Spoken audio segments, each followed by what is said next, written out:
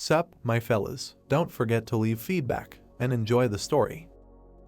A frightened guy found himself in the water and looked around. He started running away from a huge fish. He ran towards a bright light. The guy tried to touch the light. The fish opened its mouth wide. It ate the guy. The dumbfounded guy woke up screaming loudly. He held his hand to his mouth. He grabbed his face and closed his eyes. Looking out the window, the guy said that it was some kind of strange dream. The car was parked in front of a huge building in the rain. The headlights of the car were shining. The protagonist tells us that it was an ordinary day. He got out of the car holding an umbrella over his head. Walking under the umbrella, the guy noticed that this was a day that was becoming routine. The guy looked down with a sad look. People bowed to him and called him CEO. The protagonist tells us that this day was the one that ruined his routine. There was a sign on the wall indicating that this was conference room. A man stood in front of a screen and said that operating profit had dropped by 10% this year compared to last year due to low sales. People were sitting at the table listening attentively. The protagonist sat in the center with his arms crossed as the man said that they believed that they could turn it into a surplus in the second quarter by increasing active investment and expanding capabilities. He said with a serious expression to stop. The man was taken aback by what he heard. The protagonist thanked him for his work with a smile on his face and said that he believed that it had been difficult for him to prepare the material. The puzzled man replied that it had. Holding his hands in front of him, the protagonist said, "But," looking at the guy intently, he asked if the man had prepared properly for this conference, noting that his presentation left much to be desired. People sat silently at the table. The protagonist began to get up from the table. Turning around, he said that there were a lot of people besides him who worked hard, and if he wanted to keep his job, he would have to work harder. The people came out of the building to the protagonist's car. He walked up to the car. The driver looked back and asked where Mr. CEO wanted to go. The car was standing in the rain. The protagonist asked him to take him to the nearest hotel. He started studying the papers. Closing his eyes, the protagonist said that he couldn't believe that they were even on the board of directors. He read the messages from his wife, who asked what time he would arrive today. Holding the phone in his hands, he started typing a message. He wrote that he would not be there today either. The car was driving through the rainy city. Holding the papers in his hands, Chuck asked the driver if there was a store near the client where he could buy toys. Looking in the rearview mirror, the driver replied that there was a department store nearby. Looking to the side, the protagonist suggested that they stop there before they returned. Suddenly, a car crashed into them. Chuck was taken aback by what had happened. His phone hit the back of the car. The car stopped. The men got out of the van and walked to Chuck's car. They took the protagonist out of the car. The stranger was holding a fishing rod in his hands. Examining the treetops, he assumed that there was a large pine cone near the flooded trees. Turning around, the man asked if he was right, adding that the reason was the protagonist. Chuck was kneeling behind the man. Reeling in the line, the stranger noted that he was, or rather, very disappointed. Casting the rod, he said that they had fished together before. But all that was in the past. Chuck had never called him because he was busy. Looking at the dumbfounded protagonist, he asked him to tell him how he was. Lowering his head, Chuck asked why Bill was doing this. Bill lit a cigarette. Turning around, he asked what the protagonist himself thought. Chuck was scared. Holding the lure in his hands, Bill stated that the main character is not deprived of intelligence. Only thanks to him he became who he is now. Continuing to fish, Bill emphasized the fact that this is all and he is afraid that Chuck will take it all away.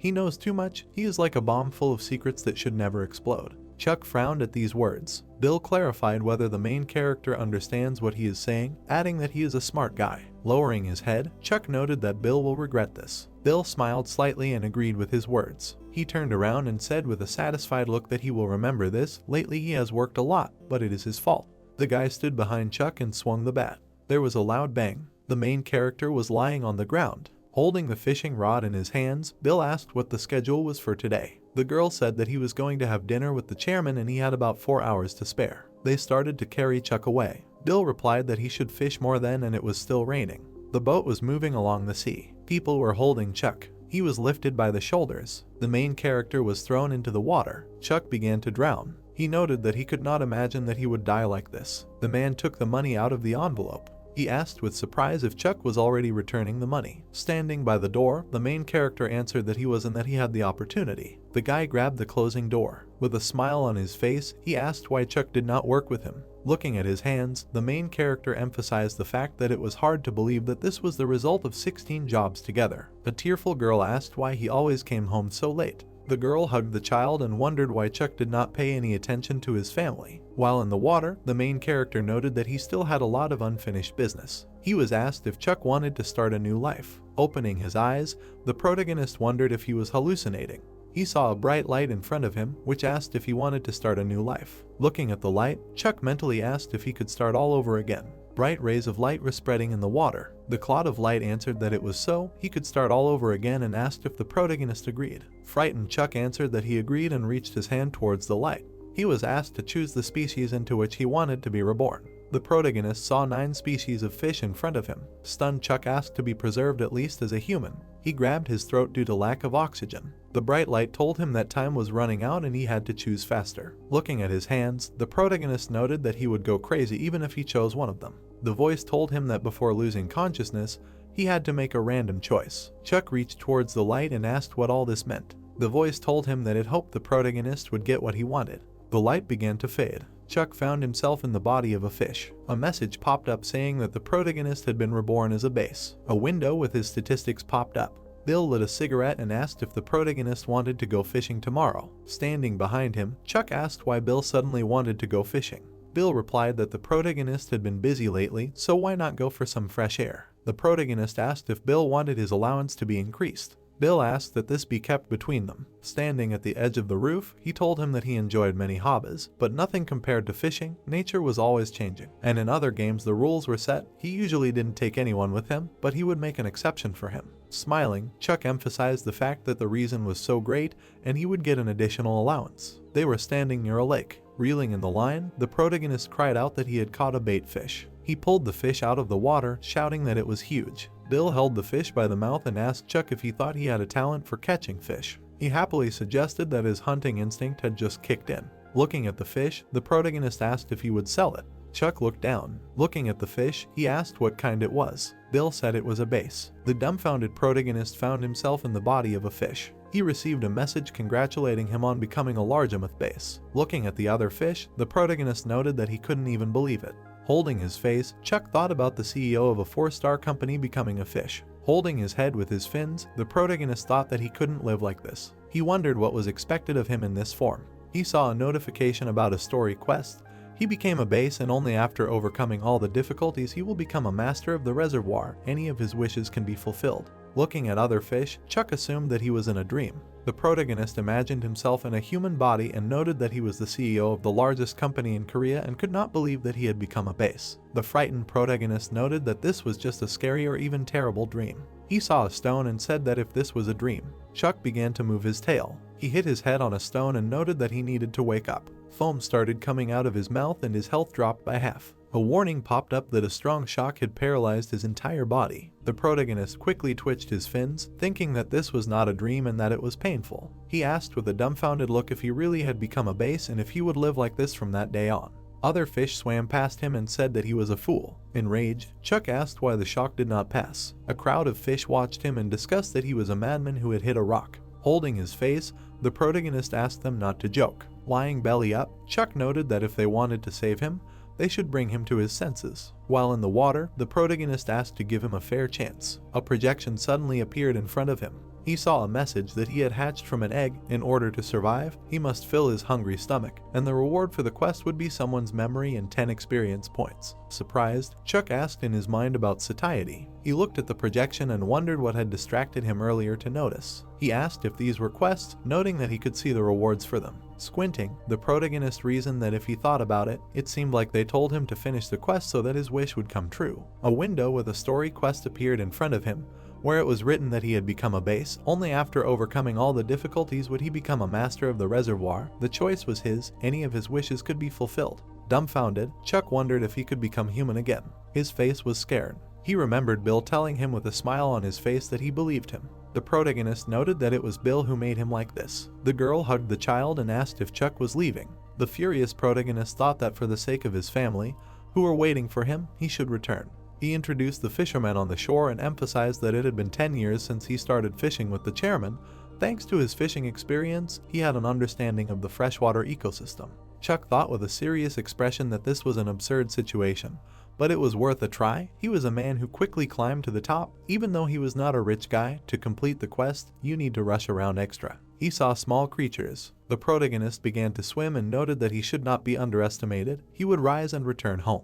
He swam towards the small fish and declared that he would definitely return home. He looked at the small fish and said that he would definitely deal with the chairman. Another fish in front of him swallowed his food. Stunned, Chuck wondered in his mind what was going on. Watching the fish, the protagonist wondered what they were doing, noting that they eat everything that moves. Frowning, Chuck noted that this was a world where the weak died, and if not him, then him. He needed to swim faster than them. He tried to catch up with the fish that were devouring everything in their path. The protagonist stretched his lips to the small creature. He suddenly stopped and saw a message that his stamina had dropped, stopping all activity. Chuck opened his eyes. He saw a school of fish that were saying that they were hungry. The dumbfounded protagonist cried out that they were stupid and they were eating each other instead of eating together. Narrowing his eyes, Chuck thought that he could not believe that he was wasting his energy on these fish, no matter how bad the situation was in front of him. The protagonist seriously noted that if efficiency was reduced due to a large number of competitors, you just need to target other markets and take action. He began to swim ahead of the school of fish. The big fish suddenly ate the small one. Chuck was taken aback by this and noted that he had completely forgotten.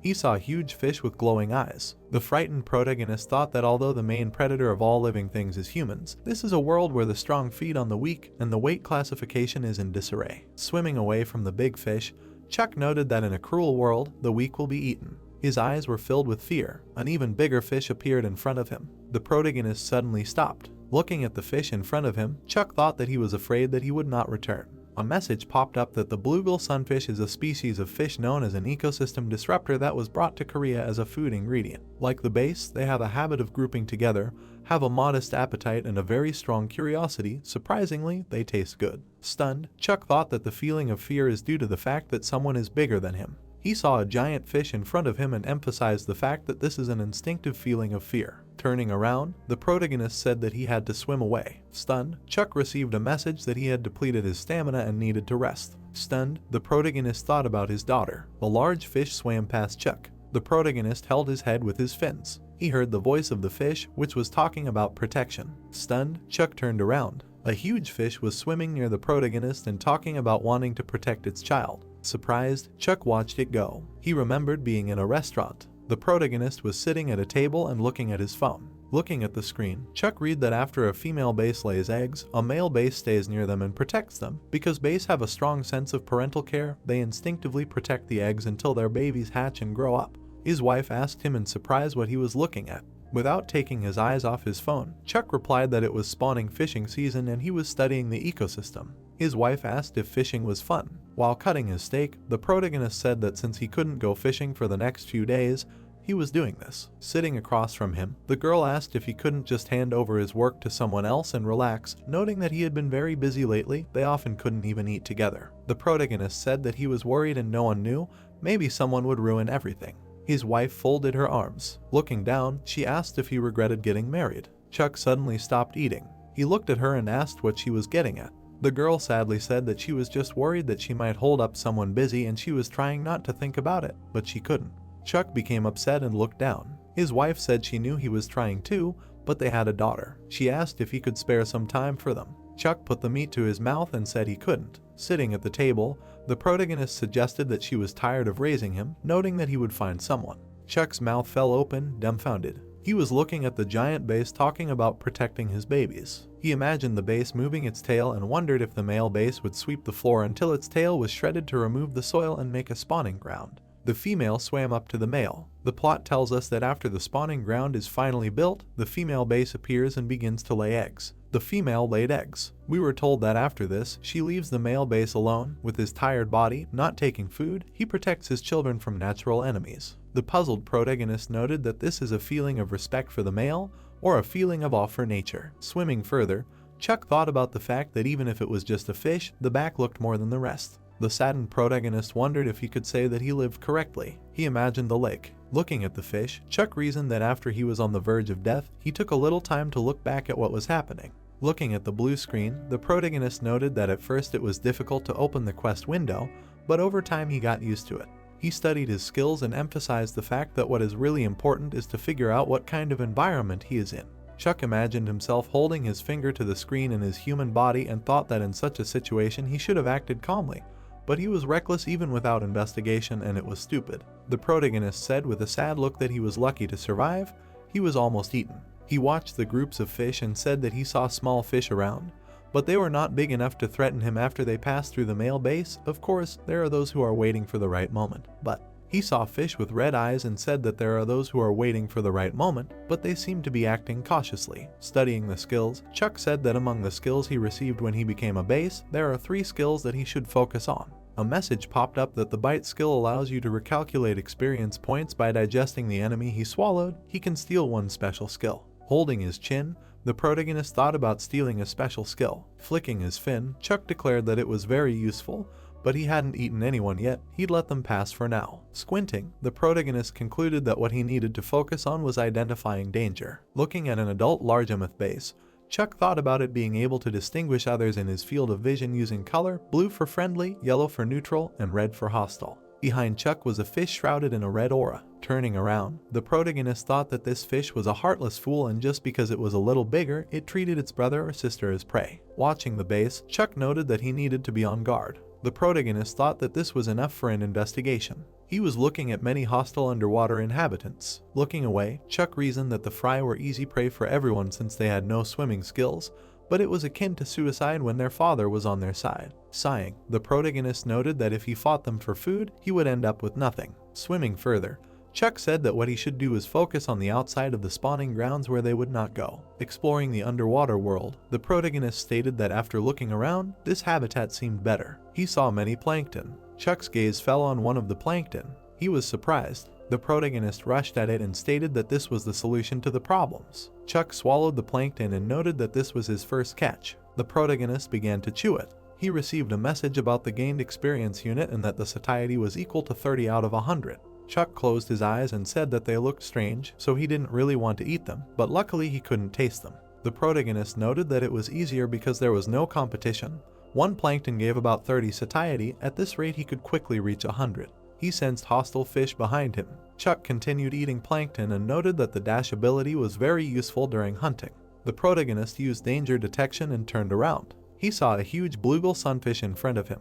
A blue aura enveloped Chuck's body. The protagonist began to swim away quickly using dash and thought that this was a skill that he could use to dash 1 meter, so it was important for him since he lacked the swimming skill. Looking straight ahead, Chuck reasoned that it was good to get out of the enemy's sight for a while, but this skill required a lot of stamina, so he couldn't use it often. The sunfish were chasing the protagonist. The fish suddenly stopped. A warning popped up that Chuck had run out of stamina and needed a rest. The protagonist opened his mouth. There was a large base in front of him. Chuck said he was back in the safe zone. The sunfish were threatening and said they couldn't eat him. They quietly watched the protagonist and said they would be eaten. Chuck sighed and said they were annoying fools. The sunlight illuminated the lake. The protagonist shouted that he would go hunting when he regained his stamina. A man was walking through the forest. He was filming himself on his phone and saying that he had to catch a big fish to upload the video. The man looked away and stopped. His gaze fell on a large fish. He grinned and said that a male base had been spotted. The protagonist was watching the tutorial quest. He received a notification that he had completed the task. Chuck became level 2. While examining himself, the protagonist read that his body had grown slightly. He had received someone else's memory as an additional reward, and his stamina and health had been restored. Chuck asked if he had grown any larger, noting that he did not see much of a difference. Looking at the blue screen, the protagonist asked what someone else's memory was. He was asked if he wanted to watch the memory. Holding his fin to his mouth, Chuck suggested that simply thinking about it would not help. He agreed to watch the memory. The area around him suddenly darkened. The protagonist suddenly opened his eyes. He looked at his hand and was surprised. His wife was sitting on the couch with a sad look. The man was standing in front of the sitting girl. The voice called her Sunshine. The guy's eyes widened. He began to approach her. Chuck leaned over, put his hand to her face and called her Joy. The hand passed through the girl's body. Chuck looked at his hand in confusion. The phone rang on the couch. Kate looked at it. She took the phone in her hands and picked it up. The voice told her daughter that the birthday had gone well. Chuck was watching her carefully. Kate told her mother that yes, she had played until she lost her pulse and then fallen asleep. The mother replied that they were great. How was her husband? The girl replied that, well, as usual, he was always busy, he couldn't come home because of work. The voice on the other end of the line said that it was a nightmare. Was he really so busy that he couldn't spare an evening for his daughter's birthday? Kate said that yes, CEOs were like that. It was a tough job, but thanks to him, they lived in decent prosperity, so he shouldn't worry about them. The mother replied that it was okay. She loved him very much. Kate said that she had inherited that trait from her. The woman replied that it was okay. She had called to ask how they were doing. Chuck turned away. He wiped his face and walked away. The guy stopped. A request for forgiveness sounded in his head. He sadly knitted his eyebrows. The fish's eyes widened in surprise. He turned around and said that it was all over. Then he asked to wait a little longer. He swam on, thinking that he would definitely return. The board said that training was 2/2. He had successfully mastered hunting. The larger the body, the more energy was needed. Satiety 0 divided by 200. The reward was someone's memory, 20 experience points. The hero realized that there was a new quest. Satiety points had increased, the last training quest. He continued thinking that okay, he had no idea what quests there would be after training. He swam and thought that he would just follow this for a start since she knew what the trick was. An image of his wife and daughter appeared in his thoughts. He sadly lowered his head. The hero realized that he had been reborn as a fish. He thought he knew what prices things were here. A level 1 water flea appeared in front of him. A moment later the fish swallowed it, satiety 31/200. The protagonist gained experience points. He thought that all he had done in his life was chase money. Chuck devoured food angrily. Satiety increased to 57/200. A level 4 3-pronged goby suddenly appeared above him and opened its mouth. The hero thought that the time when his family, he rushed quickly from the attacker and continued the thought that they were his enemies. The man was holding a cat in his arms. He buried his face in the animal's fur. The fish opened its mouth wide. A level 17 goldfish appeared in front of the attacking fish. Chuck thought about the time when he was robbed of what belonged to him. The man stroked the boy on the head. The grandfather with a stick stood next to the child. They watched the boy leave. It flashed through his mind that they ran away because they had nothing. The hero turned around to see a huge angry fish. The man opened his mouth wide and screamed. The hero ran away from the fish attacking each other. That's why he was desperately looking for higher ground. He turned around and saw another fish. He realized in shock that there was another one here. A moment later, an even bigger fish attacked the fish. The hero looked at what was happening in surprise. He became defenseless again. The fish swam and told him not to come closer. He was protecting. The hero's thoughts flashed that his parents were reliable people. He clenched his hands into a fist and there was one word in his head: pity. Chuck thought about what he was working for. The man was sitting on the bank of the pond. The fish was looking at the scoreboard in front of him. Satiety rose to 183/200. He thought that his stamina was replenished. He only needed to eat one more to complete the quest. He turned around in fear. Looking at the giant fish, he continued to think that yes, he thought it was quite easy thanks to him. The fish thanked the savior and said that she was looking forward to being with him. Then he swam on and said that he should start working again. He turned around, and the level 1 danger detection was triggered. A level 3 base was swimming behind him with its mouth open. The hero frowned and thought that this bastard was trying to eat him. The base with its mouth open said that it was hungry. He swam past and it flashed through his mind that this was the same one he ate to rise so quickly. Chuck frowned and continued to think that he was annoying him. He should try to use the opportunity. He was afraid that it would attack him from behind. He watched the level 3 base swim away. Chuck turned around again. There was a bait swimming next to him. He thought in shock that this was bait. What was the bait doing here? The hero swam close to it. He thought with fear that maybe she had fallen right into the spawning ground.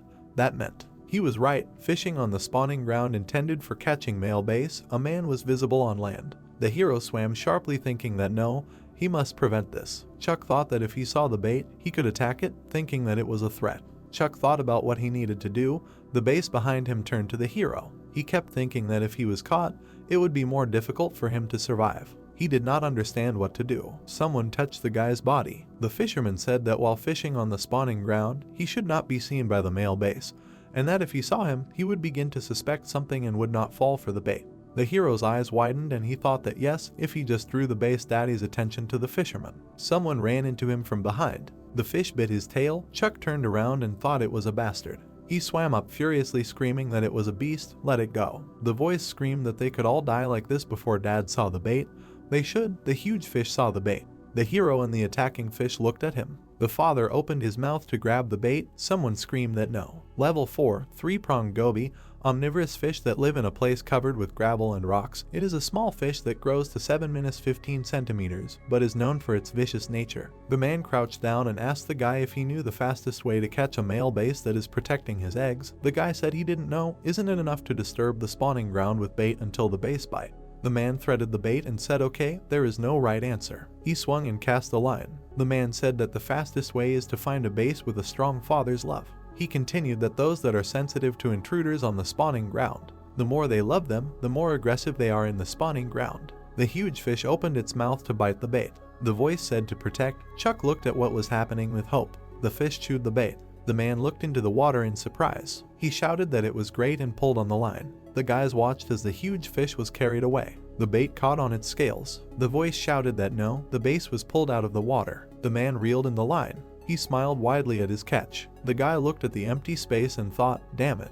He thought in surprise that everything was bad. Then he turned around and continued the thought that he could save it. Looking at the attacking fish, he thought that this idiot. The voice screamed that the creature should let him go, and that his parents or siblings did not exist for him. Chuck screamed to let go. He told him, and that he still can't eat him. Absorption level 1 can eat more than himself. Chuck opened his mouth wide in surprise. Warning, the enemy uses absorption level 1, he will die if he is eaten. The protagonist's eyes widened in confusion. He thought in surprise that absorption, this bastard uses an ability. The protagonist pursed his lips and continued to think, what kind of fish uses skills? The hero thought if other slaves can eat like this, warning, he will die if he is eaten. The warning appeared again. Chuck grabbed his head and thought that there was no time to think. He frowned and decided that he needed to get out first. Dash level 1 was used. The guy bounced off the fish. Lightning pierced the fish's body. Warning, forced use of the skill caused the 14th vertebra to break. The dash ability was cancelled. Warning, his body movement was limited by 10%.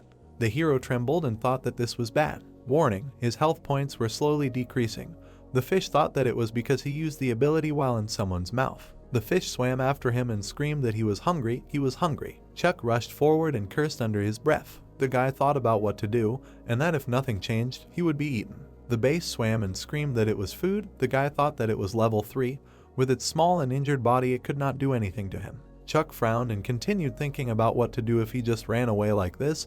He would eventually be caught. The fish swam and thought about whether he needed to eat another one to complete this quest. A thought came to Chuck's mind. He thought that for sure, a quest, if he finished it, his level would increase. He swam and thought that it would be the same level as him. He bared his teeth and continued the thought, please, anything that could fill his satiety. In front of him was a level 1 water flea. Chuck thought that it would be great if he ate it. A level 1 body blow was applied to the protagonist. Chuck's strength points were decreasing. Warning, he is badly injured. His maneuverability will be limited. Warning, he does not have enough health points. The fish swam towards the guy and screamed that it needed food. He applied a body blow again. Chuck looked at it in fear. The hero abruptly jumped to the side. The fish hit the bottom and Chuck thought, what an idiot. His strength points were at a minimum. He was approaching the flea and thought, come on, just a little more. Warning, his stamina is exhausted, let him rest. The protagonist's energy was indeed at a minimum. The fish hit Chuck's tail again. He held the hero tightly. Warning, the enemy is using absorption. The hero said tensely that he will not.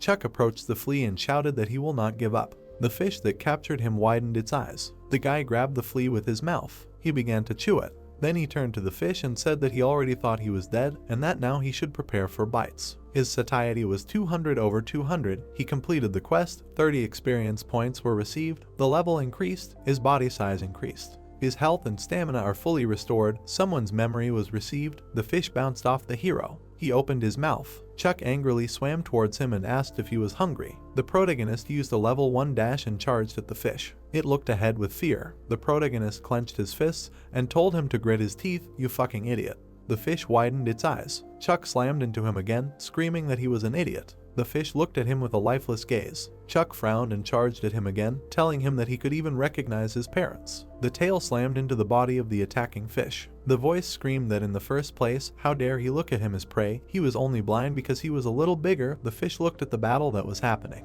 Their eyes were glowing red. Warning, he doesn't have enough stamina. Chuck was breathing heavily. He then said, looking at the lifeless fish, that seriously, he never thought he would care about almost being eaten by a fish. The fish was trying to say something. Chuck looked up. The hero thought he was very tough. Danger detection was used. Chuck turned around. There were angry fish in front of him and he thought that since the male base was caught, the water hyenas were starting to gather in schools. He drew his brows together and continued thinking that he would not do anything to them. The hero looked at the swimming fish and thought that with their keeper gone, the spawning grounds were becoming an easy hunting ground for other fish. Chuck thought that since such prey was easy to hunt, everyone was gathering here. He continued thinking that he kind of liked it, but he thought there was no particular reason to go back to such a dangerous place. The hero swam away from his attacker and said that he could survive if he was lucky and said goodbye to him. Chuck swam and wondered if he would become a man again. The sun was breaking through the water surface. Chuck slapped his cheeks and thought that he needed to pull himself together. The hero thought that he had no other choice. He had to survive and return to his family, home. A goldfish appeared behind the stone. It looked ahead with fear. Chuck of the 3rd level swam past it. Clouds floated in the sunny sky. The man put the knife on the block. Then he looked at the trembling fish. The training quest was completed. Looking straight ahead, the hero thought that in order to survive in a world where the most important thing is size. Looking up, he added that he needed to increase in size. The protagonist swam straight. Looking to the side, the protagonist thought that since he had to leave the spawning ground and stand alone, he needed to find a good place to eat, and that this place should have many obstacles that would be useful for survival. The fish swam straight, and he added that of course, in such places, someone is always already occupied. The fish looked to the side. The hero swam in the other direction. Swimming straight, he thought that there was no place for him to stay in this big lake, missing the spawning ground. Suddenly, the hero looked to the side in surprise. A view of the bottom opened up. Looking out from behind a rock, Chuck thought that this place looked good. A level 17 firefish appeared in front of him. The hero looked at it in surprise. Hiding behind a rock, he thought it was close. Since he hadn't noticed it, he swam further. The protagonist swam straight and thought that he had never seen such a huge fish of his kind. Looking to the side, he thought that it was lucky that this fish was active only at night. He needed to be much more careful. The protagonist looked to the side. A glow appeared, and he thought that the sun was setting behind the horizon, but he hadn't found a place for himself yet. It wasn't as easy as he thought. Chuck swam up to the bottle and thought that he had no other choice.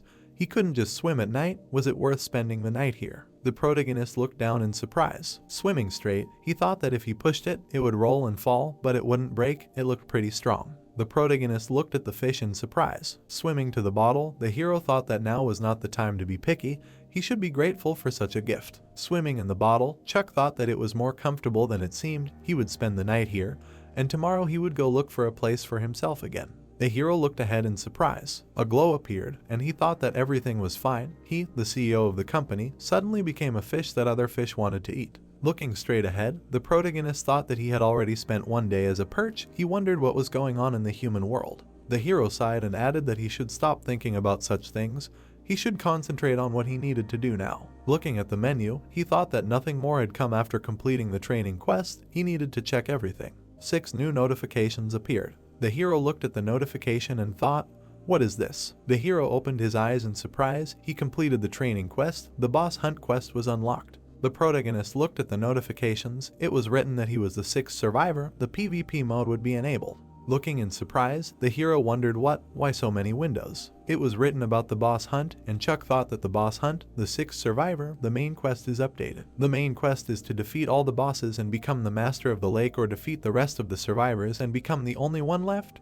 Then whatever his desire is, it will be fulfilled. The hero looked in surprise and thought what it was. The bottle was lying at the bottom, and he added that the last survivor. It turns out that besides him, there are other survivors. Looking at the menu, he added that if he is the 6th, then the other 5 appeared here before him. Memories surfaced, and Chuck thought that okay, since the fish increased their level and also use abilities, then it is not surprising that there are other players. The hero looked straight ahead and objected. Looking at the window, he thought that to win, you need to defeat all the players or bosses, which means that they can be allies or enemies. Then he added that in the worst case, they will hunt each other. It was written that the hunt for the boss, Blue Spot, Evil Destroyer, Swamp Hunter, White Bandit, Murder Between the Rocks, Smart Hunter. Putting his hand on his face, the protagonist thought about what it was, Blue Spot, Evil Destroyer. The hero added that it must be that this is a list of bosses. As he understands, you need to look for them yourself. Yes, sad. Suddenly, Chuck looked away in surprise. The protagonist swam out of the bottle. The fish were hunting, and he thought that the time of hunting, the time when the sun rises and sets, at this time the fish are very active. In other words, predators eat at this time.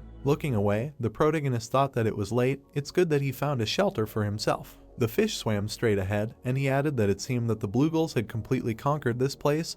They would have to hide at night. Suddenly, a goldfish said hello to him. The hero swam back into the bottle. Looking straight ahead, he thought, what the hell, what, or who was that? A glow was visible from the bottle, and he added that it seemed like a goldfish. Where would there be a goldfish in this lake? And she said hello, or did he misheard? Looking into the bottle, Mary addressed the hero. Looking straight ahead, the protagonist thought, no, he didn't misheard. She was talking, she was a player. A sign appeared above her head, and he added that level 8. Damn, he's a mouse in a mousetrap in front of a cat. The hero frowned and thought, quietly, first he needs to continue the conversation to understand her intentions, and then asked who he is. Mary said that she saw him and decided to swim after him. Chuck was written above his head, asked that she was also a person. Looking straight ahead, the hero heard that she thought that she was the only one here like that. She was so happy, and then said that he should stop chatting and answer his questions, asked who he was and what he wanted. Mary looked surprised and said that she was somehow offended that she was being brushed off like that. Closing her eyes, she added that she would rather go inside.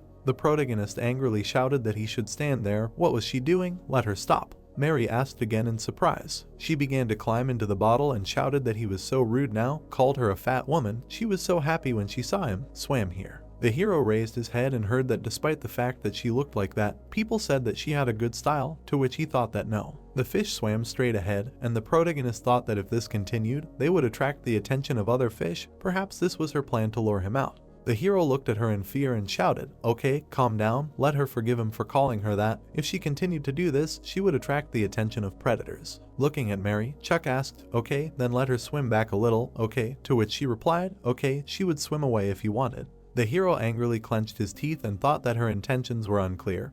He should be more careful. He would just have to go with the flow and swim away quickly when the opportunity presented itself. Looking away, the goldfish apologized. Then she added that it looked like she was stuck. Looking straight ahead, the protagonist asked again. Looking at him, the goldfish said that she thought the fin was stuck at the entrance, asked him to do something or just watch. The protagonist replied that it was a lie. He thought that she wanted to eat him, and for that he needed to swim closer to him. The goldfish shook its head and shouted that it was not a barbarian.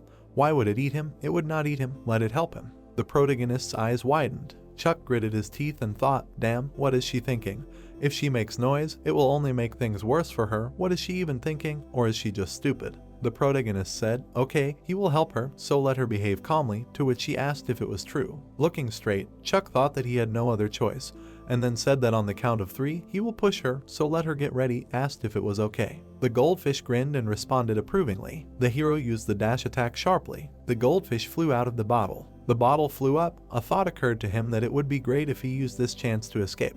The bottle began to fall down. The protagonist rolled over onto his back. The bottle hit a rock. The protagonist was hitting the walls of the bottle. He entered the boss's dungeon, the spawning ground of the Blue Dome. The boss looked at the bottle. His eyes lit up red. It was written about boss hunting, blue spot, blue dome, evil destroyer, swamp hunter, white bandit, killing between rocks, smart hunter. The boss looked at the bottle. Peeking out from behind it, the protagonist thought, "Damn." Suddenly, the boss crashed into the bottle. The hero's mouth opened. His health was decreasing when he suffered from a strong blow. The bottle rolled along the bottom. The boss looked at the bottle, and the hero thought, "What kind of power is this?" The protagonist grabbed his head and wondered where he came from, whether this was his spawning ground some time ago. It was written that he met the spawning ground of the Blue Dome for the first time. The fish swam around the bottle, and the hero thought that the spawning ground of the Blue Dome, this bluegill sunfish is the boss, but he is too big for his kind. The boss pushed the bottle, and he added that he can compare in size with an elephant.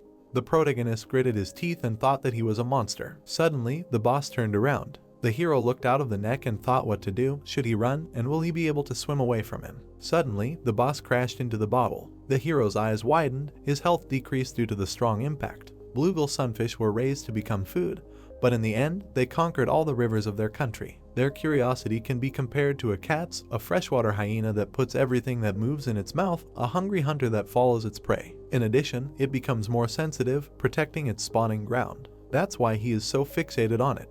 Looking straight, the protagonist thought that if only he did not tell him that he was waiting for him to get out of the bottle, he was caught by a tiger trying to avoid a fox. The boss crashed into the bottle, and he added that he really had to defeat him. The protagonist closed his eye and thought that fortunately he was not absorbing all of his damage thanks to the bottle. The boss looked at the hero's shelter, and he added that no matter how strong he was just a fish trying to break through plastic. Looking away, Chuck thought about calming down. They say that even if a person ends up in a tiger's den, if he thinks clearly, he will survive. The eggs were lying on the bottom, and the hero thought about what he should do to protect the spawning ground. If this bottle leaves his zone, he will leave him alone. Chuck looked away and added that it would be better to wait until he gets tired. If he tries as hard as he does, he will not last long, and when that happens, he will swim away. The protagonist looked straight ahead questioningly. Looking out, the protagonist thought that he had left. The boss's eyes were glowing red. Suddenly, he used a spin attack. The bottle shrank, and the hero thought, this time. The bottle flew to the side. The hero turned over and thought, why would a fish hit plastic? The boss looked straight ahead. Suddenly, he looked into the bottle. The boss began to swim away. The protagonist looked forward in surprise. The boss pushed the bottle sharply. The hero gritted his teeth and thought, damn him, the bastard. The hero began to swim forward and added that he wouldn't even give him a minute to take a break. It looks like he'll do this until he gets out of here himself. The hero looked to the side and thought, but if he's inside, he'll take damage from his ability until he dies. A glow appeared, and he added that it's dangerous, but he has no other choice. The boss looked at the bottle, and the thought occurred to him that he'll wait until he starts using the ability again. The boss crashed into the bottle, and he added that he'll swim away in a moment. The protagonist's health began to decrease. The fish watched the bottle. Her eyes glowed red. Chuck clenched his teeth angrily. Raising his fin, he thought that he needed to calm down. He only had one try. The boss suddenly used a twist attack. The bottle was badly crushed. Suddenly, the fish looked forward in surprise. The protagonist used a dash. Swimming straight, he thought, okay, he just needs to swim out. The protagonist rushed forward and thought that no matter who he was, as long as he was a male protecting the spawning ground, he would not swim beyond it. The hero swam straight ahead at a rapid pace, and he added that all he needed was to swim out of the spawning ground a little more and he would swim out. Then he thought, just a little more. The hero's stamina was decreasing, and he thought that he needed to spend all the energy he had left. Suddenly, the boss used level 3 superiority. The hero grabbed his head and thought, what is this tearing sound? It was written that the superiority ability was activated. The protagonist opened his eyes in surprise. Looking straight ahead, the hero thought, what the hell? A huge school of fish appeared in front of him. The hero looked at them in fear and thought, what the hell? The fish turned over on its back. Suddenly, it opened its eyes in surprise. Looking forward, it asked, what? Where did he go? The fish looked to the side in amazement. The boss appeared in front of it.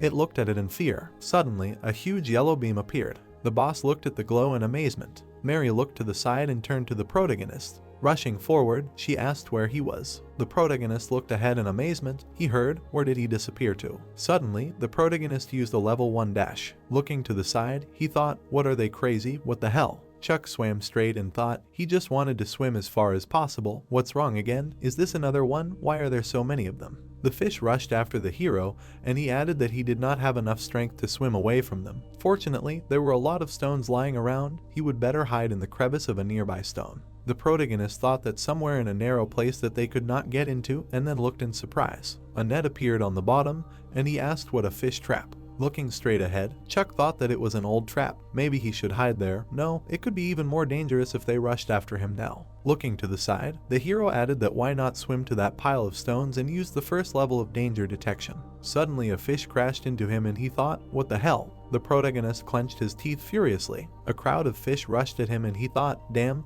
they were swimming in a school. The protagonist tried to get out and thought that he needed to swim further. Gritting his teeth, he added that he needed to go further. The protagonist looked straight ahead furiously. He suddenly used a dash, thinking that he didn't want to give up. The protagonist's HP was decreasing. The protagonist rushed forward. It was said that the internal organs were damaged. The 14th vertebra was broken again. Bleeding began. A school of fish swam forward, and the HP was constantly decreasing. The fish rushed after the protagonist. A warning about low stamina and lack of HP appeared. The maternity ward appeared. The protagonist looked away, hearing that he could already go in.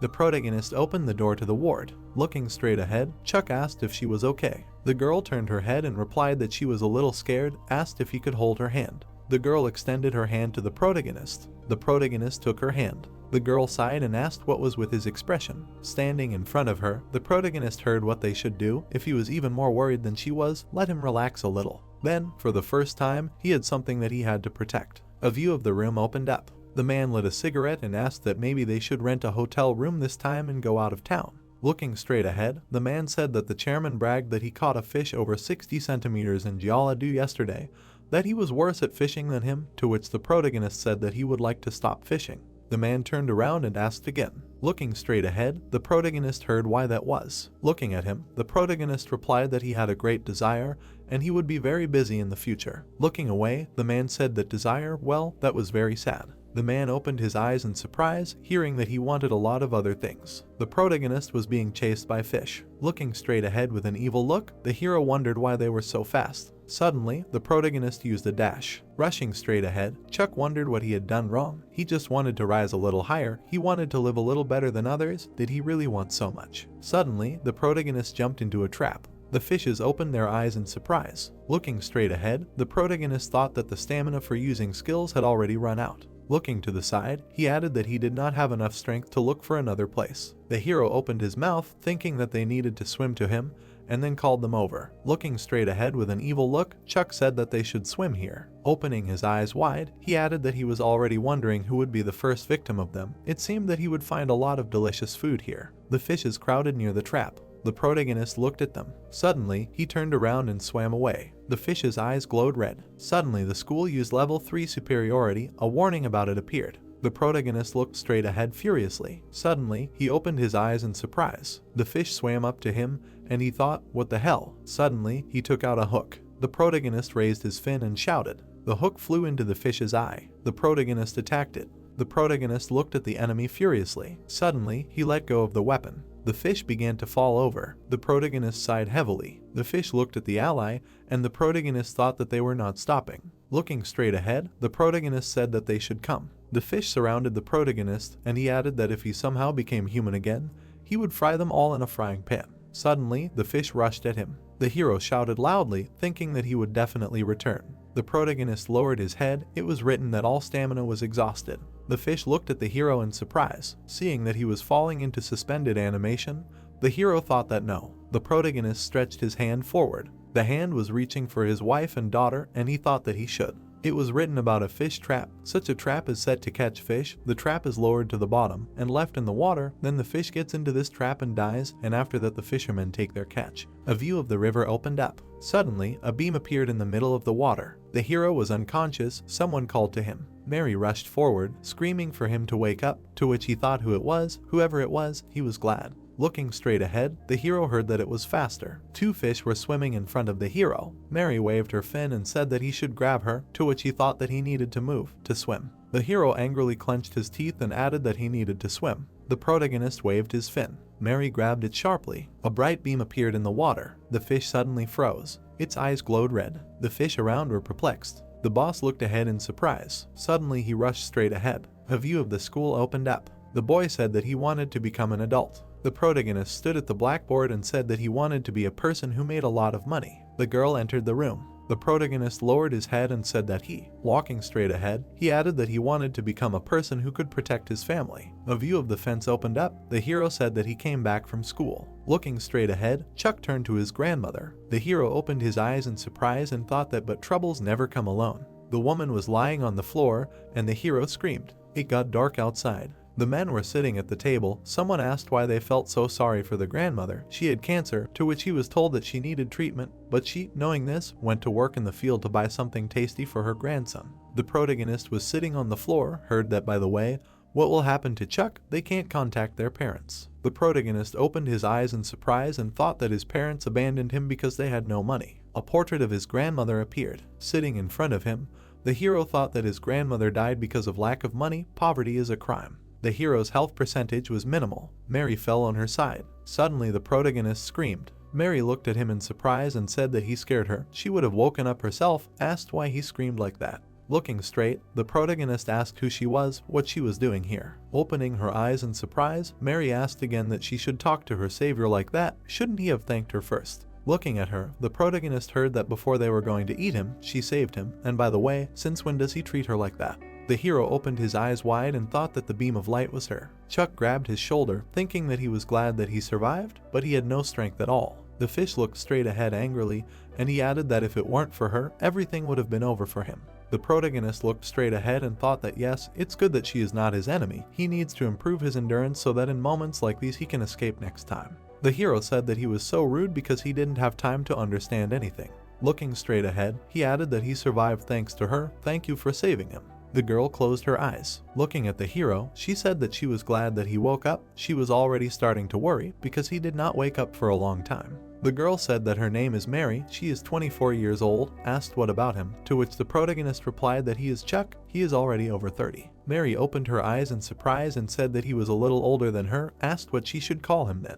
Looking straight ahead, the hero heard that he could call him uncle, to which he replied that she should call him as she liked. Grinning, the fish said that he was older than her, so he could call him whatever he wanted, to which he thought that she herself had told him to speak respectfully. Mary tucked her fins and asked that in any case, she knew how long she had been looking for him after he suddenly disappeared. Said that she was so afraid of being alone that she had been desperately looking for him all this time. However, she was glad that the notification window had appeared. The protagonist looked in amazement and asked what notification? What notification? Mary looked up and said that one of the survivors had found the boss, something like that. She swam in the direction indicated by the notification window, that someone was surrounded by fish. Closing her eyes, she added that it looked dangerous, so she decided to hurry to help. The hero looked down, hearing that he understood that if it weren't for her, he would have been in trouble, to which he thought, wait. Looking straight ahead, the protagonist thought about the fact that the moment a survivor encounters a boss, the location becomes common to other survivors. The lobster was sitting behind a rock,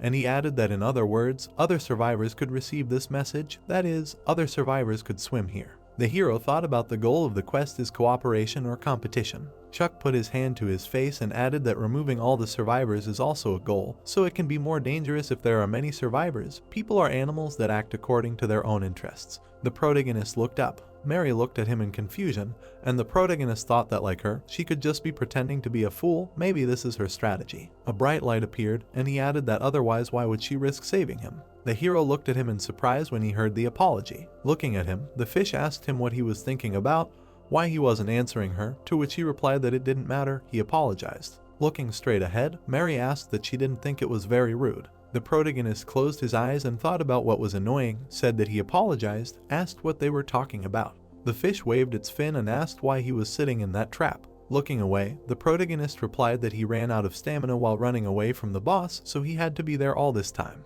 Mary opened her eyes in fear and asked that this scary fish watching from afar was the boss, to which the hero replied that yes. Looking straight ahead, the fish said that he seemed so big and fierce, asked that if she was ever eaten, she would really die. The protagonist looked down and replied that it looked like that. Memories appeared, and the hero thought that they had so many different skills that it was more like cheating. Looking directly, Chuck thought that but he would have to defeat the boss to complete the quest. There is also an option to eliminate other survivors, but the risk is too high for him. Looking at the hero, Mary asked what they should do then, said that it would be very difficult for the two of them to defeat the boss, maybe they should wait for other survivors to gather, looking at the notification window, as she did. Looking directly, the protagonist said no. The image of the boss appeared, and the hero thought that it took away his skill from him. If there are a lot of survivors, he will become even stronger from this.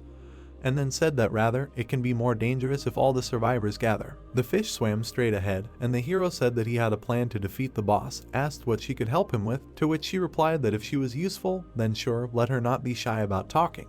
The protagonist looked away and thought that the greatest weapon he had was his knowledge and experience as a fisherman. Looking straight ahead, the protagonist asked, by the way, how she became a fish, and then thought that for his plans for the future. Mary froze after the question, and the hero added that she could be useful to him. Looking straight ahead, the fish said that hers. The man in the hood stood in the rain. The girl looked at him in fear, and she added that a neighbor had kidnapped him. The car was on the road. The girl said that she managed to escape from the man who tried to put her in the car and take her somewhere, but it was a mountainous area, and she had nowhere to turn for help. She just ran away from him, wherever her eyes looked. She thought that maybe someone would be here, or maybe there would be a place where she could hide. When the man who was chasing her approached, she took a wrong step and fell into the river. That's how she got here. The rain hit the water. Mary looked down and said that, and then she became like this. She closed her eyes and asked that it was possible to end the story here, that terrible past that she didn't want to remember. Looking straight ahead, the protagonist answered that it was. Looking at him, Mary asked that and how did he become like this? The protagonist lowered his head and answered that a loyal colleague who was next to him killed him alive by throwing him into the water. The fish opened its eyes in surprise and said that that's it, there was no need to ask, let him forgive. The hero answered her when suddenly danger was discovered. Looking down, the goldfish asked that but who turned them into fish, to which the hero said to be quiet. The fish looked ahead in surprise. The protagonist looked at her angrily and thought that the real horror of the reservoirs lies in. A huge fish was swimming in front of them, and he added that hunters who hunt at night. A level 17 Odonto Butavea fish appeared. Looking at it, the protagonist thought that he saw it during the day. He went out to look for prey. The goldfish closed its eyes, and the protagonist added that fortunately, it seems he did not notice them, now he will swim away. Suddenly, Mary made a sound. The hero and the boss turned to the side. Looking straight ahead, Mary exclaimed. Rushing forward, the hero shouted that they were swimming away, to which she apologized. The boss was quickly catching up with them. Looking to the side, the protagonist thought that damn, she only gets in the way, everything is not going as he wanted. After he met her, maybe he should make bait out of her and run away himself. The protagonist looked at the monster in surprise. The goldfish closed its eyes. Looking away, the hero heard that he should wait. Suddenly, Mary used the first level glow. The hero closed his eyes, thinking that people can close their eyes because they have eyelids. An image of a fish appeared, and he added that fish, however, cannot close their eyes. That is, a fish will not be able to avoid a sudden beam of light. A bright glow appeared in front of the fish. The fish screamed loudly. Suddenly, it rushed forward. Looking to the side, the goldfish said that it was great, they would quickly swim away from him. Suddenly, the protagonist screamed loudly. The protagonist hit a rock.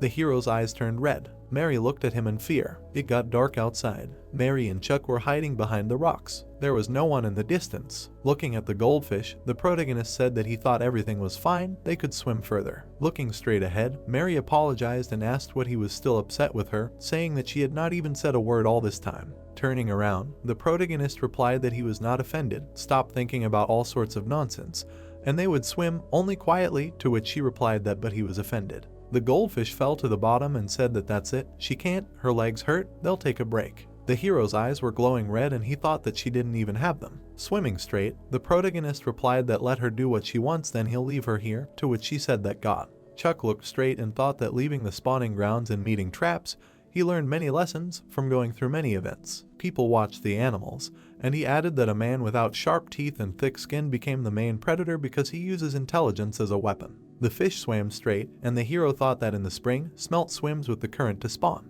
Images of fish appeared, and the hero added that predators were also gathering to eat okroshka. The men were standing with fishing rods, and the hero thought that fishermen were gathering to catch predators, and various fishing rods helped them with this. Looking at the hero, Mary asked how much longer they had to swim, to which the hero replied that they had arrived. The goldfish looked away. The hero looked straight ahead and thought that floating with the current would be the best place to hunt. People were sitting on a raft. Lanterns were blinking in the water. The man raised his head in surprise. The man cast his fishing rod. Suddenly the lantern began to twitch. Pulling the rod, the man shouted that he had caught it. The man in glasses looked straight ahead. Raising his hand, he asked what was empty, how was that possible? The girl looked at him and asked why he was shouting like that if he hadn't caught anyone, to which he replied that no. He knew that the fish had really been caught. He had 30 years of fishing experience, to which the boy asked that he definitely knew how to catch fish. The fish touched the bait. The protagonist looked away and asked what she had seen, said that if she handled the needle incorrectly, the fisherman would pick it up and it could get caught, so she should pull it out carefully. Mary ate the bait and said that it was tastier than she thought and she had more experience. The protagonist sighed heavily. Looking at the goldfish, he thought that he had never met such people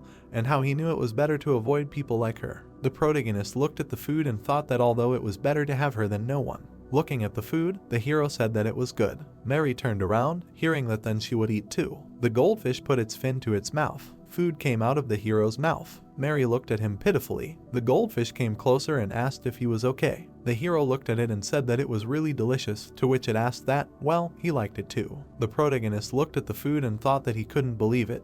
He thought he would throw up after eating it. The hero's eyes widened, wondering if that was really it. In the past, Korea had also tried to farm base to obtain a high-quality protein source. The baby base seemed to grow quickly while eating the food, but something puzzled the aquaculture industry. Once the base reached a certain size, it would only respond to live prey. Looking straight ahead, the protagonist wondered if that was why his body couldn't accept that kind of food. The hero looked at the food. The protagonist frowned. Chuck, looking straight ahead, thought that was enough jokes, he needed to eat while he could. The food came back out of the hero, and he objected. Looking straight ahead, Chuck thought that his body was rejecting it. Seeing that he had received 5 experience points, the hero was surprised. Looking at the food, the protagonist thought that his experience was growing after he ate. That's right, the predatory skill obviously digested what he ate and turned it into experience.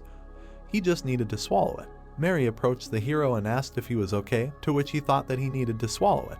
Images of people appeared, and the hero thought that he didn't know how. The protagonist took a bite of the food and added that he had to swallow it. Mary looked at the protagonist in amazement. Silence fell around. The hero's level rose. He was lying on the floor looking up. The protagonist thought that that's it. He can't do it anymore. Besides, with the increase in level, the disgust seems to increase. Looking at the hero, Mary asked that he was okay, to which the protagonist replied that he was sick, let her not talk to him. Looking straight ahead, the goldfish said what to do, and the hero thought that it was terrible, but he did not expect that it was possible to raise the level in this way. The protagonist grabbed his head and added that but he can't eat anymore. Small fish appeared, and the hero thought that when the sun rose, the resting small fish would swim back to feast on rice cakes. He needed to become bigger so that he could hunt schooling fish. The hero opened his eyes in surprise, thinking that damn, but he can't eat cakes. Looking at the net, he said that it was. A view of the raft opened up. The guy looked down and said it wasn't interesting. Looking at him, the man replied that fishing was patience, let him wait a bit, to which the guy said it was boring anyway, he wanted to go home. Looking down, the man said he had to be patient. After that, he and his mother would cook samgyeopsal, and with the shrimp they caught they would cook delicious ramen. Okay. Looking to the side, the guy said that in any case, they wouldn't catch anything. The rope was tied to a chair, and the man asked what he saw that rope, said that a shrimp trap was tied to the end. The guy looked to the side and heard that thanks to this they would catch shrimp. They had to wait, many of them were caught at night, so let him not rush to remove the trap, understandably, to which he replied yes. Suddenly the string stretched. A third-level shrimp was trapped. The protagonist rushed forward, thinking that raw shrimp and linear shrimp. Looking to the side, he added that he could catch them if he was quick. The main thing was not to fall into the shrimp trap. Looking straight ahead, the hero thought that it was time to hunt. Suddenly he rushed straight ahead. He received 15 experience points. The level rose. Swimming to the net, the protagonist thought that he should not stop at just one shrimp. Mary looked out from behind the water. She looked at the raft. She heard that darling, and where is Samjopsal? To which he was answered that he should open the refrigerator. It will be in a blue container, to which he said that he should stop looking at his phone, let him go out and help. The man looked at the girl. Looking straight ahead, the goldfish said that she was jealous. The people were on the raft, and Mary said that once she was like them. Looking at the man, the girl asked that in the end, he had not caught anyone, to which he replied that it was strange, now was the perfect time. Looking to the side, Mary heard that it was interesting. If it was not interesting, then maybe he would go home and rest. The guy was pulling the rope. It was heard that it was also boring there. Mary looked ahead in surprise. The protagonist looked to the side and said that he would be in a shrimp trap. Let him know when they would raise the trap. The goldfish rushed forward and turned to the protagonist. The lobster looked straight ahead. A shrimp trap appeared. The hero's level increased, and he shouted. The hero became bigger, health and endurance were restored, to which the protagonist said that it was excellent. Looking straight ahead, the protagonist said that the level had increased quite a bit. The sun would rise soon. It seemed it was time to go back. Suddenly, the protagonist turned around in surprise. Mary rushed forward and turned to him. Looking straight ahead, she screamed for him to swim away quickly. The baby was lifting the trap. Suddenly, a blow flew at her. The protagonist looked at her in surprise. His eyes widened. He wondered what could it really be. A lobster appeared, and the protagonist added that another survivor. Kevin looked forward angrily. The protagonist turned around and thought that Kevin, he had just done this to her. Mary fell to the bottom and said that it hurt. Kevin approached her, and she added that it hurt very much. The protagonist opened his eyes in fear and thought, what the hell, what to do? If he gets out, he will be in danger. Maybe he should run away before he notices him. The protagonist rushed forward. Looking up, he thought, stop this vibration. The guy grabbed the rope, and the hero thought that he was lifting the trap. Why now? The trap began to rise up. Rushing forward, the protagonist thought, what the hell? He must swim out. The hero crashed into the net and thought that the exit was narrow. Because of the pressure of the water, he could not get out. Looking to the side, he added, damn. The lobster was approaching, and the hero thought that she was crazy. She was going to die like this. The protagonist shouted that he should pull himself together. Mary, lying on her side, heard that what was the point of fighting all this time. The protagonist shouted that he should swim away quickly. The protagonist's statistics appeared. Kevin was approaching the goldfish. Tears appeared in her eyes and she asked that he was also a person, right? Standing in front of him, Mary asked that why was he doing this? They can work together, why was he doing this? Suddenly the claw caught fire and he said that it was enough to talk to him. Suddenly Kevin used the second level cut. Blood appeared on the goldfish's neck. It bounced off the ground several times. The lobster stretched his arms up. Mary fell to the ground. He was approaching her, and she asked if they needed to fight each other, they could join forces. The goldfish looked forward in fear. Suddenly it rushed forward. Mary fell to the bottom. The fish turned around in fear. Suddenly it froze. Mary closed her eyes. The goldfish used the first level glow. The trap was lying on the floor. The protagonist looked fearfully and thought, what the hell? The guy looked straight ahead. With his eyes wide open, the protagonist thought, how could this kid catch him? The guy turned his head, and the protagonist added, it couldn't be worse. Holding the trap in his hands, the guy said that he caught the fish. The man put his hands on his hips and said that he had told him not to touch the trap, asked how many times he had told him and he still couldn't hold back. The protagonist was lying on his side. He heard that he could throw it back into the water, and what kind of fish was it? The man took his glasses and said that he should let him see what it was. It was a bass. The protagonist rolled his eyes. Lowering his head, Chuck thought he couldn't breathe. This little bastard. The man looked away and said that he hadn't set the trap for this, let him throw it away, to which the protagonist thought that everything was fine. It was a registered type of ecological violation. If they didn't need it as bait, they would definitely throw it away. Looking straight ahead, the protagonist thought that was great. In that case, the guy looked at the trap and said that he would take it for himself. The protagonist looked away in surprise. Standing in front of the guy, the man said that, but this is a bad fish, let him just throw it back, to which the guy replied that they will not be able to catch more anyway, this fish will be their pet. Looking up, the protagonist heard that he already made him go fishing, although he hates it, to which the hero thought no, let him try to convince him. Looking straight ahead, the protagonist heard that what a stubborn one let him do with him what he wants, and he thought, so that all this. The guy smiled broadly. Looking at the hero, he said that from now on his name is Mouth. The hero breathed heavily, hearing that he should not worry, he will take good care of him. Holding a bucket in his hands, the guy asked that he can use it for the Mouth house, to which the man replied that he can do what he wants. The boy opened the bucket, and the woman asked what the mouth was, to which he replied that the perch he caught, and she added that they were so bored, he should stop entertaining the children with fishing. The main character looked at him with fear and thought that the psycho, this guy really would not let him go. The guy smiled broadly. The guy grabbed the trap, and the hero thought that he would have nothing to breathe in this thing, he should not get in there under any circumstances,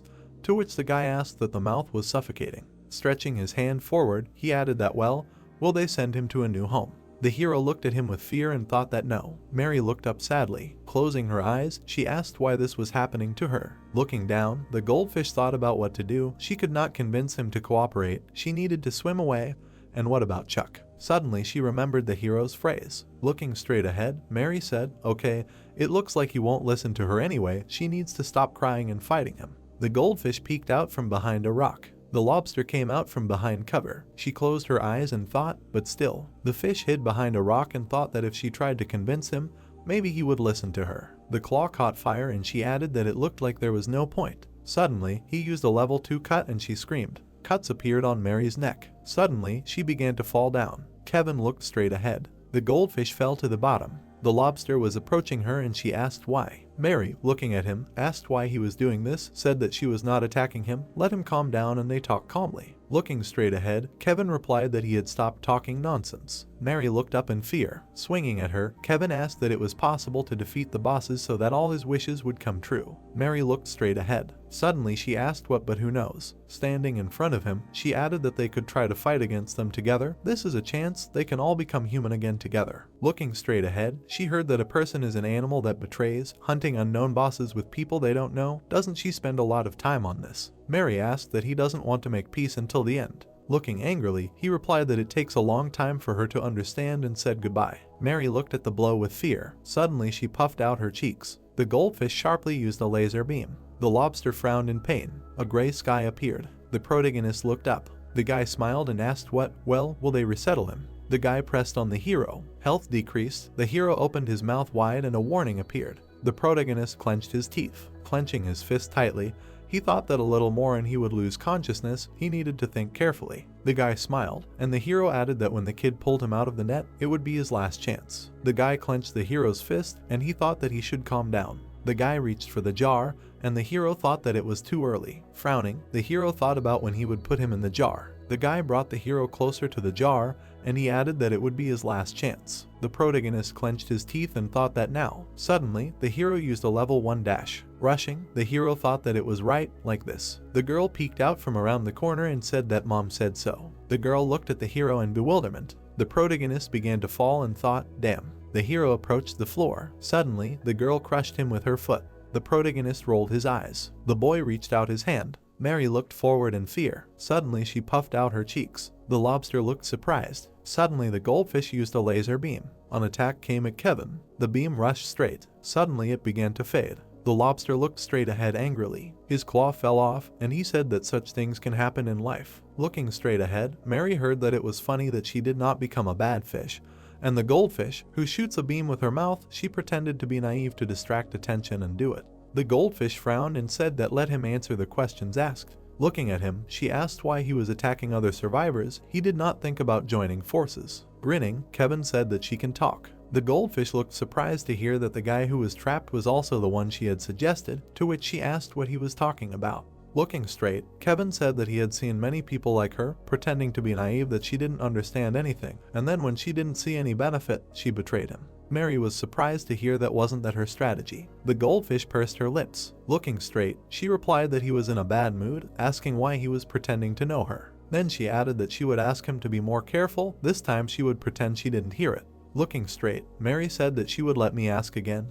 Isn't it enough for one person to make a wish to bring them all back to life? Why doesn't he even think about joining forces? The lobster looked forward furiously. Raising his claw, he said that they just kept beating him up and he thought he was a bad person, so his temper was his way out. People were the worst thing that could happen. Mary said that he shouldn't be ironic and answer the questions asked. The lobster was furious and said that he would only ask one question. The claw caught fire slightly, and he added that she was sure that all the survivors would make the same wish, that if there were other wishes, they would also make a wish to kill someone. The goldfish remained silent. Looking at her, Kevin asked what first, what if only one could become human again, even if all the bosses were defeated by common efforts. Standing in front of her, he asked what they would do then. Would she give her wish to someone? Of course not. If she had such intentions, of course she would hide it until the end now. The fish looked at him in surprise. Mary answered that no, she was not hiding anything, she was trying to talk to him, but he did not want to hear her, she did not want to use violence like him. Looking straight, he replied that in any case, they were similar. The lobster and the fish looked up.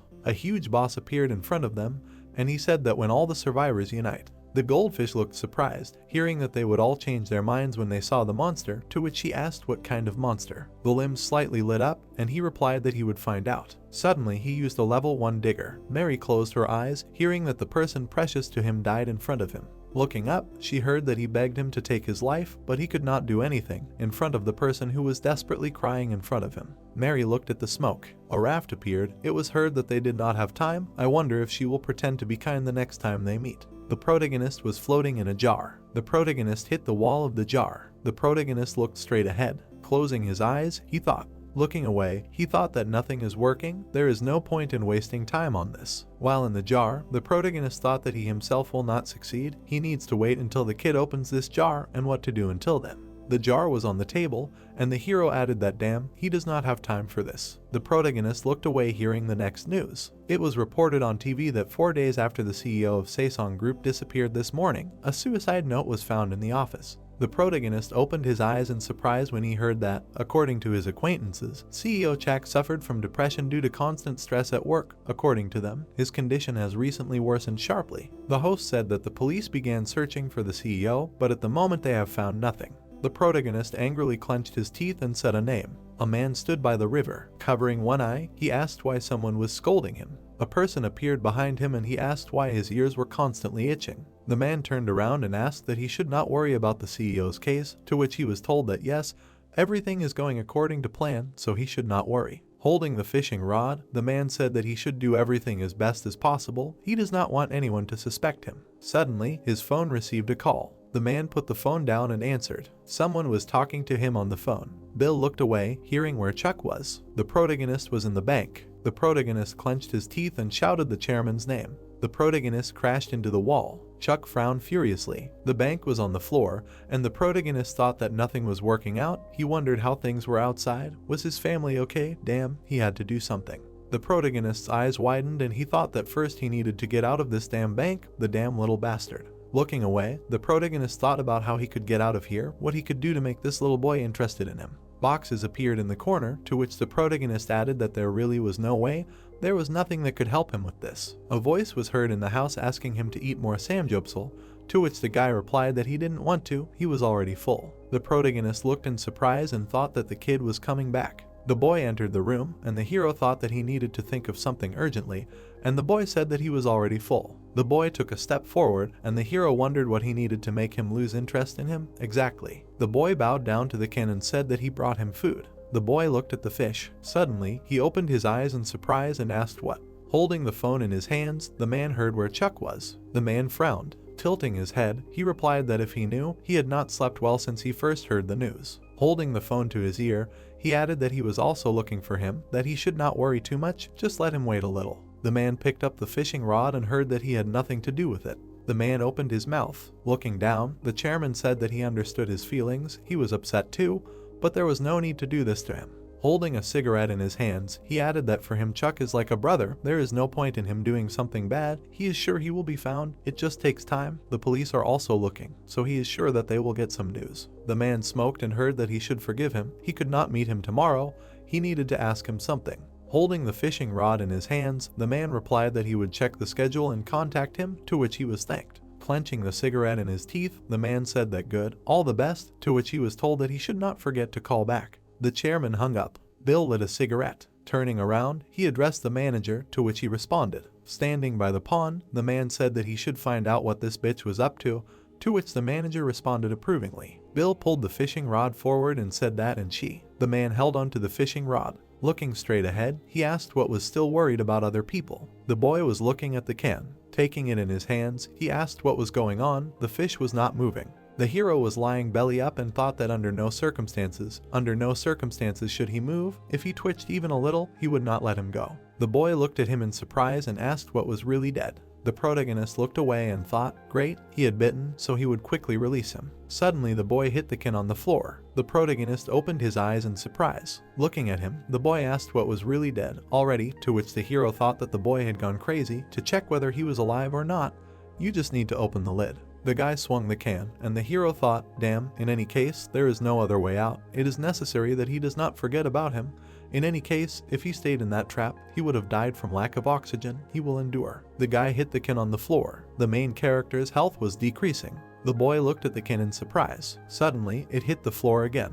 The boy hit the can. A warning appeared that health was decreasing due to a strong blow. The main character rolled his eyes. Health was decreasing. The boy looked in surprise and asked if she really died. Putting the can on the floor, he said that it was not interesting. Lying belly up, the main character thought that he had stopped. He was alive. He thought that he would die like this. How good it was that he had finished. A woman came into the room and asked that he would no longer eat meat, to which he replied that he would not. The boy lowered his head down. The hero was lying belly up. The boy went to the exit and turned to his dad. The girl raised her head and asked what was wrong. He was hungry. The boy grinned slightly. Pulling the can forward, he offered to fry it. The main character opened his eyes in surprise. With his eyes wide open, he thought about what, fry it. Turning around, the woman asked what was wrong with her. He said that he would raise her, to which the boy replied that she had simply died, so he wanted to fry her. Food appeared in a frying pan, and the woman asked that nevertheless, couldn't he see that they were eating, to which the boy replied that he would leave it here. Turning around, the mother asked what was wrong with him. No matter how boring fishing was, why did he continue to be stubborn? If she died, then he should just throw her away. The boy remained silent in response. Looking to the side, he heard that he should throw her away right now, to which he replied that it was good. The protagonist closed his eyes and thought that finally, the boy squatted down. He opened the lid of the can.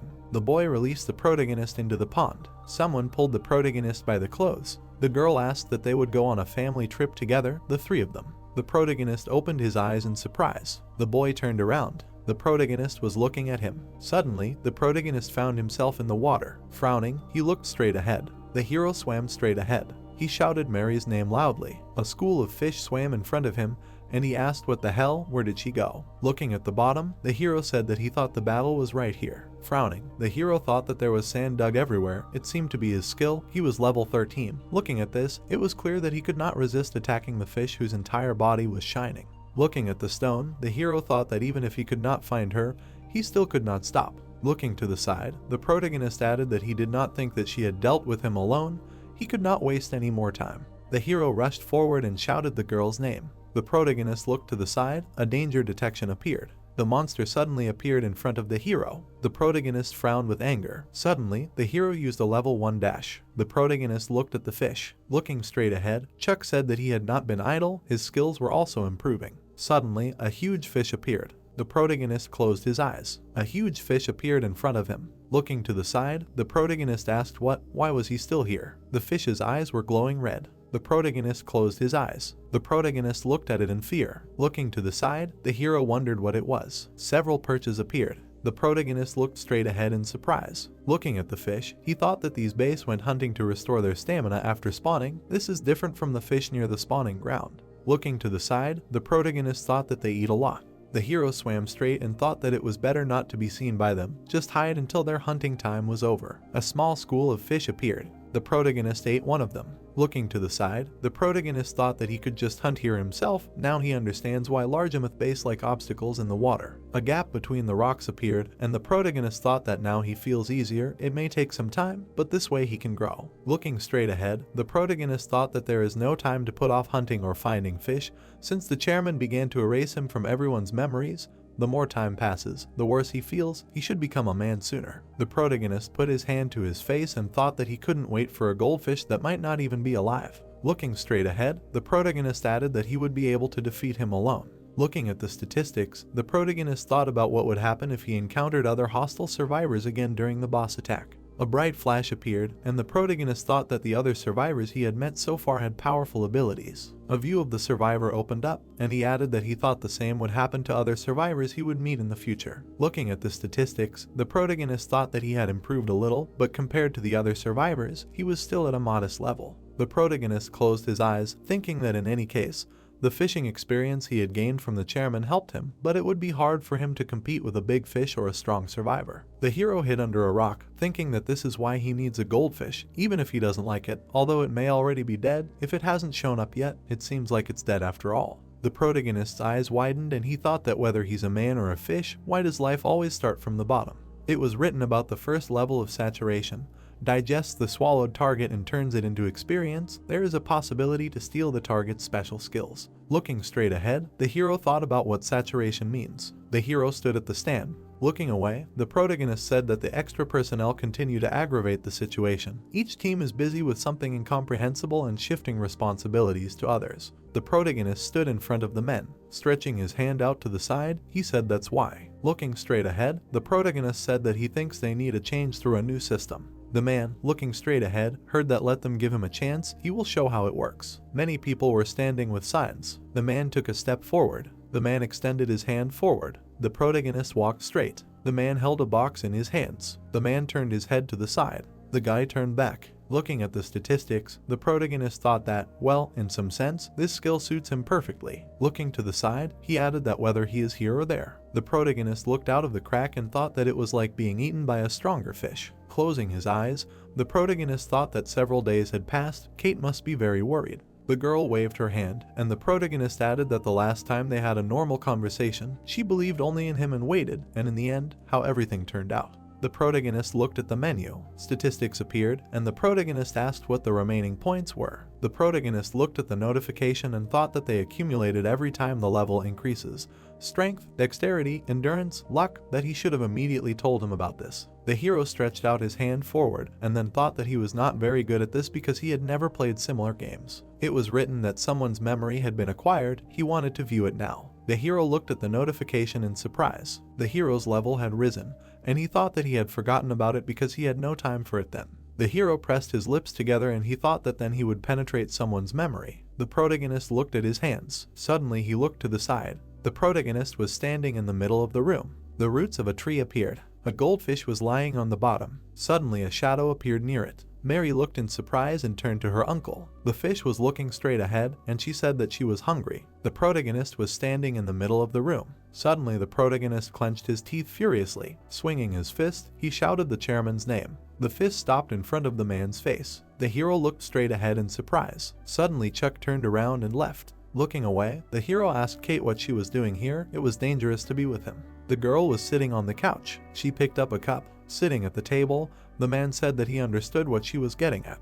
Bill put his hand to his face and added what he wanted to say. Looking at the girl, the man asked that he killed her husband. The girl said fearfully that no, she didn't say that. Looking away, the hero heard that judging by her questions, one could make such a conclusion, to which the hero thought, what? The man was sitting next to Kate, and the hero thought, what were they talking about? Looking straight ahead, the girl said no, she did it to make sure of his innocence. Looking away, the girl said that on the day Chuck disappeared, where was he? The man was drinking from a mug. Suddenly he frowned. Looking straight ahead, the man said that he thought it was time for her to leave. He was in a bad mood. Looking at the girl, he added that thanks to Chuck he was able to be in that place.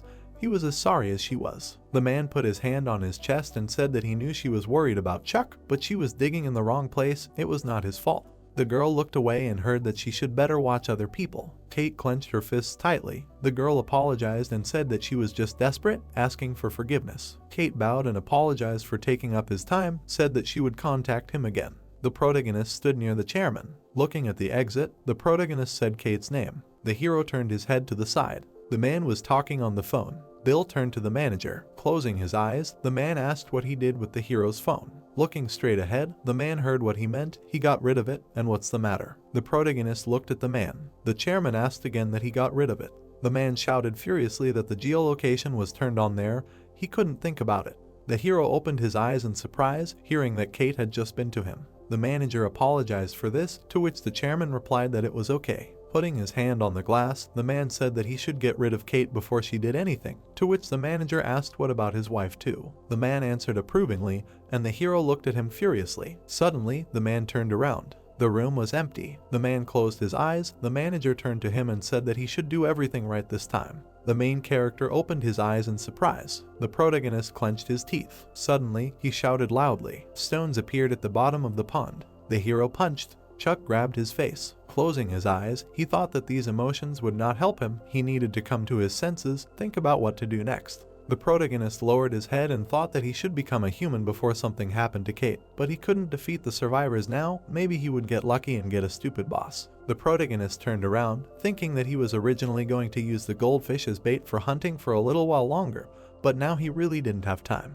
The protagonist looked away and thought that he needed to do something before it was too late. Swimming straight, he added that he had come all this way for this. There was a hook on the bottom. The protagonist took it. The protagonist looked at the hook. A fish appeared in front of him. The protagonist turned around when he heard the address. The girl looked away and said that thanks for helping out back then. Chuck was holding a bag in his hands, and the girl said that he seemed to like beer. Standing in front of the hero, the girl said that she would soon be finishing her shift, asked if he wanted to have a drink with her. The girl looked straight ahead. A view of the river opened up. The man turned around. Walking straight ahead, the girl said hello and said that she had heard about him from Chuck, to which the man said hello. Kate grinned when she heard that she had fished at least once, to which she replied that no, this was her first time. The man looked at the hero and asked what he wanted to say, that he had not yet shown her such an interesting activity, disappointing him, to which the hero asked that he was so disappointed that they had not even caught a single fish yet.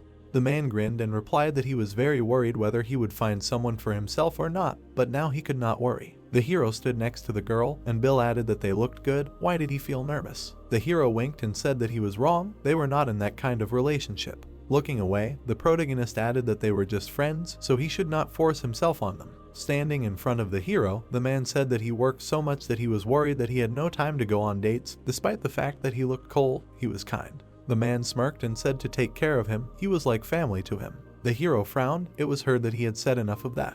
Looking straight ahead, the protagonist wondered at what point everything went upside down. The man was talking on the phone. Kate was driving in the car, and the hero wondered how it happened. The protagonist looked up. It was written about the dungeon boss. He entered the spawning ground of the Blue Dome. The protagonist looked away. A huge boss appeared in front of him, and the hero wondered what motivated him to do this. The boss's eyes lit up. The protagonist held the hooks in his hands. The fish rushed forward after hearing that he was ready, and then the hero thought that why did the chairman change so much? Looking straight ahead, Mary turned to the hero. A level 9 base appeared, and she said that she was hungry. Suddenly, she opened her eyes in fear. The goldfish rushed forward sharply. Looking straight ahead, the base said that he was hungry. Mary looked at him in fear and heard that he was hungry. The goldfish closed its eyes and used a level 1 glow. It was written that the use of skills was limited. 18 hours remained. Mary looked forward in amazement. Suddenly, the base used a headbutt to the body. The goldfish raised its head. The base looked straight ahead. Mary closed her eyes. Raising her fin, she asked why all this was happening to her. Looking at the base, she shouted that she just wanted to live like everyone else, for which she was getting it.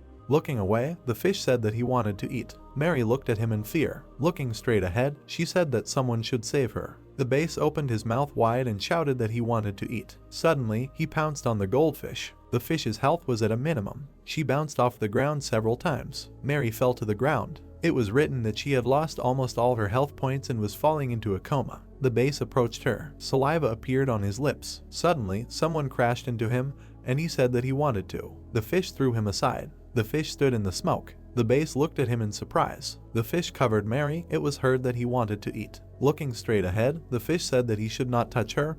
He would protect her. The protagonist grinned and said that they hadn't seen each other for a long time. The protagonist stood in front of the monster. It was written that the boss was starting a race for the Blue Dome. Branches and stones were lying on the bottom. Suddenly, gray smoke appeared. The protagonist abruptly rushed forward. The protagonist swung the hook and shouted. Suddenly, he struck the boss. Chuck opened his eyes in surprise and wondered what it was. The hero was suddenly hit. The protagonist bounced off the ground several times. The protagonist opened his eyes wide. The protagonist rolled his eyes. His health level decreased. Suddenly, the boss rushed towards him. The hero looked at him in surprise. Chuck clenched his teeth furiously. The boss's eyes glowed red, and the hero thought that he needed to concentrate. The boss swam after the hero, and he added that one mistake and he was dead. The fish rushed after the hero. The protagonist abruptly swam under the stone. The boss looked at him in surprise. The protagonist took the hook. The fish approached him. It was written to use the remaining points. The boss looked straight ahead. It was written that he invested 3 skill points in strength. The protagonist screamed sharply. The monster looked at him in surprise. The protagonist struck it. The hook caught on the rope. The boss tied himself to a stone. The hero looked up and thought that he had caught it, now another one. Suddenly the fish crashed into the hero. The hero's health decreased. The protagonist fell to the ground. The protagonist grabbed his face. The protagonist looked straight ahead. The boss looked at him. The thought arose that when he caught the fish, he did not even understand this fish, but it was just some kind of monster. Looking straight ahead, the hero thought that there was no need to rush, now he would need to carry out an attack. There were hooks under the hero, and he added that the narrow obstacles that he could not enter were determined in advance. The hook was lying between the rocks, and the hero added that there was still a hook there, which the current had brought. The fish was swimming straight, and the protagonist thought that no matter how long he swam here, it was just a fish guarding its nest. The hero hid behind a rock. Peeking out from behind it, Chuck thought that he was not going to lose to him. Everything was on his side. The monster's eyes suddenly lit up. The boss used a level 3 screw attack. White smoke appeared in front of the boss. Suddenly, the protagonist used a level 1 dash. The boss's eyes lit up red. Suddenly, the hero struck with the hook. The fish looked forward in surprise. The protagonist's eyes widened. Suddenly, he flew down. The hero opened his mouth. His health was at a minimum. Looking at the boss, he thought that this was a nightmare. He was getting tired. The protagonist opened his eyes in fear. Suddenly, a red typhoon appeared. The protagonist rushed to the caviar. The boss looked at him in surprise. Looking at the caviar, the hero said that he was determined. Frowning, the hero added that the second round was beginning. The hero received 30 experience points. The level went up. A glow appeared in front of the fish. Health and endurance were restored. The boss looked straight ahead. The hero's body grew a little. The boss slightly opened his mouth. Suddenly, he used level 3 Dominion. The protagonist closed his eyes. The level 3 Dominion skill took effect. The protagonist looked away. The hero turned around. A school of fish appeared behind the boss. The protagonist closed his eyes and thought that there was no need to rush. Chuck angrily looked straight ahead and added that victory would be his. Rain hit the water. Lightning appeared in the sky. The fish looked between the rocks in surprise. Suddenly, someone hooked it. The protagonist swung at it. Suddenly, the protagonist hit it. The guy slightly opened his mouth. Frowning, Chuck asked that they could get through here. He looked straight ahead thoughtfully. Looking at the fish, the hero thought that they were so annoying and there was no end to them. The image of the boss appeared, and he added that he knew that they would eat the eggs from the spawning grounds and then start attacking him, but he thought that only smaller fish would do this. These guys quickly wanted to finish him off. The protagonist said that they still couldn't stop, and then thought that since their stamina was replenished quite quickly, they couldn't be given a break. Looking from under the stone, the hero asked that they wanted to catch him quickly. They wanted to get rid of everyone and eat all the eggs. The boss looked at him angrily. Suddenly, he used a 3rd level screw attack. The boss's eyes glowed red. The fish looked straight ahead. The protagonist rushed forward and shouted. Suddenly, he ran into the fish. Glowing eyes appeared. The fish buried its face in the stone. The protagonist opened his mouth wide. His health decreased. Suddenly, the protagonist frowned. The protagonist suddenly used a dash. Chuck deftly rushed away from them. The fish looked forward in surprise. Suddenly, it used level 3 dominance. The fish looked at each other in surprise. Suddenly, they all rushed forward. The fish opened its mouth in surprise. The protagonist suddenly disappeared. The protagonist was hiding from the enemies. Suddenly, he felt the caviar. The protagonist began to eat the caviar behind their back. The hero clenched his teeth. He received 15 experience points. Suddenly, the fish turned around abruptly. Looking straight ahead, the protagonist asked what he was looking at. A bright flash appeared around the protagonist. The fish looked straight ahead. All of the hero's health was restored. The boss raised his head. The hero became a little bigger. Suddenly, the protagonist disappeared. Rushing forward, the hero thought that they were just real monsters. Suddenly, the protagonist rushed upward and added that he could not lose to them. The protagonist struck the fish. Then he abruptly began to swim away. The hook was lying on the ground, and the hero thought that his stamina was gradually decreasing. The protagonist grabbed the hook. Suddenly, Chuck looked away. The boss rushed towards him, and the hero thought that he needed to finish him off. The protagonist began to swim forward. Suddenly, the hero's eyes widened. Looking at the fish, he thought, what the hell, these nasty creatures. The protagonist clenched his teeth tightly. Suddenly, the hero used a dash and shouted for them to go away. The hero hit the fish and added, from here. The hero turned his head, hearing about the detection of danger. The protagonist turned around angrily. Suddenly, he used lightning speed. The protagonist looked at the opponents. Holding the hook, he thought that he needed to quickly insert the hook. Chuck looked away. discovering danger. A huge whirlwind appeared in front of him. Suddenly, the hero began to drift into it. Gray smoke appeared ahead. The protagonist closed his eyes in pain. The main character looked straight ahead and thought that this guy, his range of action had expanded. This is what he looks like when he gets angry. Looking at the boss, he added that all the hooks that were there were gone, but it was very dangerous to remove the hooks that were in him. The man looked at the fish and asked what if it started bleeding. Looking down, the man said that he had swallowed deeply, there was nothing to do, he needed to pull the hook out. The protagonist turned around and asked what it meant that the fish would die. The fish was hanging on a thread, and the man said that if it was a healthy fish, it could survive. But it took a lot of effort, that's why it was important to pull the fish out in time. The hook lay on the bottom, and the hero thought that he must be tired. Looking up, the protagonist thought that he had one more hook left. Then, the boss's eyes lit up, and the hero thought that he needed to put everything on this chance. The protagonist opened his mouth, he invested the remaining extra points. Suddenly, the protagonist used a level 1 dash. The monster looked at him in surprise. The protagonist suddenly disappeared. The fish looked straight ahead. Suddenly, it froze. The monster swam forward and said what to protect. The monster opened his eyes in surprise. He looked down in amazement. The protagonist grabbed the hook and thought that now he needed stamina so that he would not lose consciousness prematurely. The hero angrily clenched his teeth. He invested the remaining extra 4 points in health. Looking to the side, the protagonist thought that he needed to stick the hook right into his throat. The hero looked down and added that otherwise he would just swallow it.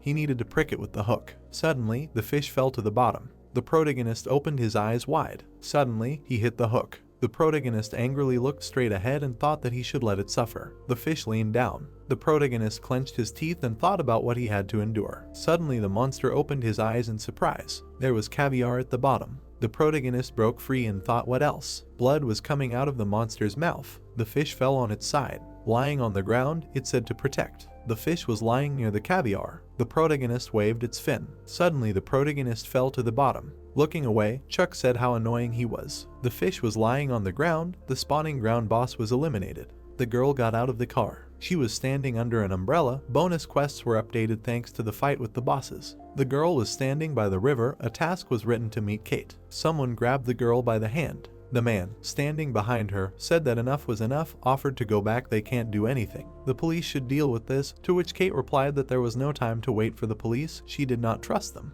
The girl turned around, hearing that no one had seen him nearby. It was time to go back, a little more and she would pass out. The girl turned to her father and said that if she did nothing, no one would find Chuck. This was the last signal from Chuck's phone, maybe he would find something here. Kate looked at the boatman. The man bent down and said that he did not know, asked that he knew how many people came to fish every day, said that these fishermen had already gotten on his nerves. Standing in front of the girl, the man said that he would never be able to remember everything in his life, besides, he was busy, he needed to go. The boatman looked away, hearing that he had ever seen this man, to which he replied that he had said that he did not know. Standing under the umbrella, Kate said that any information would be useful, asked that he had seen anyone here last week on a rainy day, the details would help her. The man sighed heavily. Suddenly, he looked forward. Standing in front of them, he said that, well, there were some strange people here. The girl raised her hand and asked again. The man looked at the people and said that yes, there was a fisherman, and several men stood behind him, watching him fish. These men were standing in suits in the rain. It seemed that the fisherman was a high-ranking person. He was addressed as the chairman. The man looked away and added that it looked very unusual. Looking straight ahead, Kate heard that and what exactly she was looking for, to which she replied that Chaka, the spawning boss, was eliminated. The protagonist closed his eyes. It was written that let him receive a reward for killing the boss. He received a skill upgrade card. The protagonist looked away. It was said that he had additional points and characteristics. Looking at the boss, the protagonist said that he got a tenacious one. He thought that he would swallow him. The hero looked away and objected. Looking at the eggs, the hero thought that if he thought there was more food here than he thought, I wonder if he could grow enough if he ate it all. Suddenly, a fish swam up to him, to which he thought that although it seemed that he would not grow much. The protagonist looked away. Swimming straight, Chuck thought that if there was little food, then he would have to hunt other fish. First, he needed to eat everything quickly. The protagonist looked at the menu. It was written about improving skills. He can improve his skills by fulfilling the conditions, to which the hero asked what improving skills is like. Looking at the window, the protagonist thought that the skill card must be how it is rewarded for defeating the boss. It was written that you can delete existing skills and acquire new ones, strengthen existing skills, to which the hero thought that new skills and strengthening existing skills. Looking at the menu, the hero thought that looking at the skills of other survivors, he is hungry for new skills, but the protagonist stretched out his hand, thinking that he was used to the skills he had now. He didn't want new skills for now. It was written that he should apply the skill card to the skill of predation. Looking to the side, the protagonist thought about what would happen. Suddenly a skill appeared in front of him.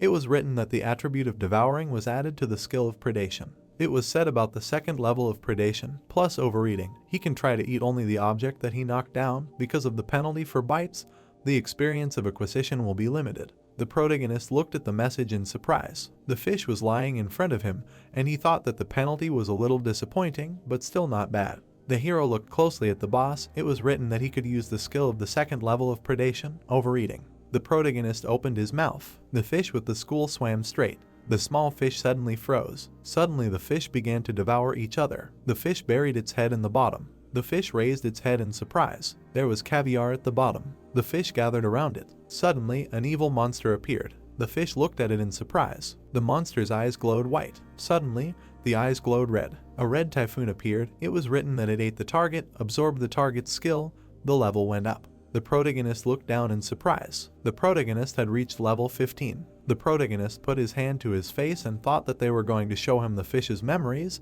This was to make him feel guilty. The protagonist looked down. Looking at the skills, he thought that the screw attack dominance, the skill he used, had disappeared. The severe wound was also healed by leveling up. Looking to the side, the protagonist thought that his caviar was still left. The protagonist swam to the caviar and thought that he did not like looking at the memories. Reaching forward, he added that but he had to eat it. The protagonist looked in surprise, hearing that someone was talking to him. Mary turned to the protagonist. Looking straight ahead, the goldfish opened its eyes in surprise. Looking at the protagonist, it asked what it was. Mary said that he had grown so much lately. Standing in front of him, the goldfish said that upon seeing him, it immediately rushed to meet him, asked if he had really dealt with the boss himself, to which he replied that, well, yes. The protagonist looked to the side and heard that, well, how did he manage to do that? To which he thought, why did she appear when he wanted to eat all the caviar? Mary looked to the side, hearing that it was something like that, to which she said, by the way. Looking straight ahead, the protagonist heard that her wound hurt so much it needed to be patched up. He could eat with him. The protagonist closed his eyes. Looking straight ahead, he thought that he had grown up and acquired skills. He didn't need her anymore. He could grab her. Mary was eating caviar. Looking straight ahead, she said that she was glad he was okay. She was afraid she was alone. The protagonist opened his eyes in surprise and thought that she wouldn't eat all of this, and then asked what happened to the other survivors she encountered. Mary looked up. Standing in front of the protagonist, she replied that she tried to persuade him to join forces, but it didn't work. He just attacked her and ran away. Closing her eyes, she added that she knew how scared she was. She was attacked by another survivor and she barely escaped, and then some perch rushed to her, saying that he was hungry. The goldfish ate the caviar and said that she fainted because of him, and then when she opened her eyes, there was nowhere to go. The protagonist opened his eyes in surprise and thought about what she had met. He wanted to eat, and then said that it was good that everything worked out. Looking at the protagonist, Mary asked what and by the way where was the boss he had defeated. She didn't see him anywhere. The goldfish looked at him in amazement, hearing that he had eaten him, to which she asked what. He was big. Looking straight ahead, the fish said that it was incredible, asked that he could eat something that was bigger than him, to which he replied that well, yes. Looking at the caviar, she added that so. What did he get when he defeated the boss? To which the protagonist replied that it was nothing special. Looking to the side, she asked that really, nothing? You need to look, there can't be such a thing. The protagonist looked at the menu in surprise, and she turned to him. It was written about a bonus quest. Let him meet Kate, who had come all this way to find him. Meet Kate 0 of 1. The protagonist abruptly used a forward dash. The protagonist looked straight ahead angrily, and she asked what was going where, to which he thought, really. Looking to the side, Mary said that it was close, they would swim together. The protagonist swam straight ahead and thought that it couldn't be. The protagonist angrily clenched his teeth and thought no. Mary swam after him and shouted his name, to which the protagonist thought, let him be careful. The goldfish looked at the protagonist in amazement. The protagonist swam away from her, and she turned to him. The protagonist swam out. The girl leaned down. The protagonist opened his eyes in surprise. The quest was completed. Meet Kate 1 of 1. The hero's statistics appeared. The girl shouted about the bastard. Kate sat in the rain. It was heard that well, let him wait. The hero opened his eyes in surprise when he heard what she was going to do to him, and Mary turned to the hero. The protagonist looked at his wife. Looking straight ahead, the goldfish said that she was so beautiful. Did someone break her heart? Kate was crying, and the hero turned to her. Looking to the side, Mary asked what he called her. The girl was sitting on the ground, and she added that she was his wife. Looking straight ahead, the goldfish said that it was so sad. The hero looked at his wife. Suddenly, he started shouting to her. Looking to the side, Mary heard that he was here, he could hear. The goldfish started swimming, and the thought occurred to her that it was so painful to look at her now. The girl lowered her head, and the hero turned to her and added that she was very tired. It must be much harder for her than for me. The protagonist shouted that he was here. She could hear him. The protagonist looked at her sadly. The hero said that he was nearby. Looking straight ahead, the hero said that she was his joy. The protagonist gritted his teeth. Rain was beating on the water. Someone raised an umbrella over Kate.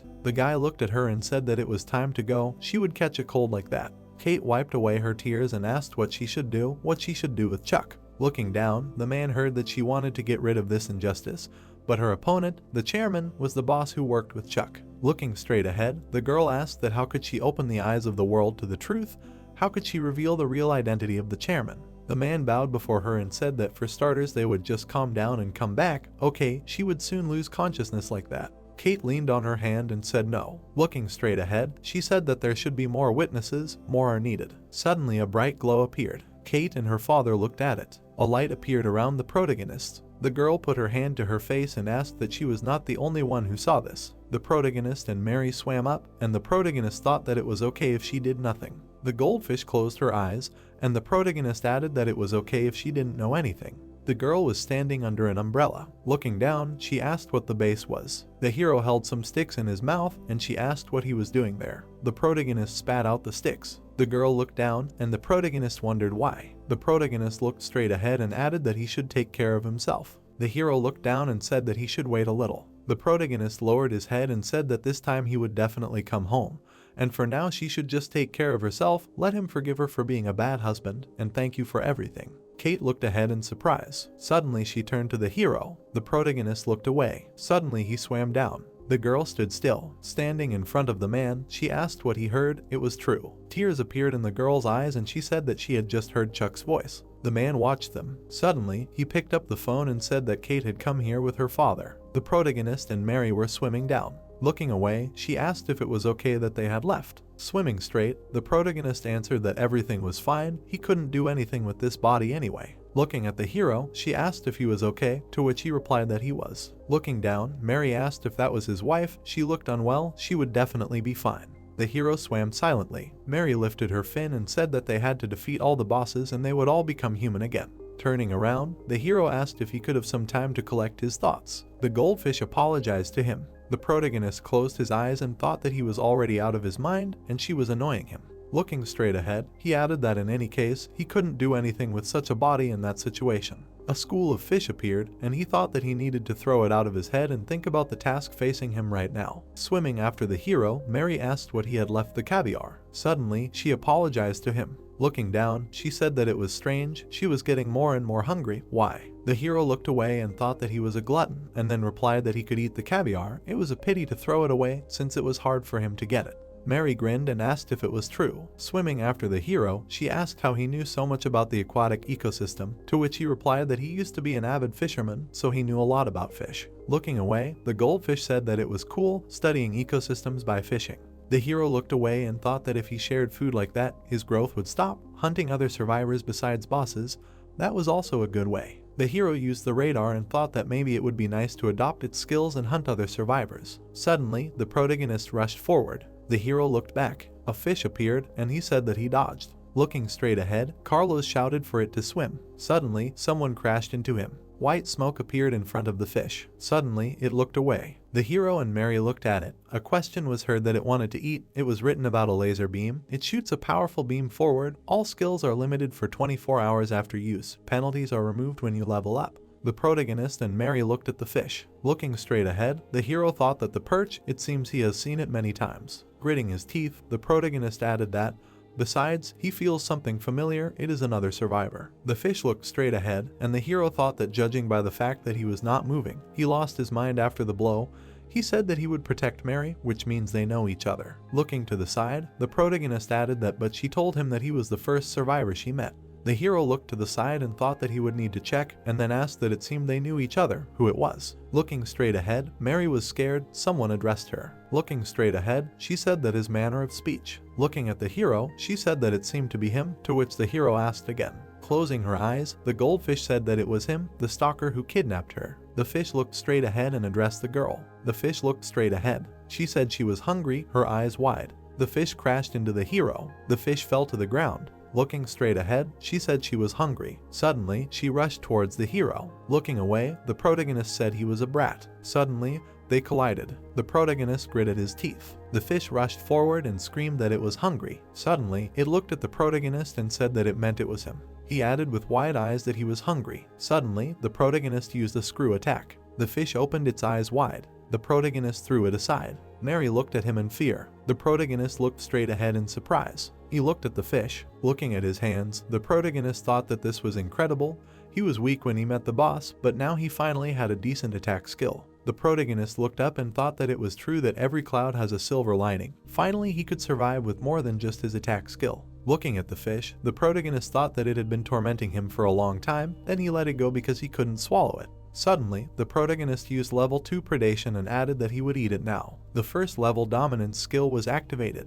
The protagonist looked at the notification in surprise. It said that he wanted to use this skill on the level 11 base. The remaining family members were 0 out of 5, and the hero said that it was. The fish's eyes lit up, and the hero thought that it was a skill that made others obey. When he tried another fish, there was no reaction, but now it was the opposite, because the fish was the same species as him. The fish lay on its side, and the hero added that, well, in a sense, they were brothers of the same blood. What would happen if he ate it?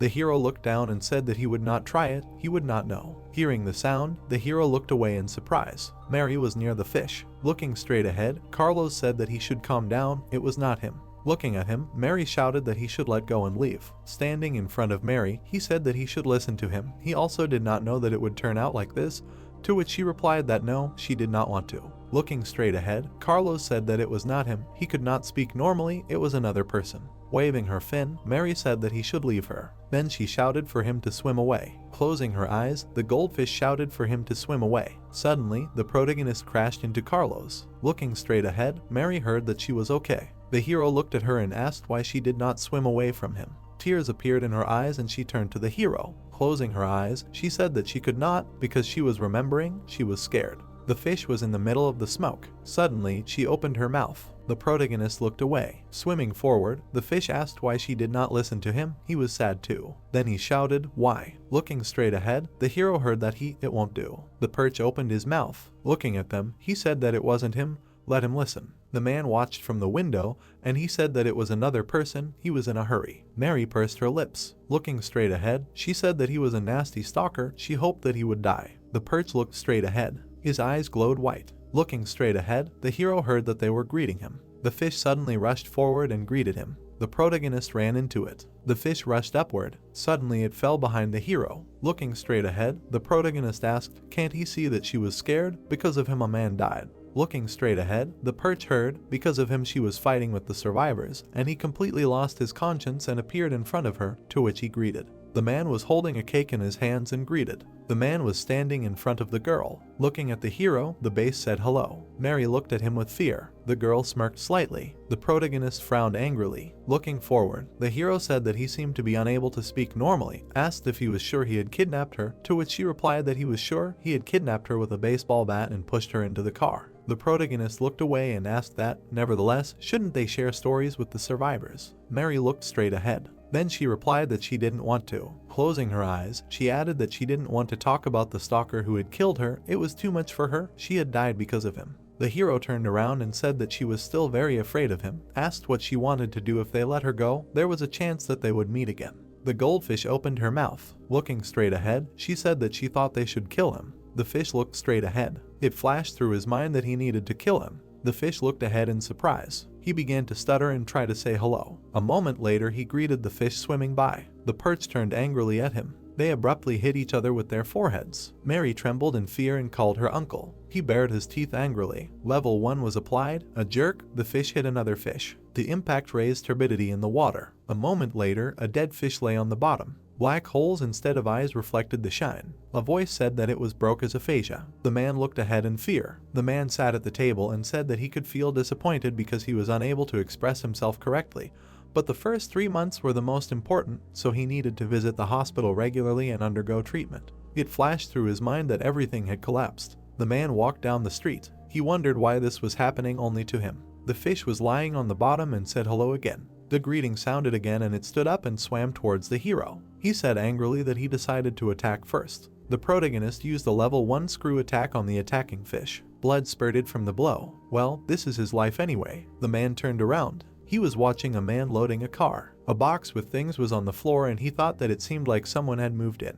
He frowned and continued to think that it must be difficult for this man to realize what a hole he had arrived in. He thought that, but something had changed. The man was sleeping on the bed. A moment later he woke up from a sound and thought that something was up there. Someone was running around upstairs. Because of this noise he couldn't sleep normally. He knocked on someone's apartment. Voices were heard from there. Wow, sister, thank her for the 1001 sexy dance. Can he practice a little and show it to them later? The voice continued, what kind of Queen Mary is this? Everyone is just trying to become famous these days. Then a scream was heard that he thought it was okay to write to her like that.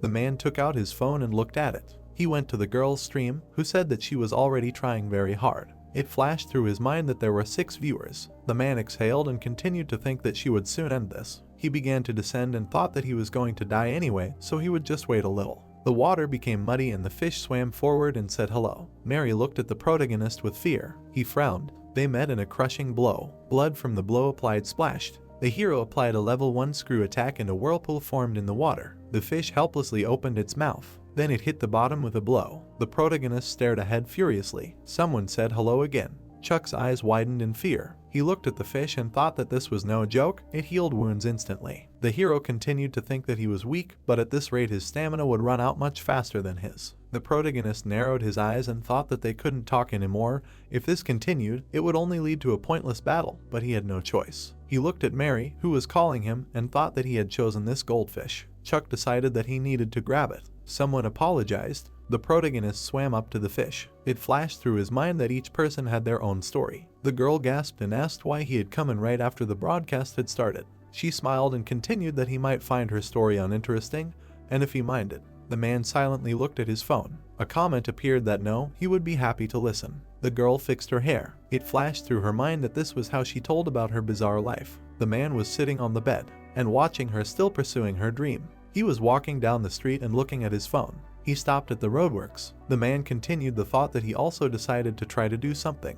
In the basket with fruits there was a note that he was watching her broadcasts and wishing her good luck. He put them under the girl's door and left. He wished he could thank her in person. Chuck slowly crept up on the fish from behind. It flashed through his mind that he was okay. Mary looked ahead in fear. The hero thought that he would fulfill his wish better. The man stretched out his hand forward and began to disappear. He hoped. The fish began to say hello and a moment later the protagonist ate it. He thought that someday he would remember her. The parasite explosion skill was used. Black liquid squirted out of Chuck's mouth. Mary looked at him in surprise. Then she called her uncle and rushed to him. The board said that he had caught the white spot syndrome virus. He had caught bacterial enteritis. He had caught a parasite. The hero lay lifeless on the bottom. Some fish swam in the water. It flashed through her mind that this time he would definitely save him. Mary shook the fish and called her uncle. She screamed that no, it was all because of her, please. She continued that he couldn't die like this. Let him wake up. He can't die now. His wife is waiting for him.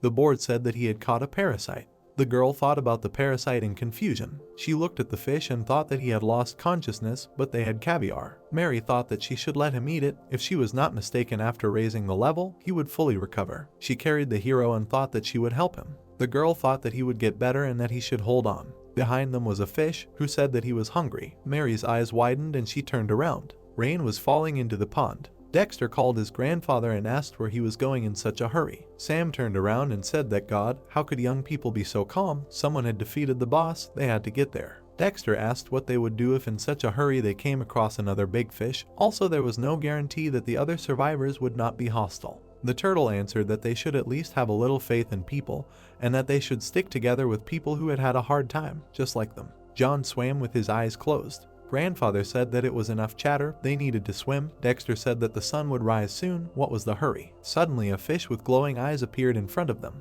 Dexter opened his mouth. A huge scary fish appeared in front of them. The survivor faced the boss. John and Dexter looked up in fear. Boss Hunt, Blue Spotted Dome, Vile Destroyer, Swamp Hunter, King of Drought, White Cutthroat, Killer in the Crack of Stone, Cunning Predator. The boss was running towards the fish. Dexter looked up in fear. A huge fish appeared right in front of them and a voice called out to Grandpa. The dungeon boss, they entered the snakehead's hunting grounds. Someone shouted that everything was fine. Sam climbed out of the boss's mouth and shouted that he would try to hold him back and let them attack him. A hard tan was applied. He shouted that it was faster. Why were they frozen? The fish froze in fear. The turtle screamed that he could not last long like this and he should hurry up. The fish trembled. Dexter rushed away and shouted words of apology. Sam asked in shock. He shouted for them to go back. The bee was floating on the surface of the water. A moment later, a huge fish ate it. High-level base were swimming near the surface of the water. Mary watched them from afar. The fish thought that there were too many fish to hunt, maybe they would come back. Mary's eyes widened. The hero's body was lying next to her. She thought that her uncle's condition was getting worse, maybe it was too late to go back. She looked up sadly and continued thinking that she needed to be strong. Fortunately, the size of the fish was not that big. They swam forward and she thought that she did not have time to wait for the end of the octa time, she would succeed. Huge bass were swimming above them. One of them noticed the fish. Someone began to approach them. The huge bass behind them opened its mouth wide. Mary turned around in shock. The first level glow was used and the fish lit up. The bass was blinded. The girl thought that she could do it. The light spread throughout the pond. She decided that there was no need to be afraid. Mary looked ahead confidently. She understood that she had to save her uncle. The base were approaching them in huge numbers. Mary looked up tiredly. There were high-level sunfish ahead and she thought that even they were here. In front of them, someone used a level 1 headbutt on a sunfish. Mary looked at the base that appeared in surprise. It turned around and said that it wanted to eat. It was level 12, dominant status. The fish asked fearfully if he would delay them. Then she turned her gaze to the protagonist. They rushed on and she cried out in gratitude. A thought flashed through her mind for her uncle to wait a little longer. The fish were rapidly catching up with them. She decided that she would make sure that he recovered. Looking back, she thought, but why were they swimming after them? She frowned and continued to think that no, because of her uncle she couldn't speed up, they would catch up with them, or could they hide? She saw a net lying on the bottom. The fish swam towards her. A moment later they hid in the net and big fish swam around it. They looked inside intimidatingly. Mary thought in fear, please. Looking at the fish, she continued her thought, just leave them alone. The fish swam past saying that it was not interesting, they could not eat them. Mary breathed a sigh of relief. They got out of the net and swam on. A light appeared ahead. They swam up to the caviar. The girl put the hero next to her and told him to wake up. She put the caviar in his mouth saying that she gave him caviar. Why is he not eating? Let him eat a little. With tears in her eyes, she called her uncle and said that his wife was waiting for him. The hero's body began to break out in a rash. Mary called her uncle. She said in fear that no, it does not look good. What should she do? She held the caviar in her paws and said that this will not do. He cannot die here. Mary stuffed his mouth with caviar and asked him to wake up. The fish shook his tail. The voice said that it was enough. Mary opened her mouth enthusiastically. The hero stood up and the voice called his uncle. The hero's thoughts flashed. What is this? Caviar. He turned around and continued the thought that the spawning ground of the Blue Dome. She led him all the way here. Chuck thought that he should eat the caviar, thank her of course, and asked how long he had been unconscious. Mary bumped into her uncle. She exclaimed that she thought that he was beyond saving. Did he know how scared she was? She closed her eye and said that she was so glad that he was alive. Chuck answered under her that she should stay away because he had parasites. The fish swam away, apologized and said that she was just very happy, to which the hero replied that it was nothing. Chuck looked at Mary and thought that she seemed to have become infected when she carried him. It was good that the disease had not progressed yet. The fish asked how he felt. He replied that he could live. Chuck grabbed his head and thought that his stomach was twisted and he could feel parasites crawling all over his body. He felt disgusting. His head was splitting. The fish disease was difficult to treat, but in such a place there was not even a cure. Mary said that she did not look very good. How about eating this caviar and increasing his level? The hero looked at the caviar and replied that it would be great, but he could not absorb it. He thought he would have to cure himself of these parasites first. The fish asked how he could cure them. The man looked straight ahead. He scooped up something with a ladle. Then he poured it into the pond. The hero turned around and asked what he had poured into the river. The man near the car replied that ordinary salt. They say it kills parasites in fish. The guy asked, but will it reach them? Does it really work? The man said that he himself does not know. He is not a guru in fishing. Chuck said that they need to swim to the sea. Mary asked again about the sea. The hero answered that to be precise, they need to go to the place where the sea and river waters meet. There will be sea water that kills parasites and microbes. The fish asked if it was possible. Can freshwater fish live in the sea? The hero answered that of course not, but the same applies to freshwater parasites. He continued that they can hold out there longer than they can. Can they stay here and wait for someone to prescribe them antibiotics? He turned away and said that they swam. They are short of time. Mary agreed. The narration of the story transfers to a rainy morning when the fisherman was about to sail away to fish. Suddenly his friend called out to him, asking about charging the battery, and he replied that he had charged it in advance. Then the man suggested not fishing today, but something that could bring them money, for example, a huge eel, and his friend said that it rained a lot during the rainy season. So a lot of water collected, and he thought that there would be a big catch here because people had not fished here for a long time. After that, the fisherman lowered the box with everything he needed to the ground. Approaching his companion, he noted that the checks had become stricter lately, and his companion said that no one would watch them at night on a weekend, suggesting that they rest a little more and start.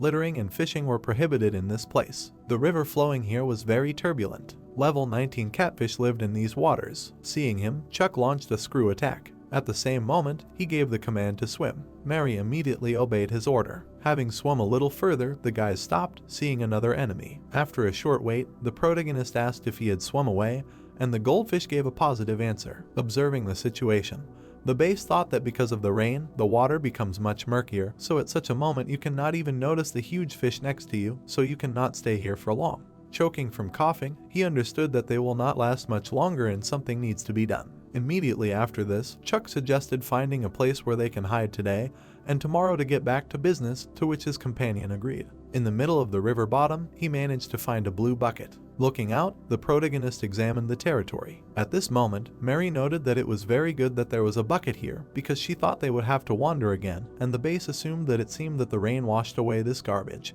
and they were very lucky. After a short pause, the goldfish asked if he was sure he was okay since he didn't look well. In response to her question, the protagonist said he was fine and asked her not to worry. With great reluctance, the fish finally had to agree. Then she asked if he was sure he could swim to the sea, and he answered that he knew the way well since he had often come there to fish before. Looking ahead, he said that they needed to swim with the current now, and that they would reach salt water, and that there would be several spillways along the way, but they could overcome them. Mary, amazed by what she heard, realized that he was a very experienced fisherman. In response, Chuck stated that people are always interested in what they really like, and before he started a family, he had fished a lot. After listening to him, the goldfish asked the uncle how he fell in love with fishing, and he told her that at first his boss invited him, but he was not drawn in because he simply thought that if he refused, he would get into trouble. Delving into his memories, the base said that the boss dragged him along every week, and at some point he was drawn into fishing. Hearing this, Mary assumed that they must be very close since they went fishing together, and the protagonist agreed with this, noting that it was like this before. Introducing his wife, he stated that everything changed after his wedding.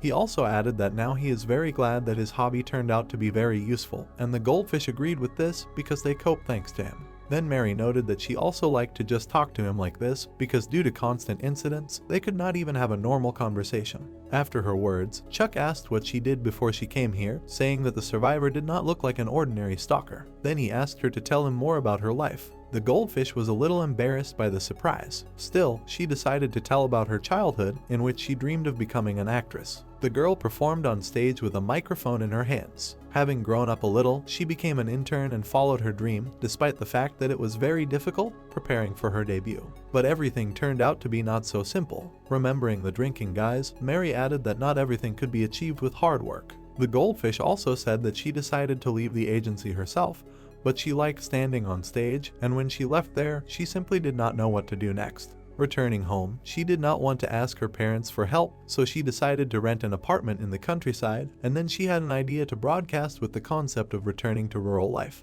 Recalling that period, the girl said that at first she was broadcasting simultaneously with her part-time job, and, fortunately, after that her views increased. At first, she was happy that she had become famous because there were people who liked the way she sang, although it was a little different from what she wanted, but she liked performing in the middle of a chicken coop. One evening, she left her apartment. Gifts in the form of fruits began to appear right in front of her door. When she came back, the singer could not contain it in herself and told about it on the broadcast, saying that it was difficult for her because someone was stalking her and that because of this she would move with the money she had saved. Immediately after this, Mary went outside on a rainy day. That same night after her broadcast, an unknown man car showed up.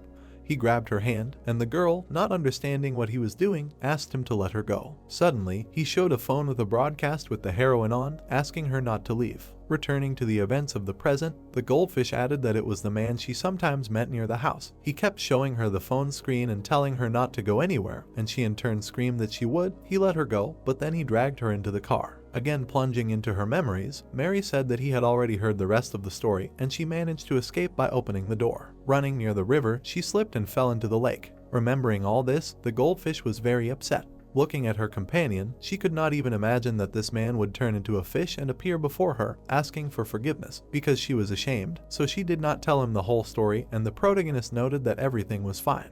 Then he looked at Mary swimming nearby. Looking at her, Chuck thought that every person has their own story, and it seemed like she had to go through a lot at such a young age. Losing in thought, he reasoned that she liked the stage, and because of that, she had the glow skill, and perhaps the skills are related to their lifestyle. Then the base stated that in any case, he was very worried about the other survivors. Then he added that while it was possible to think in advance how to attack the boss, the survivors can be both lobsters and sardines, and even with different skills, and are hostile, so they will encounter a variety of survivors, and they need to be prepared for this. Hearing this, the goldfish drooped. Then she asked why he thought that all the survivors were hostile, because there might be others like them who want to join forces, and he did not even know what to answer. Suddenly Mary remembered that the crayfish said something strange to her. These words immediately interested the protagonist. Recalling those events, the goldfish quoted that they were short of time, and as soon as she saw the monster, she would retract her words, and she could not remember exactly. She noted that he said something like this. After finishing the story, Mary assumed that by the monster he meant another boss, and Chuck explained that if it was a boss, they would see something like this on the information board, and besides, he was worried about the words about time. Then the goldfish assumed that he meant that they would not be able to become people again and would remain fish for the rest of their days. Lost in his thoughts, the protagonist reasoned that they would definitely return. He carefully looked at the system notification window with information about bosses. Seeing his concentration, Mary asked what was going on, and he answered that it seemed like when he was out, the survivors met the boss. Did she know anything about it? Opening the system window, the goldfish remembered what it was, but knew nothing about it, assuming that these were the survivors they had already met. Not understanding anything, Chuck said that these could be other survivors. Suddenly, Mary smelled something. At the same moment, she noticed that she began to smell some delicious smell, and the base thought that it smelled rotten. Then the goldfish said that she had already smelled this smell somewhere, assuming that it was fish bait, to which the protagonist agreed. Suddenly, he noticed something from above. It was the bottom of a boat floating above them. Noticing it, Mary asked what the boat was doing there, and Chuck replied that he didn't know, but they'd better stay there. Continuing to watch it closely, the base assumed that they were fishermen, but it was too dangerous to get out now. Suddenly, an incomprehensible stick plunged into the water. Seeing this, the protagonist did not understand what kind of pipe it was, noting that it seemed to have electricity running through it, and did not understand why it was there. Suddenly, he realized that this was illegal electrofishing. At the same moment, electricity penetrated the water, hitting the guys. They were shocked by such a blow. Then the system notification window notified that they lost consciousness due to a strong electric current. At this time, the fishermen on the boat were catching fish using a landing net. Our heroes were also lying on the water surface with their bellies up. Inspecting his catch, the man was surprised that there was a large amber catfish and an eel. They said that they were lucky today, because this time they would be able to earn some money. Picking up the box of fish, his companion asked him not to talk too much and to work faster, and he did not understand why he was spoiling the whole atmosphere with his bad temper. Suddenly, the man noticed something. It was a perch lying on the floor of the boat, and when he saw it, the fisherman assumed that it was attacked by parasites, not understanding why it looked so bad. Grabbing it with his hand, he declared that such meat was of no use, after which the man threw it back into the water with pity. Then he noticed something else strange. In his cage lay a goldfish, which surprised him greatly. After seeing this, the fisherman asked his friend if such fish lived in such places, and he answered that there was nothing to talk about, they were not found here. Showing him a goldfish, the man wondered if it was the same, and the man was surprised and assumed that it must have gotten there by accident. While his friend was looking at his catch in surprise, another fisherman explained that someone could have thrown it there and asked him to stop doing God knows what and do something that would bring them money. Deciding that the fish was pretty and could be given to someone, the man threw it to the rest of the catch. After that, the boat sailed away to another place. At this time, Bill was smoking a cigarette and drinking coffee. Suddenly, someone asked permission to enter, to which he received approval. Upon entering, he immediately received a question about Kate, answering that nothing special, but he continued to keep an eye on her. Hearing this, the chairman threw a mug at the wall next to the man. Calling him an idiot, the businessman said that he asked him to resolve this issue, and the man decided to ignore him. Giving a negative answer, his subordinate explained that he was still watching her until she did anything bad. Grabbing a golf club, Bill ordered him to lie down. The man immediately obeyed him, lying down on the floor. Lighting a cigarette, the chairman said that he needed to do what he told him, because he had to work for the money he was paid. Coming closer, he added that he had raised a gangster in him, and now he decided to come and pretend to be a kind person. Swinging a golf club, the businessman said one last time to resolve the issue with the protagonist's wife, and his subordinate understood everything. After a short pause, the man asked if he could stop, or asked, please, to return to the former president. Angry at such words, Bill spoke about the manager. He surprised his subordinate with this, whom he immediately hit on the head. Then the chairman stepped on him with his foot. Squatting down, the businessman asked not to make him resort to force anymore because if he wanted to stop, he would not have killed his friend then. Then, terrible bloody events took place in the room. Immediately after this story, the story moves back to the place where the fishermen were electrofishing. Chuck was lying belly up among his relatives. Suddenly, he came to, thought that he had lost consciousness. Turning over to his normal state, he reasoned that he could not feel his limbs due to the effects of the electric shock. Examining the other fish, the base realized that they were dead, and the fishermen took only those they could make money on, using electric current, which had just recently been mentioned in the news. Continuing to look around, the protagonist did not notice Mary nearby. Suddenly, we are transferred to an abandoned hangar. A fisherman was approaching him with a box of fish. Suddenly, he noticed that his friend had taken that goldfish after all. His companion, sitting on the riverbank, replied that his nephew had said that after going fishing, he had decided to breed fish and so he wanted to give him this one. While preparing his knife, he also asked not to throw it away, and the other explained that they should have put it somewhere else because he might not have noticed it. The fisherman said that they would have noticed it anyway because of its brightness, while the other asked that the fish had not died because of the current, and Mary suddenly shuddered. Immediately after this, the boys began to cut up the fish. At this time, the goldfish was in the water, asking to give it 5 more minutes. At the same time, the fisherman finished cutting up the fish, throwing away the unnecessary heads. Suddenly, the goldfish woke up screaming for its mother. Right in front of it was a huge fish, which frightened it greatly. Mary closed her eyes in fear. Suddenly, she heard words about fear and immediately looked ahead. Looking around, the goldfish did not understand where she was. It turned out that the fisherman got into the car and drove away. Looking through the crack at the moon, she tried to remember what that sound was. Being in a basin covered with a board, the fish realized that she was caught. Looking out of the car window, the man asked if his friend had finished processing, and he answered that he had just finished and was glad that they had caught a lot of fish, but there was also more work. Bringing the box to the back, he asked if his companion had hidden the boat, and the latter did not understand who they took him for and asked him not to worry because he had hidden it well. After that, the fisherman said that they could sell the big meat to a restaurant and suggested stopping on the way back for a drink of soju, and the other noted that this was a good idea and offered to drink at his expense. Calling him a miser, the man still agreed to pay. Suddenly, he noticed that the goldfish was nowhere to be found and asked his companion about it, and he explained that it should be in the barrel next to him. Inspecting his catch, the fisherman could not find it, asking where it could have gone, after which he assumed that his friend had thrown it away, and the latter did not understand why he would do this and asked him to look more carefully. At this time, a crow was watching everything that was happening from the side. It was staring intently at the people, after which Mary slipped out of its mouth. She landed on the ground and bounced to the side. Sighing heavily, she had to open her eyes. Looking at the nearby river, she should not stop and was going to rest in the water. Using all her strength, the goldfish tried to move forward. She managed to move on land. Suddenly looking to the side, she was very scared. Looking at the river, Mary assumed that there might be someone in the water. Getting rid of these thoughts, she realized that it was not the time to think about it.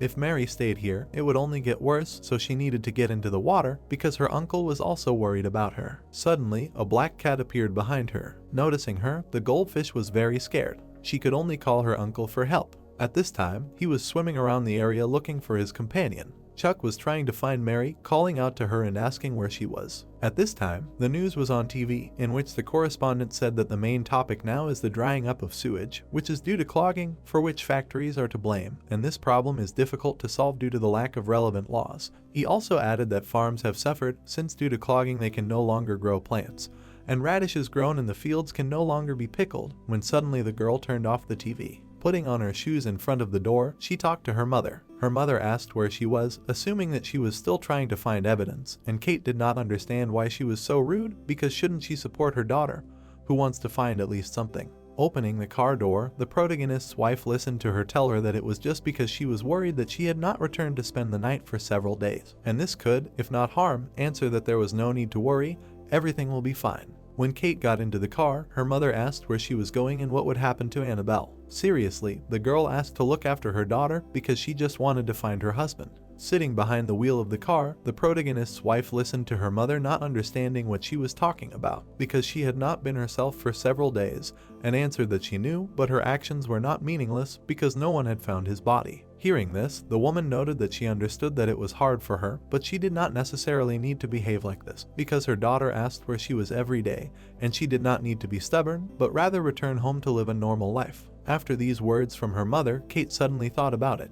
Continuing to drive, she said that she was able to contact one worker who decided to contact her only now, so she was now going to him and perhaps this would help her somehow. Her mother was amazed that she was driving at such a time, asking to reschedule the meeting, because it was already night, and the stubborn girl said that she did not have time for this, so she was leaving now. The woman asked her daughter not to do this, but she apologized because she could not let her husband go. Almost arriving at the destination, the protagonist's wife hung up, saying that she would call back later. Immediately after that, she pressed the gas pedal, thinking that she needed a hint. Kate was driving along the highway at great speed in her car. She was going to definitely find out the truth. She needed to understand the details of her husband's death when suddenly a car drove towards her from the side. Seeing this, the girl was very scared. At the same moment, the sounds of an impact were heard. At this time, Chuck continued to look for Mary. Realizing that he was not succeeding, the base wondered where she was because she was nowhere to be seen, assuming that the goldfish had already been caught. Lost in his thoughts, he reasoned that the fishermen only took the fish that would bring them money, so they wouldn't take it, but suddenly it happened. Suddenly, the protagonist began to cough up blood. Covering his mouth with his fin, he thought that it was all because of the electric shock, so his condition was getting worse, not understanding what to do if he did not find it.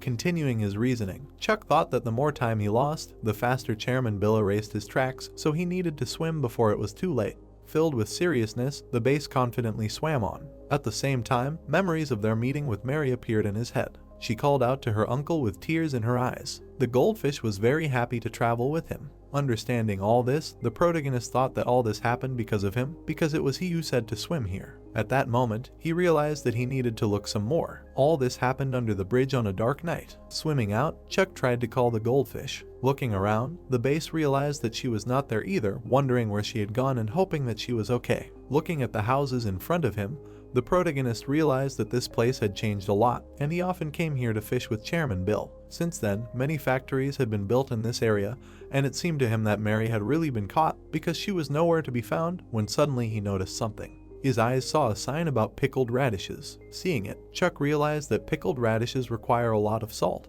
and they dumped the brine from it into the sewage, and in this case, he did not need to swim in areas where there is a lot of salt. He didn't know if there would be any side effects, but now was not the time to think about it when suddenly a bright light appeared behind him. Noticing it, the man was very dumbfounded. This light could only belong to one creature. It was the goldfish, who used the glow skill to distract the cat. After using it, Mary was going to quickly get to the water. Suddenly, she saw the beast's paw catch up with her. The cat used the 4th level scratch skill on its prey. After such an attack, the goldfish lost a huge amount of health points. It also flew to the side. Exhausted, Mary lay on the ground, bleeding. Hearing the meow, she was suddenly scared. Looking at the cat standing in front of her, the goldfish could not believe that she had no reaction, and she did not even close her eyes, not understanding what to do. At this time, her opponent was getting closer and closer, and she felt that her strength was gradually leaving her. Looking at the cat, Mary remembered that they say that there is always a chance to survive even if you are in a cage with a tiger. Looking at the water, she knew that she could not give up, and now was not the time to cry, and the blows had also brought her closer to the river. Realizing that she could not miss such an opportunity, the goldfish decided to choose the right time to attack.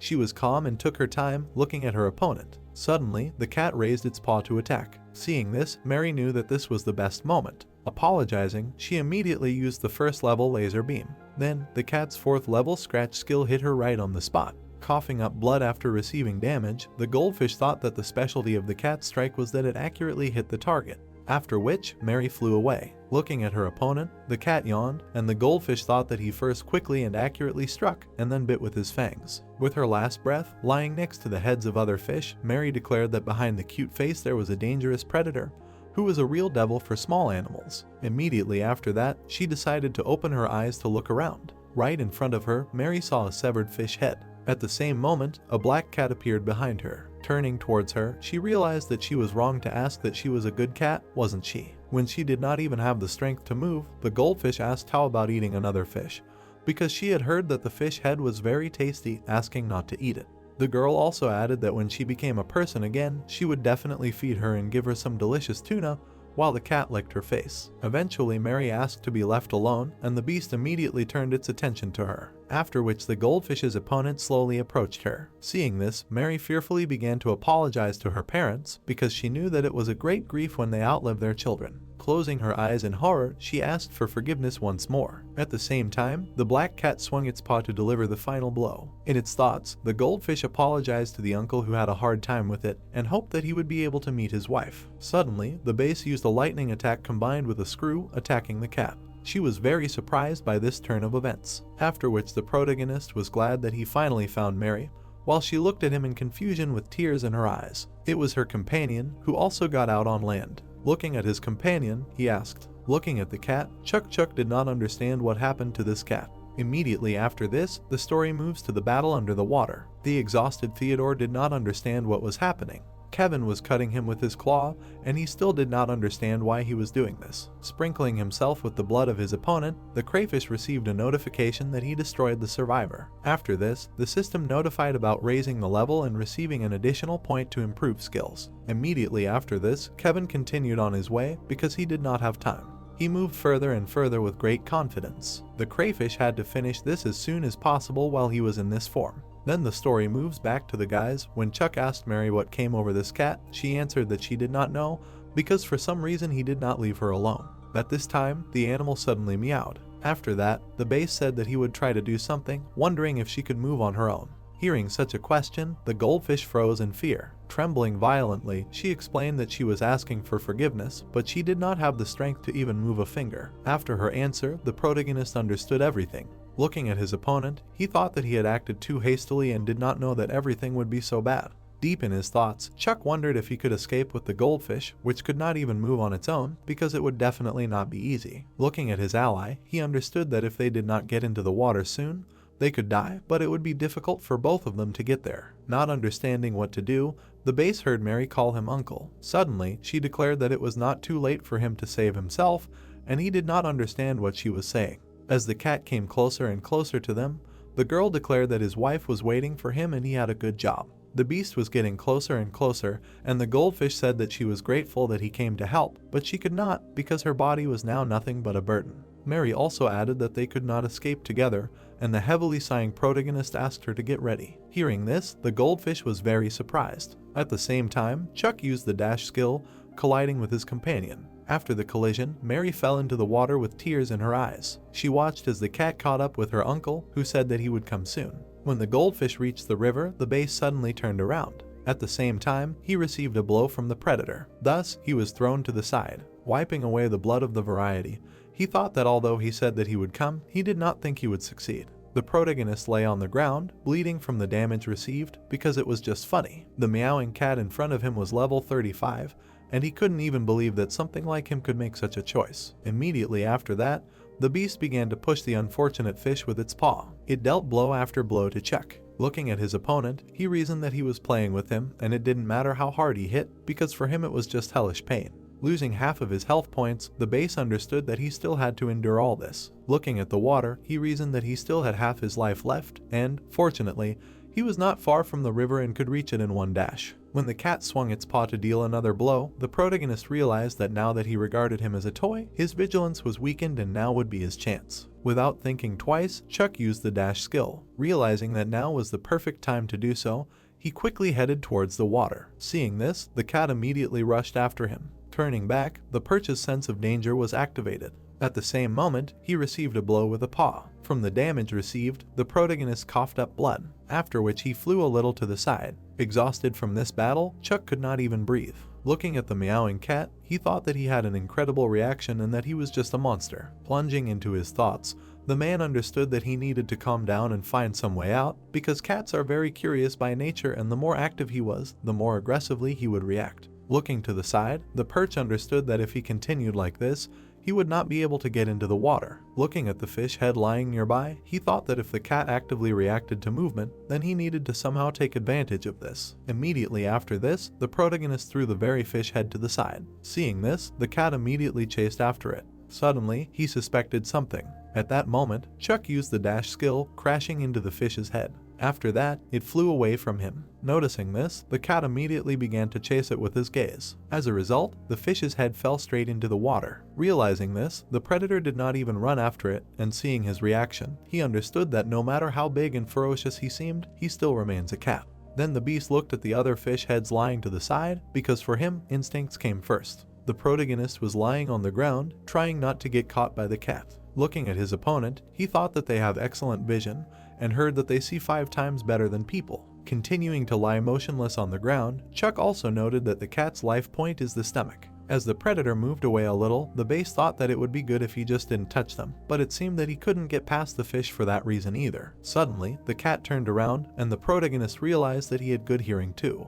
At that moment, the thought occurred to him that this was why he could use the screw attack, and he screamed loudly. Realizing that he had to do everything possible, the protagonist used a dash and a screw attack, heading towards the enemy. At the same time, he remembered his daughter telling him that the teacher told her that the stomach is a cat's weak point, so if they allow you to touch it, it means that they trust a particular person very much, and it seemed that one of them trusted her. After which Annabelle asked her father if they could take this cat. Seeing this memory, Chuck was dumbfounded, not understanding what had just happened. Continuing to fly towards his enemy, he realized that she called him father. Immediately after that, the perch flew straight at the cat. Falling down, he realized that he had actually missed. Then the protagonist landed on the ground with disappointment. Gritting his teeth in dissatisfaction, he did not understand why he had failed, because he had used all his stamina on this attack, trying to figure out what to do now. Suddenly, he noticed that the animal in front of him was trembling. At the same moment, the cat meowed loudly. This sound was also heard by the raven, after which he jumped off the tree branch. Then the bird flew along the river. Right above the water surface lay an exhausted Mary. She thought that her uncle was suffering again because of her, and wanted to go back. The big goldfish did not want to cause him trouble and should swim now. While the raven was approaching her, Mary thought that it was hard for her uncle alone now and, at least, she could act as bait. Suddenly she heard a croak behind her and got scared. The bird bared its claws to grab the prey. Suddenly a fish jumped out of the water and ate it. The goldfish, who were very afraid, closed its eyes. Hearing the words that there are such vain dreams, she opened her eyes. Right in front of her was a huge fish. Trembling from incomprehension, Mary asked who he was. Then he answered that he was cursed, like her, being a dead man who had forgotten everything. At this time, the cat meowed pitifully. He clearly felt great pain. Looking at him, Chuck did not believe that it was he who hit him like that. Realizing that now was not the time to think about it and this was his chance, the base immediately headed towards the water. Using the last of his strength, he bounced off the ground approaching the river, thinking that he was now fighting with the cat. Fiercely twitching his tail, he managed to move further and further. The cat suddenly woke up and noticed something, and the protagonist reasoned that no one could have guessed what happened before. The man rejoiced and asked to never meet again, realizing that he used to be a representative of a large company. As a result, the cat continued to meow pitifully, and Chuck managed to get to the water. Finding himself in the river, the perch strove for the bottom, thinking that now in the form of a fish he was fighting to return back to his family. Plunging into his thoughts, he remembered his daughter, that in his memories there was a child who seemed familiar to him and who called him father. Returning to reality, the protagonist understood that now was not the time for this because he was worried about that goldfish. Realizing that he needed to hurry, he immediately moved forward. Then the narrative of the story moves a little further down the river. The same huge fish that Mary met declared that he was cursed, like her, being a dead man who forgot everything. He also added that there was no need to be afraid of him because their meeting was an absolute accident. Noticing that it was hard for her to talk now, Jack used something. Suddenly, the goldfish saw that her health had been restored. Thanking her savior, Mary asked if he was also a survivor, asking about the curse he had mentioned. After a short pause, the catfish answered that she was a poor child, wondering how long she had been in this form. Hearing this question, the goldfish did not understand its meaning and why he was asking this. Well, she answered that about a week had passed. Then Jack explained that the larger her fish form becomes, the more memories she will lose, both family, friends, and in the end she will even forget her name. Continuing his story, the catfish said that, like her, he wanted to become bigger in order to survive and return back and began to hunt fish. But then he added that he forgot the reason why he had to return, which surprised Mary. Immediately after this, the catfish stated that he would ask her again how much she remembered and whether she remembered where she needed to go back to. Instead of answering, the goldfish asked if it was true that they were losing their memories and why. She also asked who made them like this. The big fish just remained silent in response. Mary wanted him to tell her if he knew why someone made them like this and who they were. Without giving an answer, the catfish said that he asked her a question. If she wanted to become a person, she should remember where she wanted to return from. Very worried, the goldfish stated that she wanted to go back. She also added that she wanted to meet her parents, wanted to work again and eat good food, not the kind that fish eat. After her words, Jack asked again if she really wanted to become a person. Without thinking at all, Mary stated that, of course, she wanted to go back and did not understand why he kept asking. Without giving any explanation, The catfish said that she would then need to kill another survivor, but the more she did it, the more she would forget. After that, he added that this was the only way she could get back, and the goldfish did not understand how it was possible to kill other survivors. Then the big fish said that it was time to make a choice, asking if she knew anyone who wanted to get out of there with her. At that moment, an image of Chuck appeared in her head, and she answered that she did. Hearing this, Jack said that this was even better and that she should start with him because people are treacherous creatures, asking if she was sure that he would not betray her when he learned this information, and said that she needed to kill him first in order to get back. He also added that she had better hide what she had just heard. After all the information she had received, the goldfish was speechless. Suddenly coming to her senses, she declared that she did not want to do this and did not understand how she could betray the person with whom she had been through so much. Then Mary asked why she needed to kill other people, because they could go through everything together. While a mouse sitting on the bank watched them, the catfish said that it was not necessary, but he just did not want her to regret it, as it happened to him, and asked if she could bear the despair she would feel when she forgot about everything and was left alone. In the end, he declared that only one would be able to return to his former human form, which put Mary in a stupor. Hearing this, the goldfish did not believe in the truth of such words. Then Jack declared that it was true, and he was not lying to her, because only one person would be able to return. At this time, the protagonist swam along the river. He tried in every possible way to find his companion, shouting her name. Suddenly, he began to cough up blood. At that moment, he had a sense of déjà vu, because they had been in this situation so many times, and these damn parasites were not letting him live in peace, and was there really no normal way to get rid of them? Looking at the water in front of him, Chuck could not believe that he would die like this. Understanding that he could not do anything with such a body, the base suddenly heard Mary's screams, who was looking for him. Being right next to the shop where they pickle radishes, the protagonist suddenly turned around. Chuck wondered if she was here, and he forgot so far away, but did not see her. Suddenly, he felt something. It was very surprising and unexpected. Looking to the side, the base did not understand what it was because he suddenly had nothing to breathe, assuming that it was because of the parasites. Looking in front of him, he noticed that something was wrong with the water too, and the feeling that the flow of water became stronger, but it was not raining and there was no reason for this. Suddenly, it occurred to him that it might be the sewage discharge. Knowing that it was far away, the protagonist was surprised that it was still affecting his breathing, but he couldn't pass up this opportunity because he didn't know when he would get another chance like this. Rushing forward, Chuck was going to recover and get rid of the parasites as soon as possible so that he could hunt the boss again, and the goldfish was most likely in a safe place now. As he continued on his way, he was determined to take this opportunity. Suddenly, it became very difficult for him to swim. Coughing, the base realized that the water was much more toxic than he thought. Holding on with all his might, the man didn't understand what could be in this sewage, but it was still salty, which meant that he could get rid of the parasites. Swimming towards the sewage pipe, the protagonist suddenly wondered if he had chosen the right path. Having reached his destination, he realized that in any case there were no more options and he needed to act. At that time, Chuck finally decided that he needed to recover and find his companion. At that time, Jack continued his conversation with Mary. He stated that she said that she wanted to go through everything together and asked to let him help. Immediately after that, he sent her to meet with other fish. He explained that these were sungarics, which migrate only in groups, and ordered her to defeat them and prove to him that she could handle it.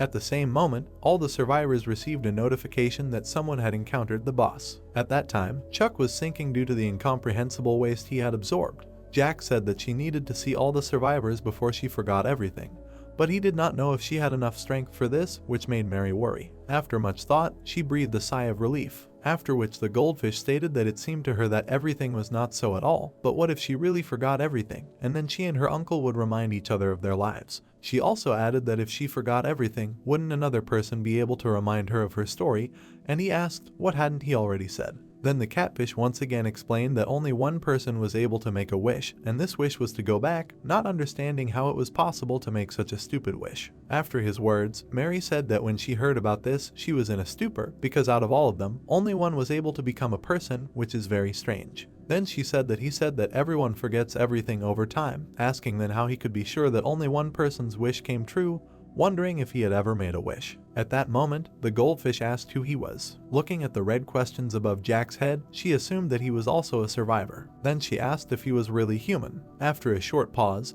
the catfish realized that there was no point in talking anymore, which surprised Mary. Then he abruptly dived under the water, saying how stupid it was, because despite the fact that he pushed her to the right idea, she still decided to go the other way. After which the huge fish quickly headed forward. Jack dragged the goldfish behind him, asking if she was sure that they would tell each other about their memories and be together until the end. Suddenly stopping, he spat out Mary, leaving her right in front of the Sungurix. The catfish told her to look into her eyes, after which he explained that they only migrate in groups and said that she needed to defeat them and prove to him that she could handle it. Very scared, the goldfish asked him to wait. At that moment, she saw an enemy approaching her. At the last moment, Mary dodged the attack. She looked straight at her opponents with a frightened look. At that moment, everyone received a notification that a survivor had encountered a boss. Looking at the Sungurix approaching her, the goldfish did not understand what to do now. Then she closed her eyes and trembled. Suddenly, a system notification window appeared, warning that the use of skills was limited for the next 20 hours,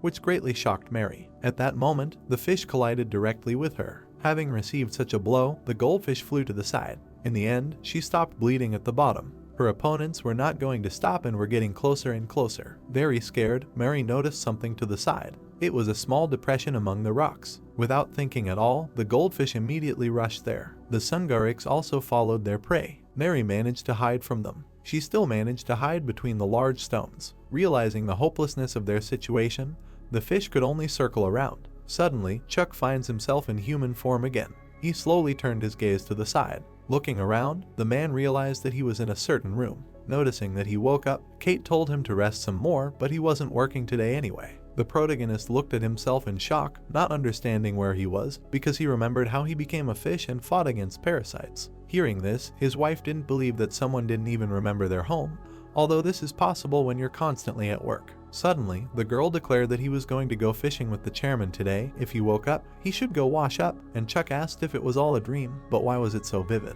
Looking at her husband, Kate would ask what dream he was talking about, explaining that it was the day that former CEO Chuck had been waiting for so long. The man would silently look at his hand, not understanding anything, and his wife would tell him to go wash up while she would make breakfast. Having done so, the protagonist would begin eating. The girl sitting opposite him would not understand what was going on, assuming that the food was not tasty. Immediately beginning to eat, Chuck would explain that he felt like he had not eaten a normal meal for a long time, and his wife would note that he had always liked this dish. It must not be because he was constantly eating out. With great sincerity in her voice, Kate would say that she was glad he was home, asking if he remembered how she always got angry because he was always busy at work. Continuing to eat breakfast, the man would suddenly hear someone say that they were hungry. This would surprise him greatly. The girl, who didn't understand anything, asked him what he was talking about, and he asked what she had just said, that she really wanted to eat. His wife answered that he had misheard, asking if he was even listening to her, and the protagonist suddenly fell silent.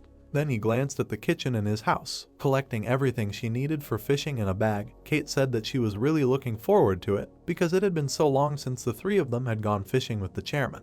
Looking at her husband, the girl asked if he really didn't feel well, because his face was completely gone, and he gave a negative answer, holding out the reel in his direction.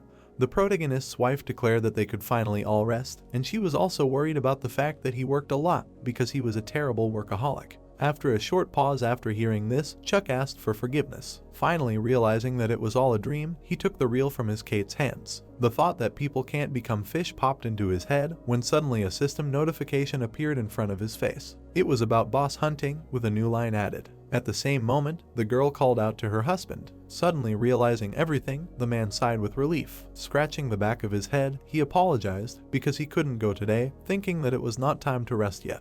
Hugging his wife, the protagonist made her not understand what he was talking about. Holding Kate tightly, Chuck had been thinking about this since he became a fish, wondering how many people would look for him after he went missing. Looking at the girl's face, he added that, unfortunately, no one was looking for him except her, and she did not understand what he was talking about at all. Then he thought that if there was money, everything else would come by itself, and he told Kate that he considered himself a capable person, but it seemed that he was very much mistaken. Putting the fishing reel on the table, the man apologized for always putting his family second. Taking the hanger with his jacket, the protagonist realized that his wife needed him more than anyone else. Putting on his clothes, he said that he now realized that he should have taken care of not only his work, but also his family. Turning around with a smile on his face, Chuck declared that when he returned, they would go somewhere and he would soon figure everything out, asking to wait for him. Looking at his wife with their daughter, the man finally understood that he had to go back. Immediately after this, a system notification window appeared right in front of him, notifying him of the appearance of a new natural recovery skill that granted immunity to parasites. Coming to, Chuck realized that another fish was trying to eat him. Seeing this, he screamed in fear while the fish said that it wanted to eat. Realizing that it was his old friend, he didn't understand what he was doing there, assuming that while he was unconscious, it wanted to eat him again. Calling him a bastard who wanted to take advantage of the chance, the protagonist hit him. Suddenly, his sense of danger turned on. At the same time, Chuck noticed a huge base approaching him. Without thinking, he used a screw attack to repel the attack. Very angry, the base did not understand what he constantly wanted from him, saying that he was already really fed up with him. Suddenly, he saw a group of base approaching from his direction. Looking at them, the protagonist did not understand where they came from, while the fish behind him again said that they wanted to eat. Looking at him, Chuck assumed that he also wanted to run away, and he continued to say that he was hungry. Then he added that he should have said everything at once because he could not understand anything when he only said that he was hungry. Saying that they needed to leave here as soon as possible, the base immediately rushed forward, swimming away from the opponents, and the constantly hungry fish followed him. Rapidly moving forward, he thought that he was a very curious fish, and, in addition, they were now in the foraging mode, so they would not be able to get rid of them all, and they needed to think of something. Suddenly, the protagonist's dominance skill was activated, which surprised him greatly. At the same time, a huge fish was preparing to eat him. Then Chuck's eyes suddenly turned red and he used dominance. After that, another fish attacked its fellow. The base carefully watched everything that was happening, using his dominance skill again.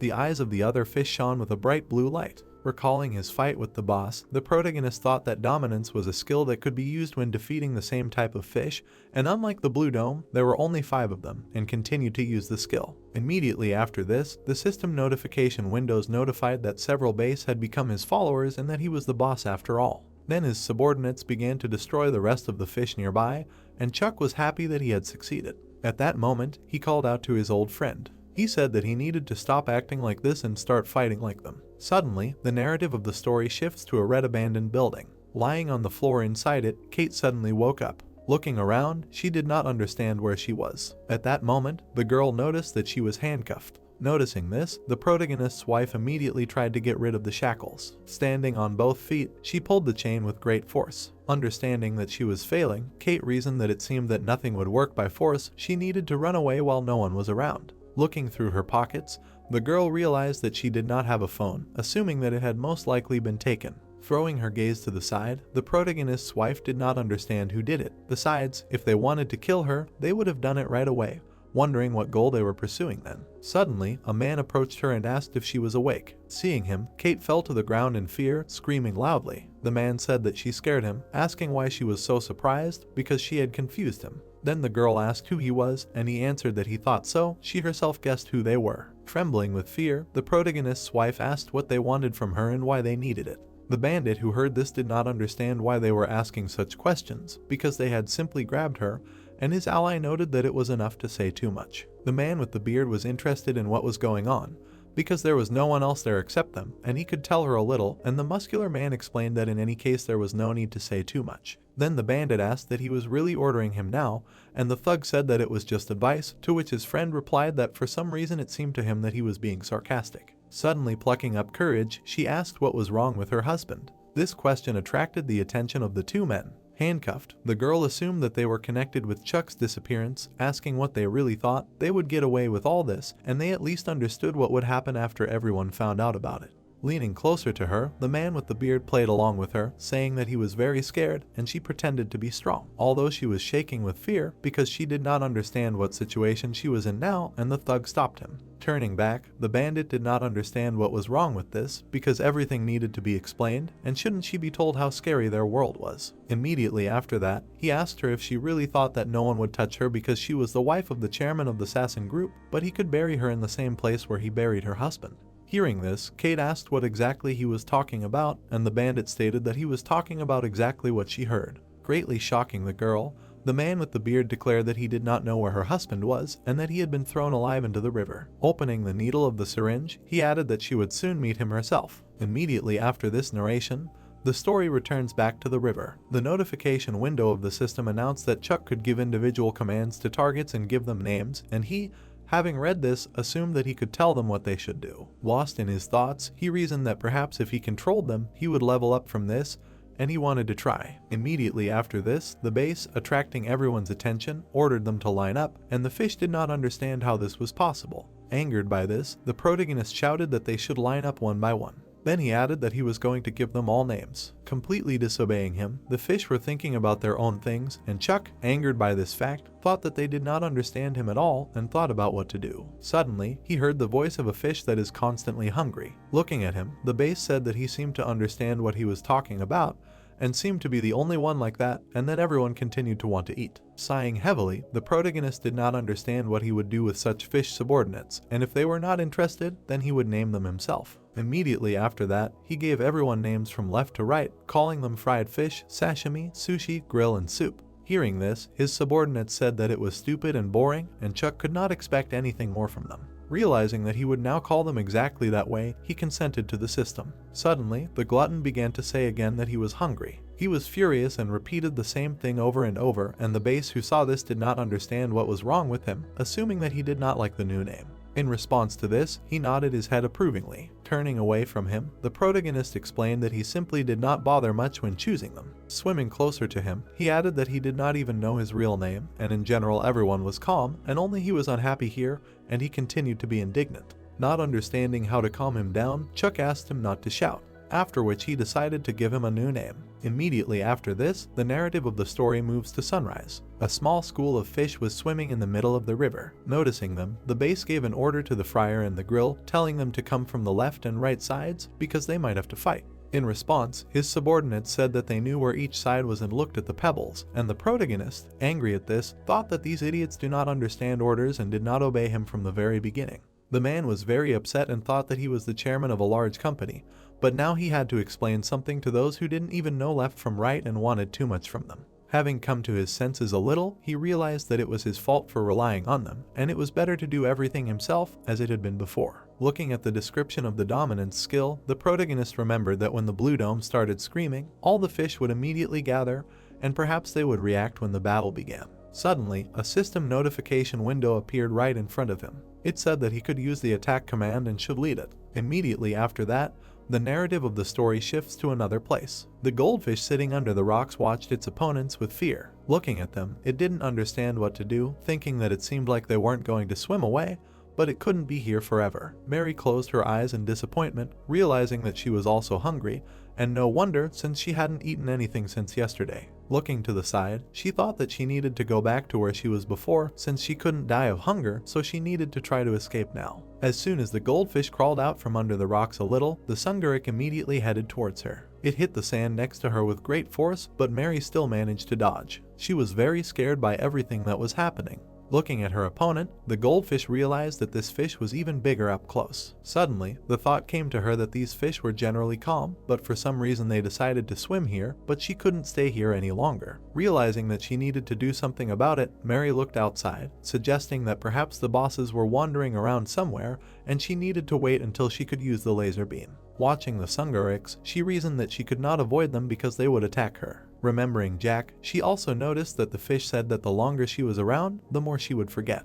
Returning to reality, Mary gathered her strength because she could not be afraid. She could not rely on her uncle every time and had to do something herself, and maybe this was a good opportunity for her. Looking around, the goldfish did not understand where the boss had gone. Suddenly, she felt a strong shaking. Opening her eyes, Mary saw something scary in front of her. It was the same boss who was right in front of her. A huge fish was trying to break through the rocks to reach its prey. Realizing the hopelessness of the situation, the goldfish was very scared. Looking at her opponent, who was almost there, Mary thought that her skill had not yet been unlocked. At that moment, she realized that the rest of the sunguriks were approaching her from behind. Seeing them, the goldfish was stunned. Right in front of her was the boss, who was about to eat the prey. Suddenly, the glutton came to her aid, using a headbutt, throwing the sungurik away. Realizing that nothing had happened, Mary opened her eyes. The fish, who was constantly hungry, stood guard over her, which made the goldfish very happy. The glutton turned towards her, trying to calm her down. Immediately after that, other fish, under the influence of the protagonist's skill, swam up to them. Seeing this, Mary was very surprised. She also noticed that the glutton's name was now Vespa. Suddenly, Chuck swam up to her, asking if she was okay, and she was happy to see him. At that moment, he heard an unknown rumble, not understanding what it was. Behind them was the boss Sungurik, and the base did not understand why all the troubles were pursuing them.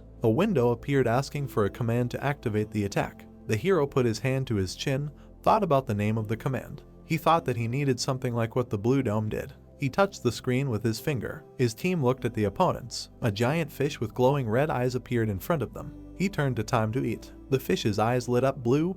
They were preparing for a general offensive. They went on the attack. Mary watched the battle with fear. Some fish quickly attacked others. In the boss information window, a notification about the beginning of the raid of the vile destroyer Sungari. The hero looked to the side. He understood that the boss would be big, judging by the blue dome. The huge fish opened its mouth and approached the prey, but it was very big. Chuck gritted his teeth, thinking that unlike Base, this fish's mouth was not as big as his size, meaning that Base would be able to swallow these fish. He looked around, deciding that there were too many of them.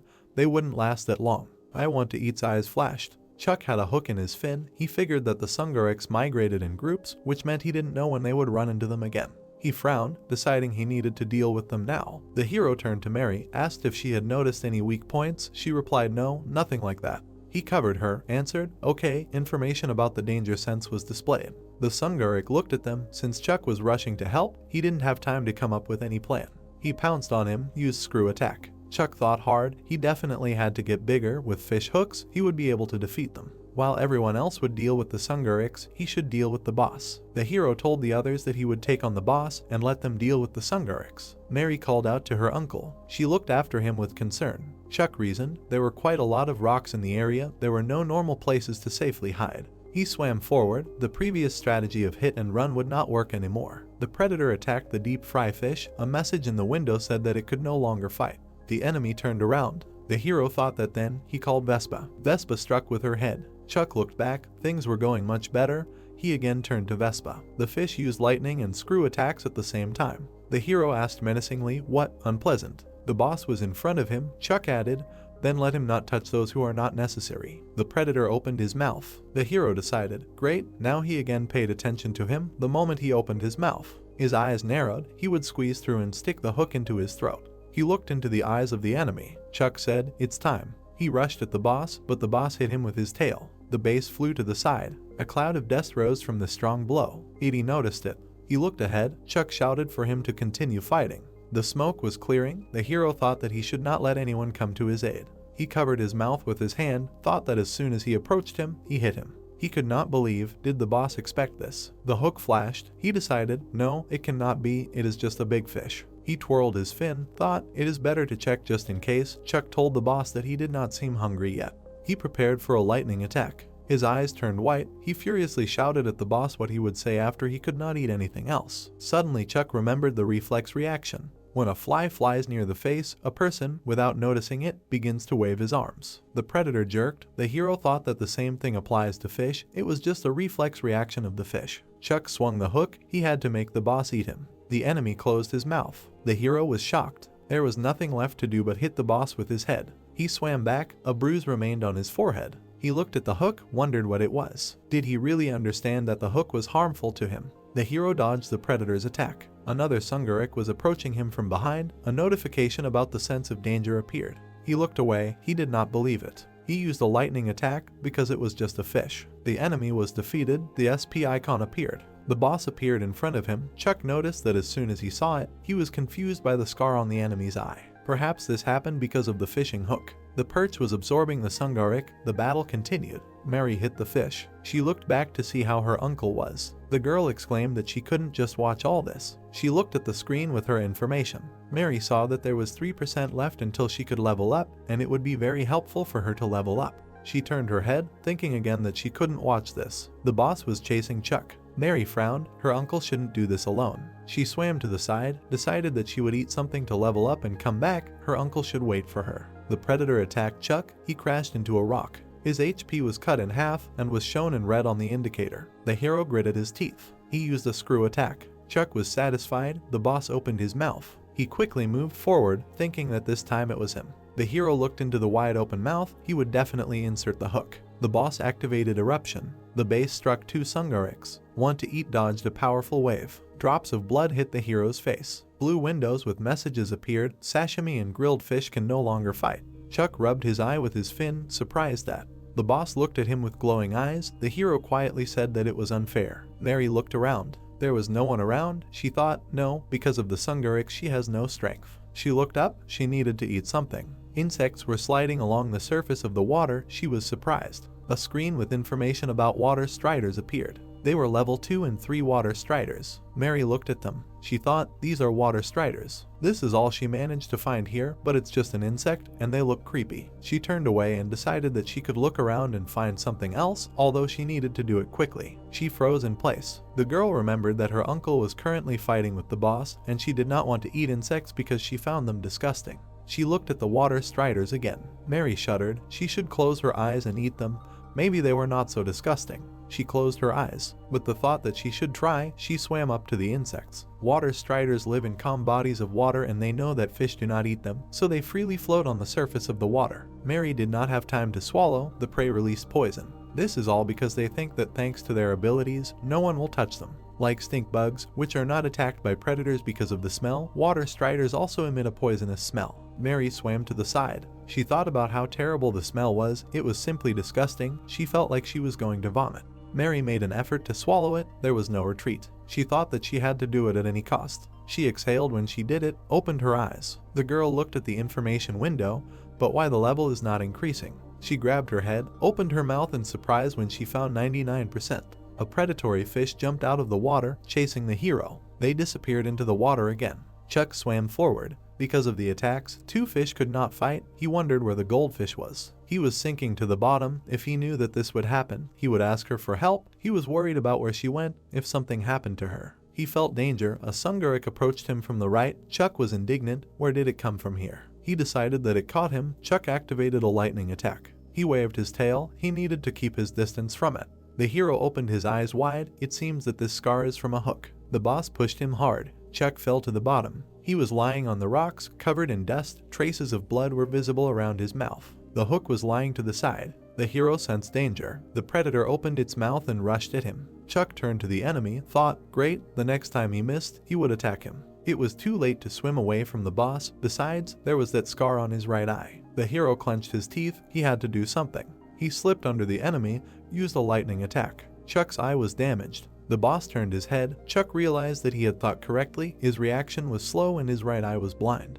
The hero grabbed the hook, thought that it would not have time to catch up with him. He had to seize this opportunity. He swam up to the predator from behind. He needed to make sure of it once again. Chuck struck the hook in the side. The predator was stunned by the sudden blow. The fish lost its balance and fell to the bottom. The hero swam away, glad that it worked. The boss came to his senses. His eyes were flashing angrily. Chuck was thinking, if he can't see with his right eye. The predator looked around. The hero decided that he needed to attack exactly that place. Chuck attacked from the side. A dark red whirlwind appeared around him. He used a lightning and screw attack. The power of this movement stunned the boss. He froze, not knowing how to react. Chuck rushed away. The predator's eye flashed a bright yellow light. He was full of anger and determination for a new attack. The hero hid behind the rocks. His HP and SP levels were low. He closed his eyes, thinking with horror that this was a real monster. He had put in a lot of his strength. He had none left. He rushed to another cluster of rocks, thinking that the difference in their strength was inevitable. This would not work. He needed to think about what to do with it.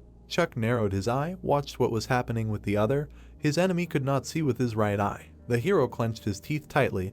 He needed to attack his other eye. He needed to deprive him of his sight and disable him. Without hesitation, he crept up to the predator. He screamed and swung the hook. The boss slowly turned his head. Chuck decided that he needed to sneak up and then attack him from the blind spot. The reflection of the hero flashed in the boss's eyes. He couldn't miss the opportunity. He stuck the hook into him. The enemy jerked in pain. Chuck asked angrily, well, how did he like the hook? It was unpleasant. The boss suddenly attacked him with the eruption skill. The needles stuck into Chuck's body. He tried to hide in the rocks. He looked back at the boss. He made a dash, but missed and crashed into the rocks. The hero thought, great, he got it. He already thought that the boss had killed him. He needed to be more careful in the future. The predator was thrashing in the water. Streams of water and mud rose. The hero decided to wait a little until it got tired, and then finish it off. The indicator reported danger. A crayfish appeared behind Chuck. He turned around in fear. The crayfish darted forward. Its claws opened. The severing skill was activated. Chuck's body was covered in cuts. He lay on the bottom, surrounded by a cloud of dust.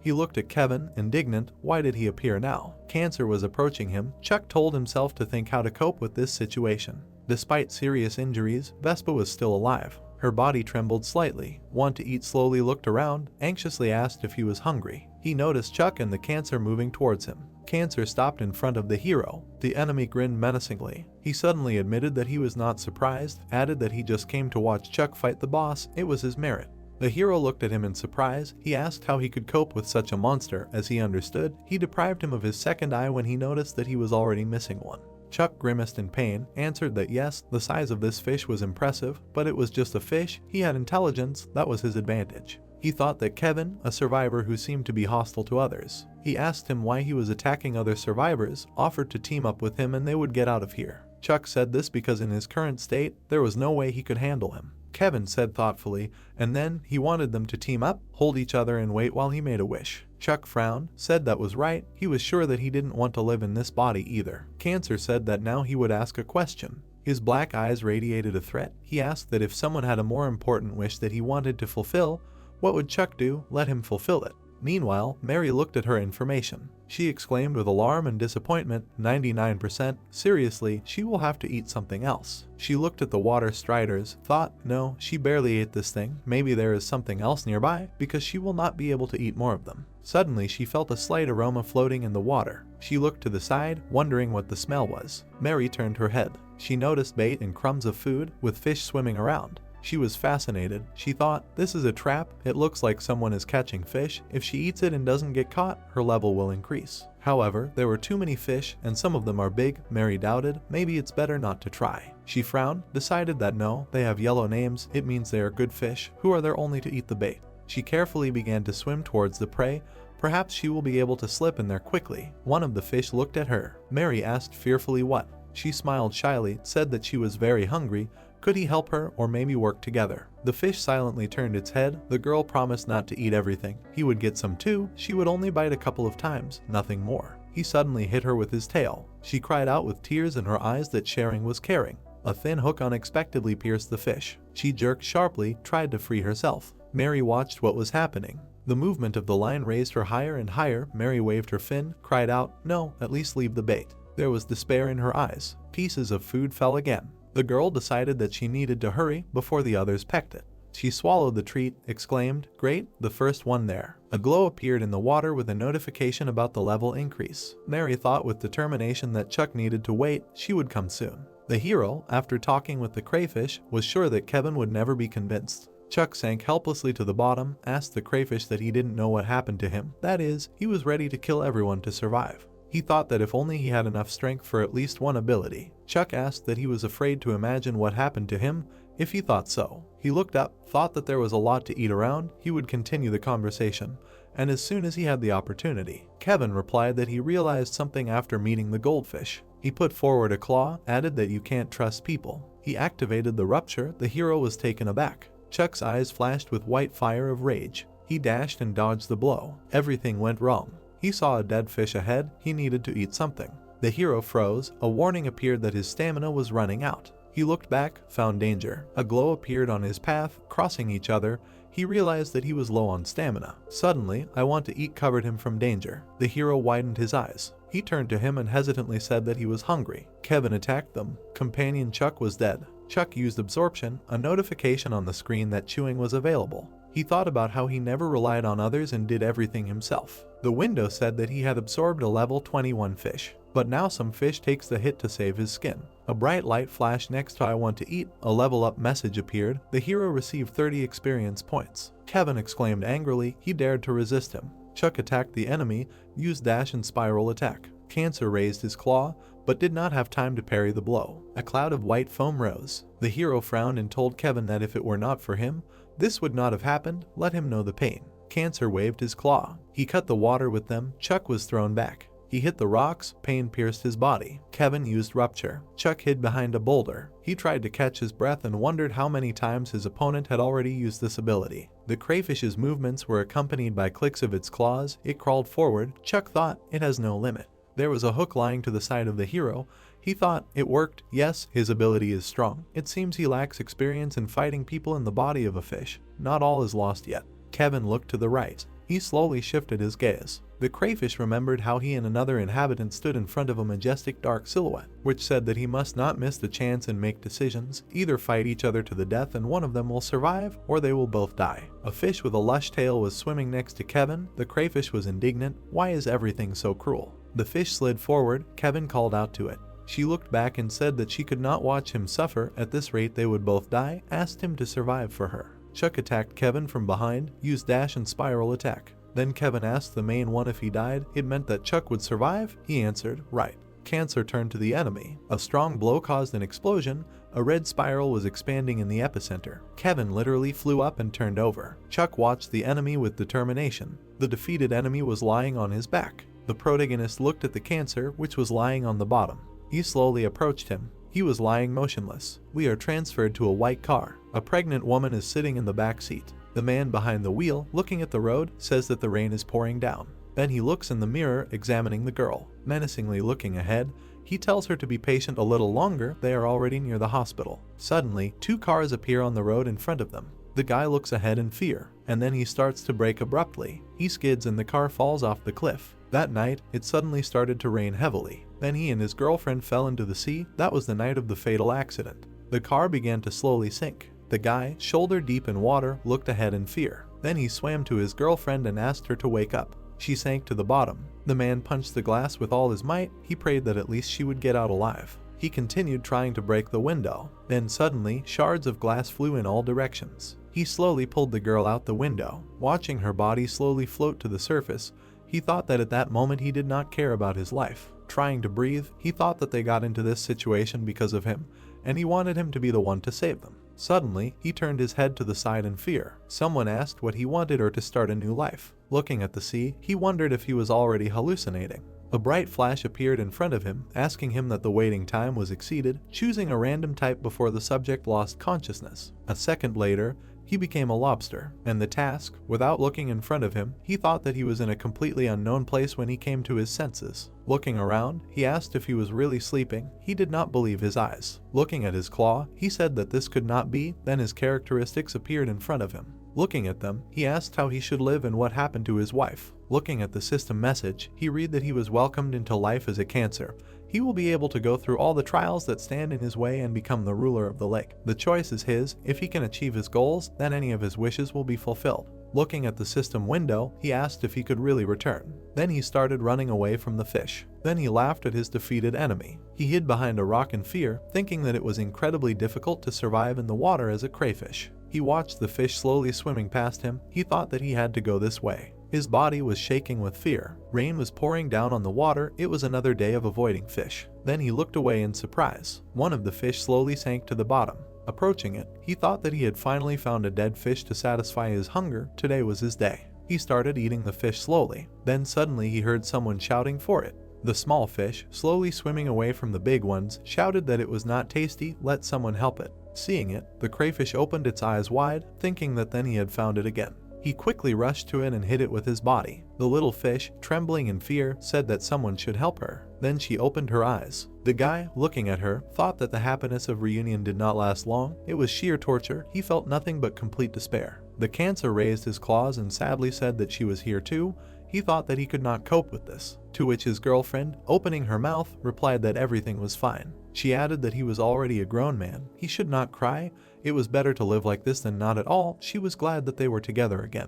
The cancer, lowering his claws, thought that who would have thought. She swam up to him and said that everything would be fine with them. Apologizing, he replied that he could not protect her, to which the girl told him to stop shedding tears. Yes, they are fish, but they are together. Swimming closer, she added that they can become people together and when they return to their appearance, they will live to the fullest. The crayfish raised its claws, thinking later that she was comforting him while he was upset. Then he asked if her specimen was male, to which the girl replied that she did not know. One night, the crayfish learned a new skill, tearing. He thought about how he swore that he would get them out of this mess. He dealt a crushing blow to one of the fish, after which it slowly began to sink to the bottom. The girl, smiling, replied that he was a good boy, they had something to eat, to which the crayfish said that only the best fresh fish for her. After which she wanted to wish him a pleasant appetite, but turning around, she stood in a stupor in fear. They had just begun to get used to swimming in these waters, when suddenly, a huge catfish appeared behind the crayfish.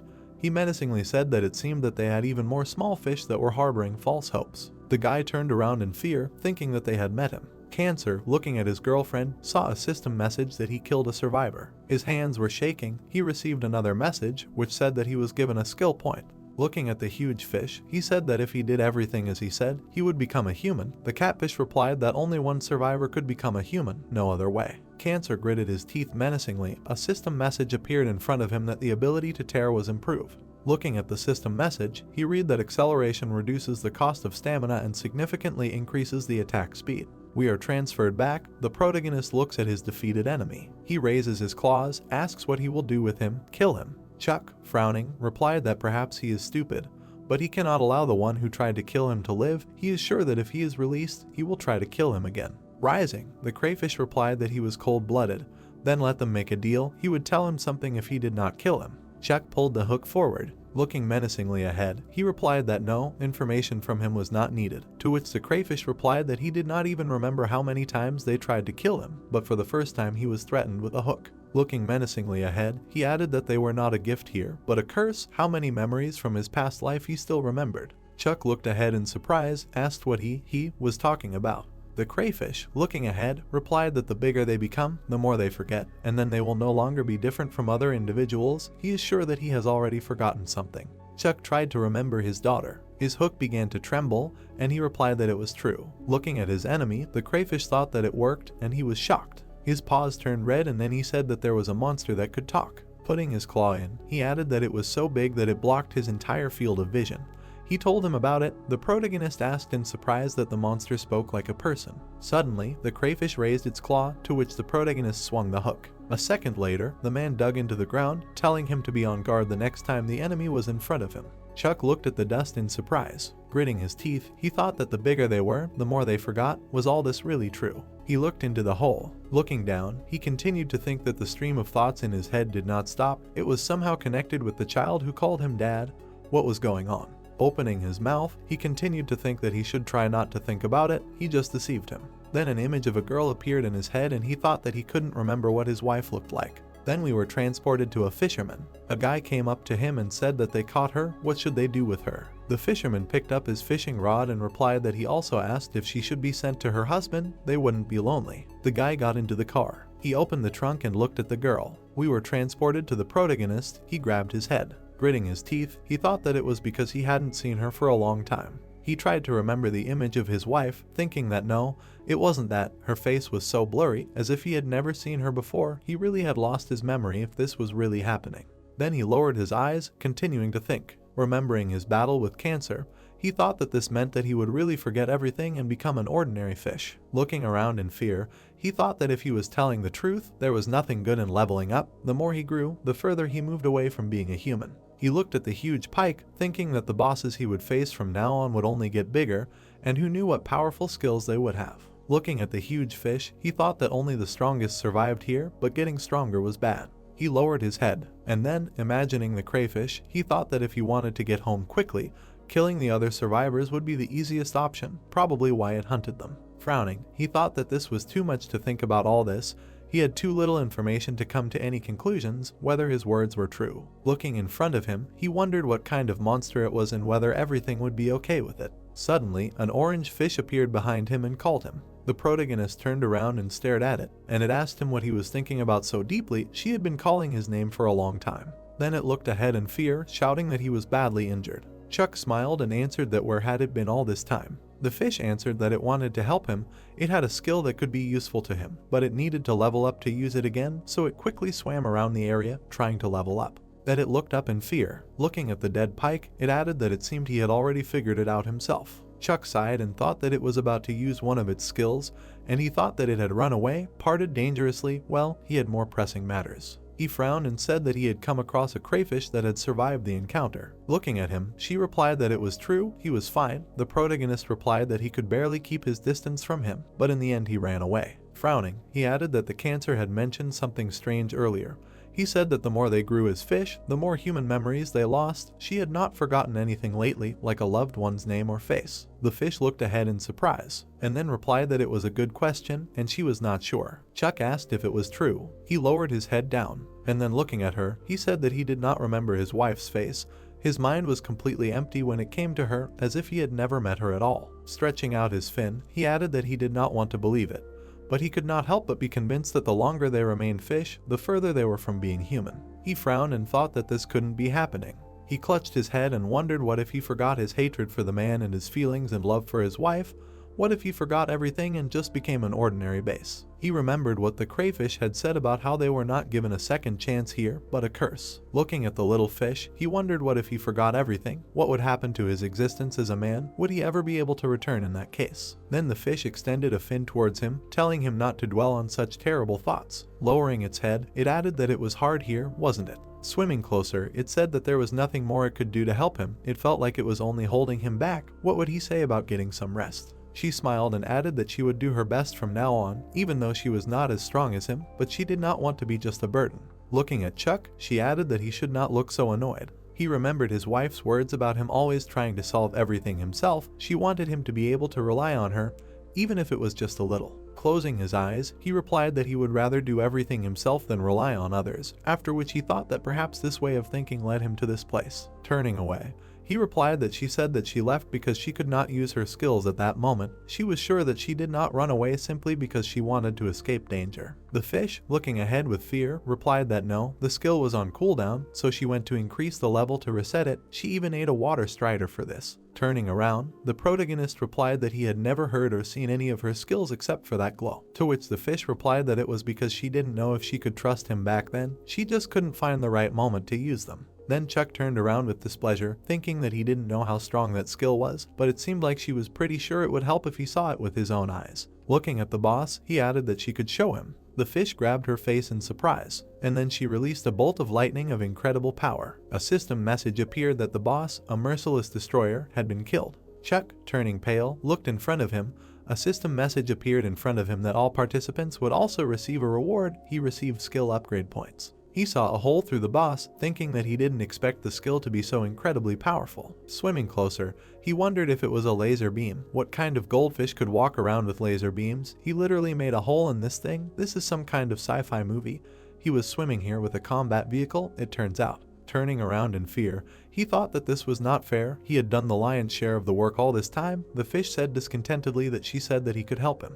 After which Chuck, turning pale, thought that this was too powerful. We are transported to a lake. The fish writes in the sand with a stick. They say that they need to figure it out. She says that he is 38 years old. He is the president. His old colleague killed him. Looking at the protagonist, she added that on top of everything, he wants to become a man sooner, because he wants me to give him the opportunity to put his wife in danger. Chuck thought that my handwriting sucks. The fish then clutched its cheeks, replying that it knew he was something special, but it didn't think he would be the president of the group. Looking ahead in surprise, it added that it was definitely not lying about its identity. Chuck responded, stretching out its fin, that there was no point in lying.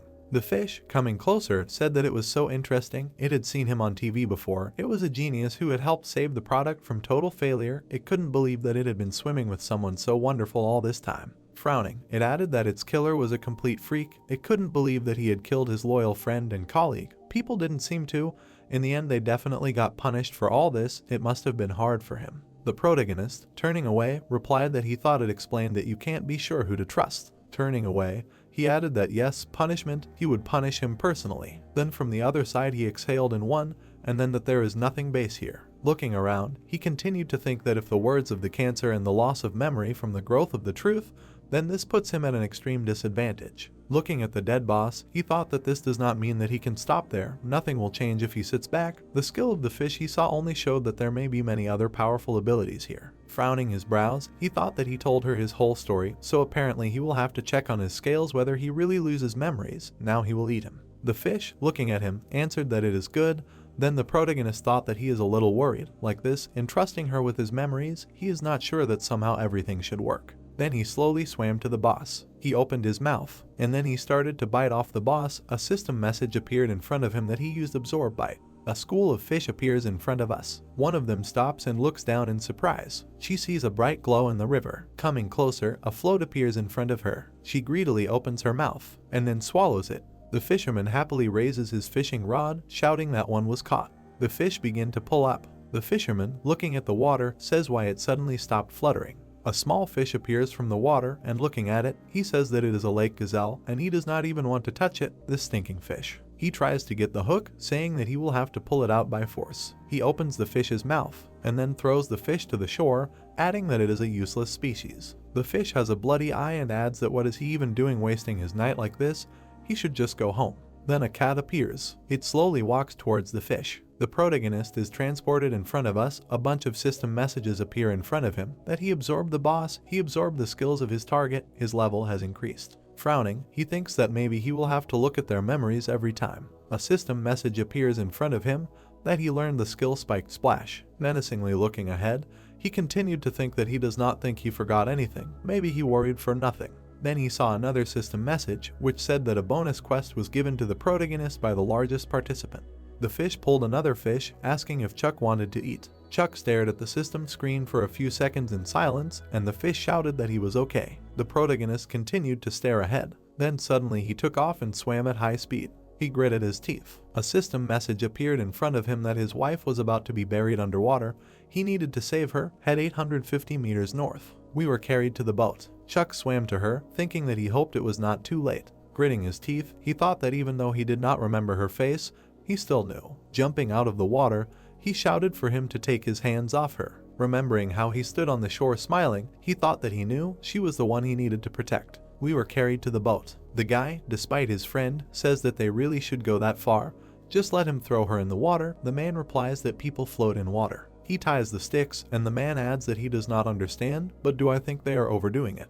The guy stood up and said that if he was going to do the job, he had to do it right, and if they screwed up and someone found her. The man said that he just wanted to say that they didn't have to put in any extra effort and that he should forget about this conversation since he was never going to get through to her. He then looked away in surprise, saying that he felt sorry for her anyway, since he was sure that as the president's wife she had lived quite well without denying herself anything. The protagonist appeared behind him, and the guy said that she just had to go and provoke the wrong person, since she seemed to have no idea how cruel and unfair this world could really be. Chuck used a strong attack and hit the man's neck with all his might. She moved him forward slightly. He said by the clock behind his head that why did she have to hit him in the neck? He just grumbled a little. The protagonist looked ahead in surprise. Go down, and the man added that he hit him on the back of the head, let him not pretend to be innocent. To which his friend replied that how could he hit him when he was tying the rope, let him stop picking on him and stand guard. Looking at the girl, he asked what he meant, that he was hit by a ghost. Chuck fell onto the boat, thinking later that it was not enough for him to drown him, and now he wanted to do the same to his wife. Frowning, he thought that if he could, he would rush to them and tear their heads off, but he needed to stay calm, not given to emotions, and he needed to face reality. Turning, he continued to think that it looked like they wanted to drown her using rebar. He didn't have much time. Looking at the hull of the boat, he thought that once they tied her to this trap, it would be almost impossible to save her, and it was clear that his attacks would not cause them any harm. Lying in the boat, he thought that he needed to find something else. He needed to look and find a way to stop these two. Towards the shaking engine. Then, clutching his face, he wondered what those vibrations were and whether the boat was still running. The man, looking at his comrade, said that if he realized now, he would forgive him. He was sure that it was not him, to which the guy replied that why would he not calm down? He had already answered that he did not hit him then. The protagonist, pushing himself off the floor, climbed onto the seat and then thought that they left the gear in neutral. If he could shift it to forward, the boat would start moving. The only problem was that he needed to hold down that red switch to move the lever. He looked at the lever and then, clenching his teeth, rushed forward. He used a jerk and went to the lever with all his might. Then he hit his forehead on it. The guy looked around in surprise. The propeller began to rotate, and the guy added that it was. He looked around in surprise for a few seconds. Then suddenly the boat moved. The guy, frightened, ran to the side, shouted why the boat moved, what was going on. His friend answered that he should quickly check it. Turning around, the man shouted that he should not tell him what to do. He was going to check anyway. Chuck, watching them, clenched his teeth and thought that he expected that at least one of them would fall from the boat, but it seemed that they were both okay. The guy went to the wheel, and Chuck, looking at him, thought that he did not expect anything miraculous at once. Now that the boat was floating, one of them should sit in the driver's seat. The man looked at the lever in surprise and asked how it could move. Then the guy hit the protagonist in the face with his boot. Chuck thought that he put it back to neutral so that it would stop, and he would make it so that he would step on it and feel something. The man lowered his head down, asking what was under his foot. He saw a fish, asking what it was doing there. Then the protagonist used the skill Spiked Splash. The guy grabbed his eye and screamed loudly. Looking at him, Chuck thought that it seemed like the attack was not very strong, since the skill was only level 1. Even though he did not switch the lever to neutral, the boat was still floating. His comrade looked at his colleague in surprise and shouted what was going on. What was going on there? Chuck jumped forward at great speed, thinking that now that he can't see, he completely lost his balance. One of the men shouted that he was talking, let him calm down and tell him normally what's going on. After which the protagonist used a dash and a spiral attack and hit the man in the groin with all his might. He, opening his mouth wide, screamed, after which he took a step forward, and then fell into the water. His colleague looked down in surprise. Seeing the fish, he stared ahead for a few seconds in silence. The protagonist frowned, saying that they were bastards. Looking at his wife, he added that he should just know that he won't leave here alive. We are transported to a small fish that is looking for the protagonist everywhere. She swims by, asks what's wrong. Even if he's gone, he always disappears without saying a word. The fish said that she wanted to eat, to which the girl replied that he shouldn't worry, and Chuck won't leave him while he's so badly injured. Then the fish continued to say that he was indeed hungry. The fish continued to swim forward. Then suddenly it saw a boat in front of it, asking if these were the fishermen with electric fishing rods from last time. Then turning to the fish, it said that it should wait here for a while, he would check what was going on and come back in a jiffy. It rushed forward. Then it swam to the surface. Looking at the guy, it said that it did not look like these were the same fishermen. Then who were they? Looking around, it said that it did not matter, she needed to find Chuck quickly. Then it saw a girl on board, saying that she had seen her before. Covering her mouth with a fin, she added that then it meant Chuck. Seeing him on board the boat, it shouted that he was in mortal danger. The protagonist continued to crawl forward, then thinking that now the guy would go and help his friend. The man shouted that he did not see anything. Chuck continued to glare ahead, thinking that it was getting harder to breathe. He would have a big advantage if he fought in the water. The man looked at his friend, exhaled, and said that he was an idiot. He lowered himself and asked that he seriously fell into the water because of a small fish, that he should move here before he told the others what a weakling he was. The guy shouted that the fish shot something into his eye and he could not see anything. The man, glaring at his friend, replied that no one asked him about his eyes and he hated water, so he should finish and get out of there. Chuck looked ahead in fear. Gritting his teeth, he thought that he was seriously not going to help his partner. He could not just sit and watch, he needed to attract his attention before he tied the rebar. After which the protagonist jumped forward, thinking later that since he had let his guard down, he would push him with everything he had and he would fall. The man, in the water, was shouting in displeasure that he was serious about that fish. It really did attack him. The other guy continued to tie the rope to the girl, when suddenly the protagonist started flying at him from behind. Turning around, he said that he could stop talking nonsense. Suddenly, he saw a fish quickly approaching him. At the last second, he put out his fist and hit Chuck in the face with all his might. The protagonist flew to the side with great force, after which he fell into the water. The man, looking after him, said that she scared him incredibly. Then he looked at the guy, shouting that that base really attacked him, and he was unable to catch it. Suddenly, the girl stood up and picked up the rebar. She swung with all her might, after which she hit the man on the head with all her might. He turned around and replied that since she had woken up, she should have said something right away, and he would have put her back to sleep. Chuck, in the water, thought that he couldn't breathe.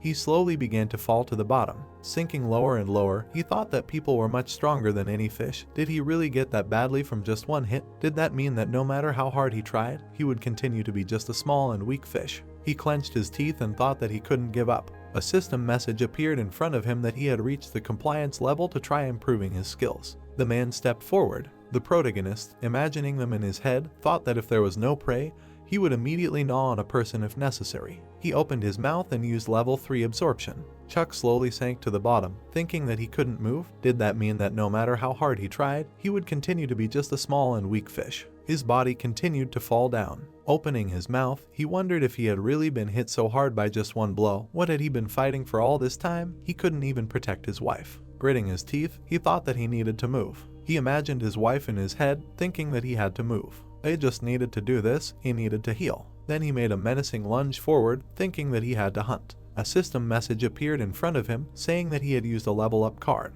His eyes filled with blood, he continued thinking that he had to get bigger and go hunting. He had to work with what he had. He saw a man in the water. He looked at all his skills. He approached him menacingly, seeing all his skills increase. Then he opened his mouth, thinking that he would eat the man if he had to. A system message appeared in front of him, saying that he had unlocked a new skill, Voracious Hunter. We were transported to a boat. The man slowly approached the woman. Looking at her, he says that he advises her to put it down. One wrong move and she will hurt herself, to which the girl replied that he is disgusting. Looking ahead, she added that he is really proud that he makes a living from such dubious crimes. The guy replied that there is a saying that he likes, work is work. Frowning, he added that it applies not only to him, but also to his colleagues. They do this to earn money. The girl, clutching the rebar in her hands, replied that he thinks she is stupid enough to come unprepared, let her give in while she can. The man, being in the water, shouted loudly that he is a bastard, and he asked for help. He did not swim away without him. Then the girl, moving back, did not feel the boat under her. She turned around and then looked at the man in fear. He was able to knock the rebar out of her hands with one deft movement. He raised his arm again to strike, then hit her across the cheek with all his might. Then he grabbed her by the throat. Lifting her off the ground, he said that if she had continued sleeping, he would have let her die in peace. Why did he have to get up and make things so complicated? The girl, gasping for breath, replied that the police would soon begin an investigation. She left all the evidence with a person she could trust. First the husband disappears, then the wife. He thinks he can get away with it. The man, looking menacingly ahead, replied that they would find out then. No matter what she did, the outcome would be the same. It sucks. This is how the real world works. Continuing to choke the girl, he added that there might be a hype on the news, but it would fade away. The same with the police investigation. Looking ahead, he continued to say that when you come face to face with powerful people, there is no difference. The girl began to tremble, gasping for breath. Then her hands dropped. The man, closing his eyes, began to row forward, saying that he was a goat. Then he would climb into the boat himself. It seemed that he could hear them in that direction. Suddenly, the protagonist swam up to him. The man screamed loudly. After a second, he began to flounder violently. His colleague, turning around, answered discontentedly that he could not calm down, be quieter, that if someone heard them, his whining, and they would be seen. Then suddenly he went underwater. Looking at this, the guy asked in fear what was blood. Looking at his comrade's hand, he added what was going on there. Meanwhile, Chuck bit into the leg of his offender. A system message appeared in front of him that he had used absorption on an immobilized target. He had absorbed your target and received experience for it. He continued to absorb the guy because he was not going to kill him. The man screamed loudly. More and more blood was coming out of him. He managed to grab the protagonist, shouting that something was biting him. It was tearing his leg. Looking at his comrade, he shouted for him to help him. Chuck, having lived until now, thought that he wanted him to feel more pain. He opened his mouth wide, thinking later that he would make him feel real fear and swallow him. The fish was watching all this, frightened. Looking at the guy's bloody body, she looked at him in fear. Unable to move, she stood in a stupor. The man, turning around menacingly, asked that he himself could not do anything. Getting behind the wheel, he added that it would definitely start again. He needed to deal with it as soon as he saved his comrade. He stood on board. Then he closed his eyes, seeing a bright light. His colleague, from whom he emanated, appeared in front of him. Looking at this, he asked what the hell was going on this lake. The fish used its powers to blind the man. Then it hit the protagonist in the stomach with all its might, shouting for him to come to his senses. Chuck turned around in displeasure. Then the fish hit him in the face with a ladle. She asked him in displeasure what he was doing. Then, covering her eyes, she shouted that first he needed to save his wife. This was not like him at all. His wife was in danger. Looking at the protagonist, she added that he was trying to become a real fish now. Let him pull himself together. Chuck's eyes stopped being red. He looked ahead in surprise. Then he raised his head, looking at the wounded man. The man stood on the boat and jumped. He fell into the water. Chuck turned around in surprise. Then, looking at the fish, he replied that he was very grateful to her for helping him come to his senses. Swimming away, he replied that he could ask her. He was sure it would be difficult because they would have to deal with people. Turning around, he asked that when they tried to get back into the boat, could she stop them? To which the fish replied that he shouldn't worry about her, she would do everything. Frowning, she added that he should just go save his wife, she would stop them. The man began to swim towards his colleague, shouting if he was okay. Grabbing his body, the guy shouted what was taking him so long, to which his colleague replied that he should shut up and stop twitching. He began to drag him towards the boat, saying that they needed to deal with this woman and get out of here.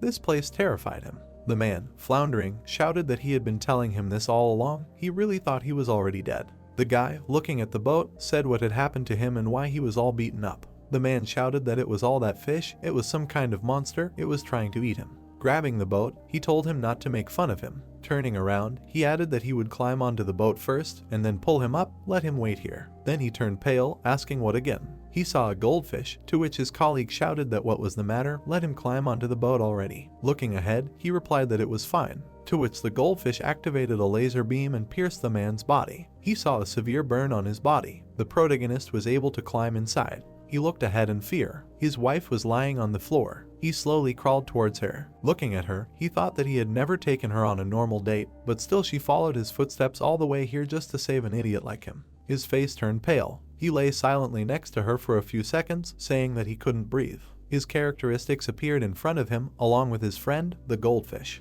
Her eyes were filled with sadness. He looked at his wife for a few seconds, thinking that it was his fault. Touching her cheeks, he asked her to wake up, thinking that if only he hadn't been so greedy. His face turned pale, and he wondered what he should do next. Staring blankly in front of him, he thought if there was any point in coming back when she had no family left, he promised to make her happy.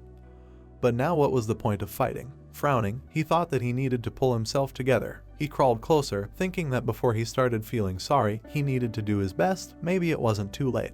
He hit his wife in the chest with all his might. Frowning, he continued to hit her periodically. Gritting his teeth, he pushed her, thinking that he needed to turn her over, but she was too heavy for him. Opening his mouth, he thought that he did not have enough strength. A system message appeared in front of him, where he added 23 points to the strength point.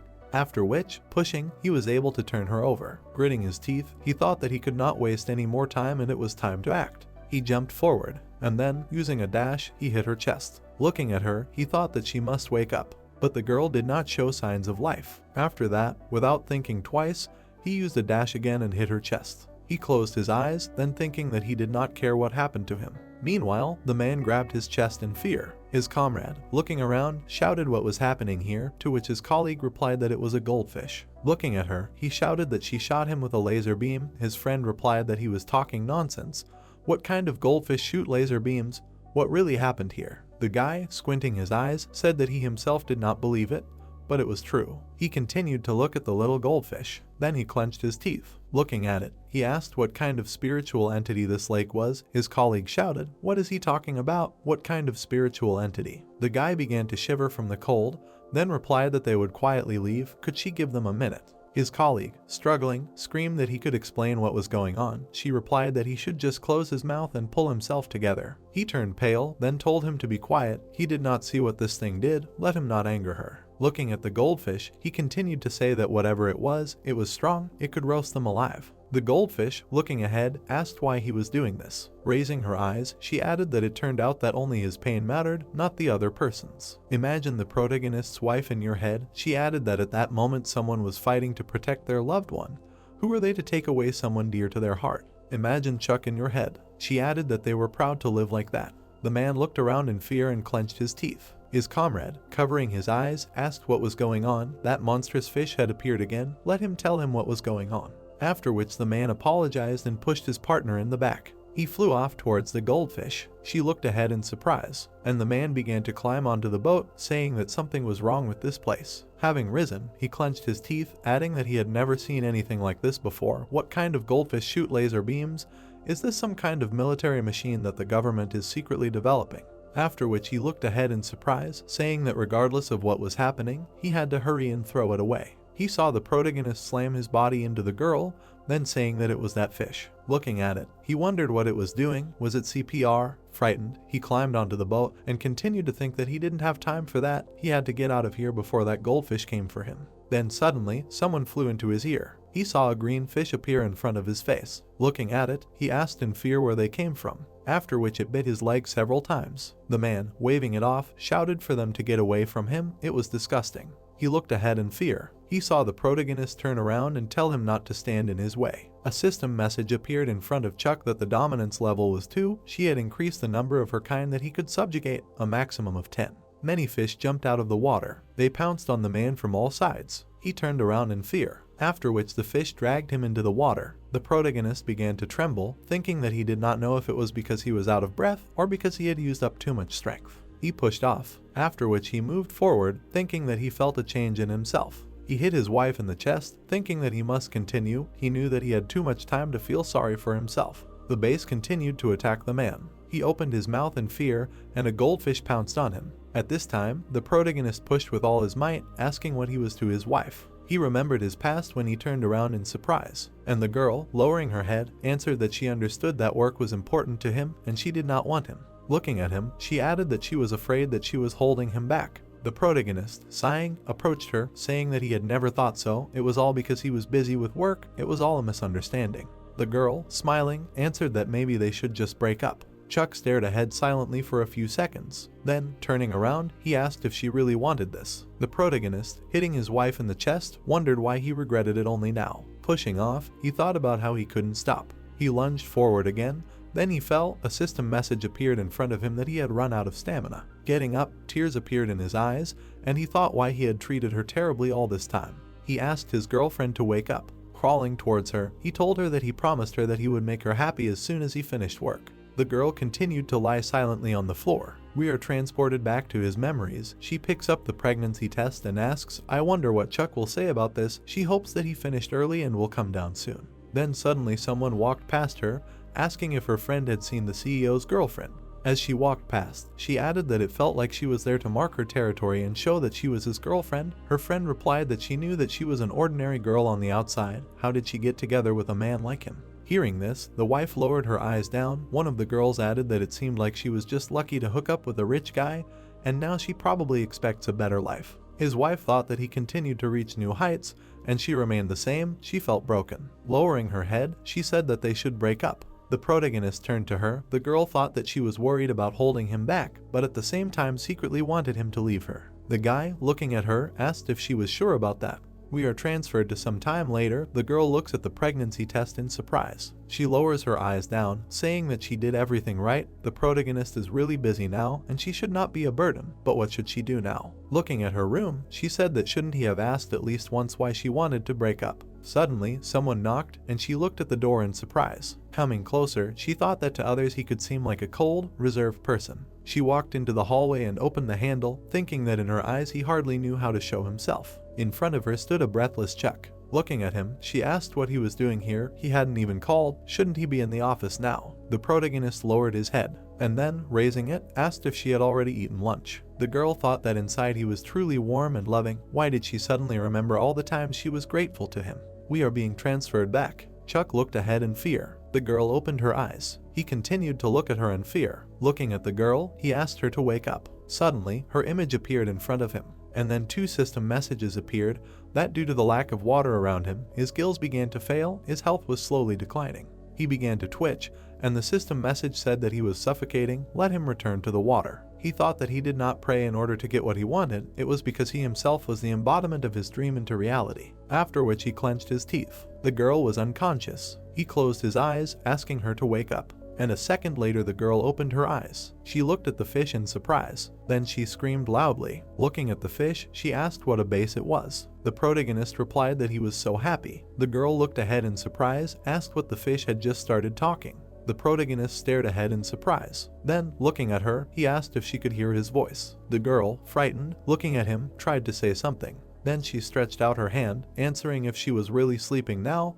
who he was and how he knew her name. Raising herself, she replied that they had met before, and that time she had heard Chuck's voice. Staring at the fish, she asked who he was, but she added that why he kept appearing in front of her. Chuck, looking at her, thought that before his voice could not be heard, you can now, it is because he absorbed human flesh. He turned pale, and then thought that he did not want her to find out this way. Then the girl asked him to wait in surprise. Looking at him, she asked that he was Chuck. The protagonist stared ahead for a few seconds in silence. He lowered his head, thought that if he did not answer her, she would simply think that she was imagining things and forget about it. Frowning, he added that she should listen to him. Then he crawled up to her, continued to say that she remembered the busboat on which they sometimes rode. He pointed with his fin to the lever, adding that she should look at the driver's seat. There would be a lever on the right. The girl turned around in surprise, and the protagonist continued to say that if you press the red button and push the lever forward, the boat will float, and now let it hide quickly. The girl's eyes started to cry. She turned around and said that it couldn't be. Looking at Chuck, she screamed that it couldn't be.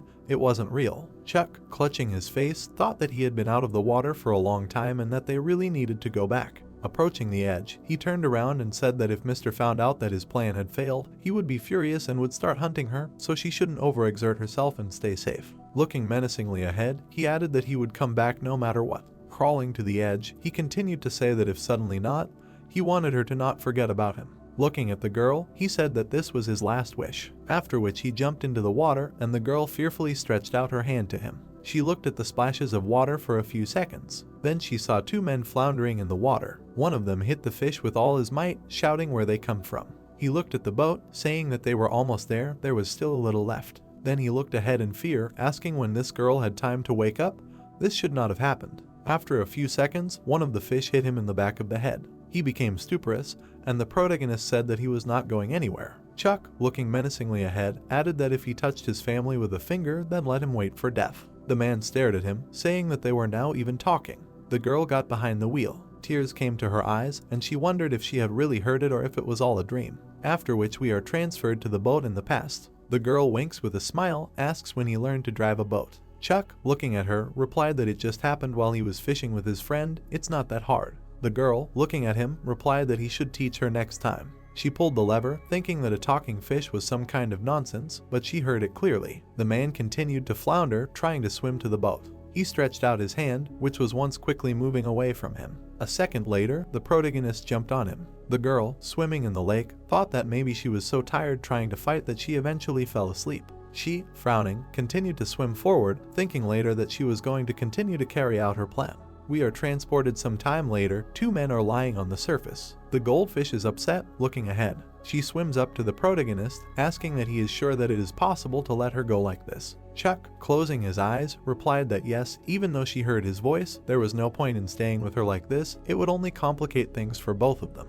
He then turned to the goldfish, replying that he was grateful to her. He was sure it had been difficult to deal with those guys, but thanks to her, his wife was safe. The fish replied that it was nothing. She saw how they were doing this to her. She was angry because of him too. Looking at the man, who was lying unconscious in the water, she asked that they would just leave them here. The protagonist, frowning, replied that yes, with luck they would be saved, but if they started, I would just die here. Looking at the goldfish, he added that she could not close her eyes to this. This time he could not bring himself to forgive them. The fish replied that of course. Looking ahead, she added what he was going to do now. The protagonist lowered his head, imagining the man in his head, and then replied that it seemed his former comrade had taken action for the sake of his loved ones. He needed to make his move before things got much more dangerous.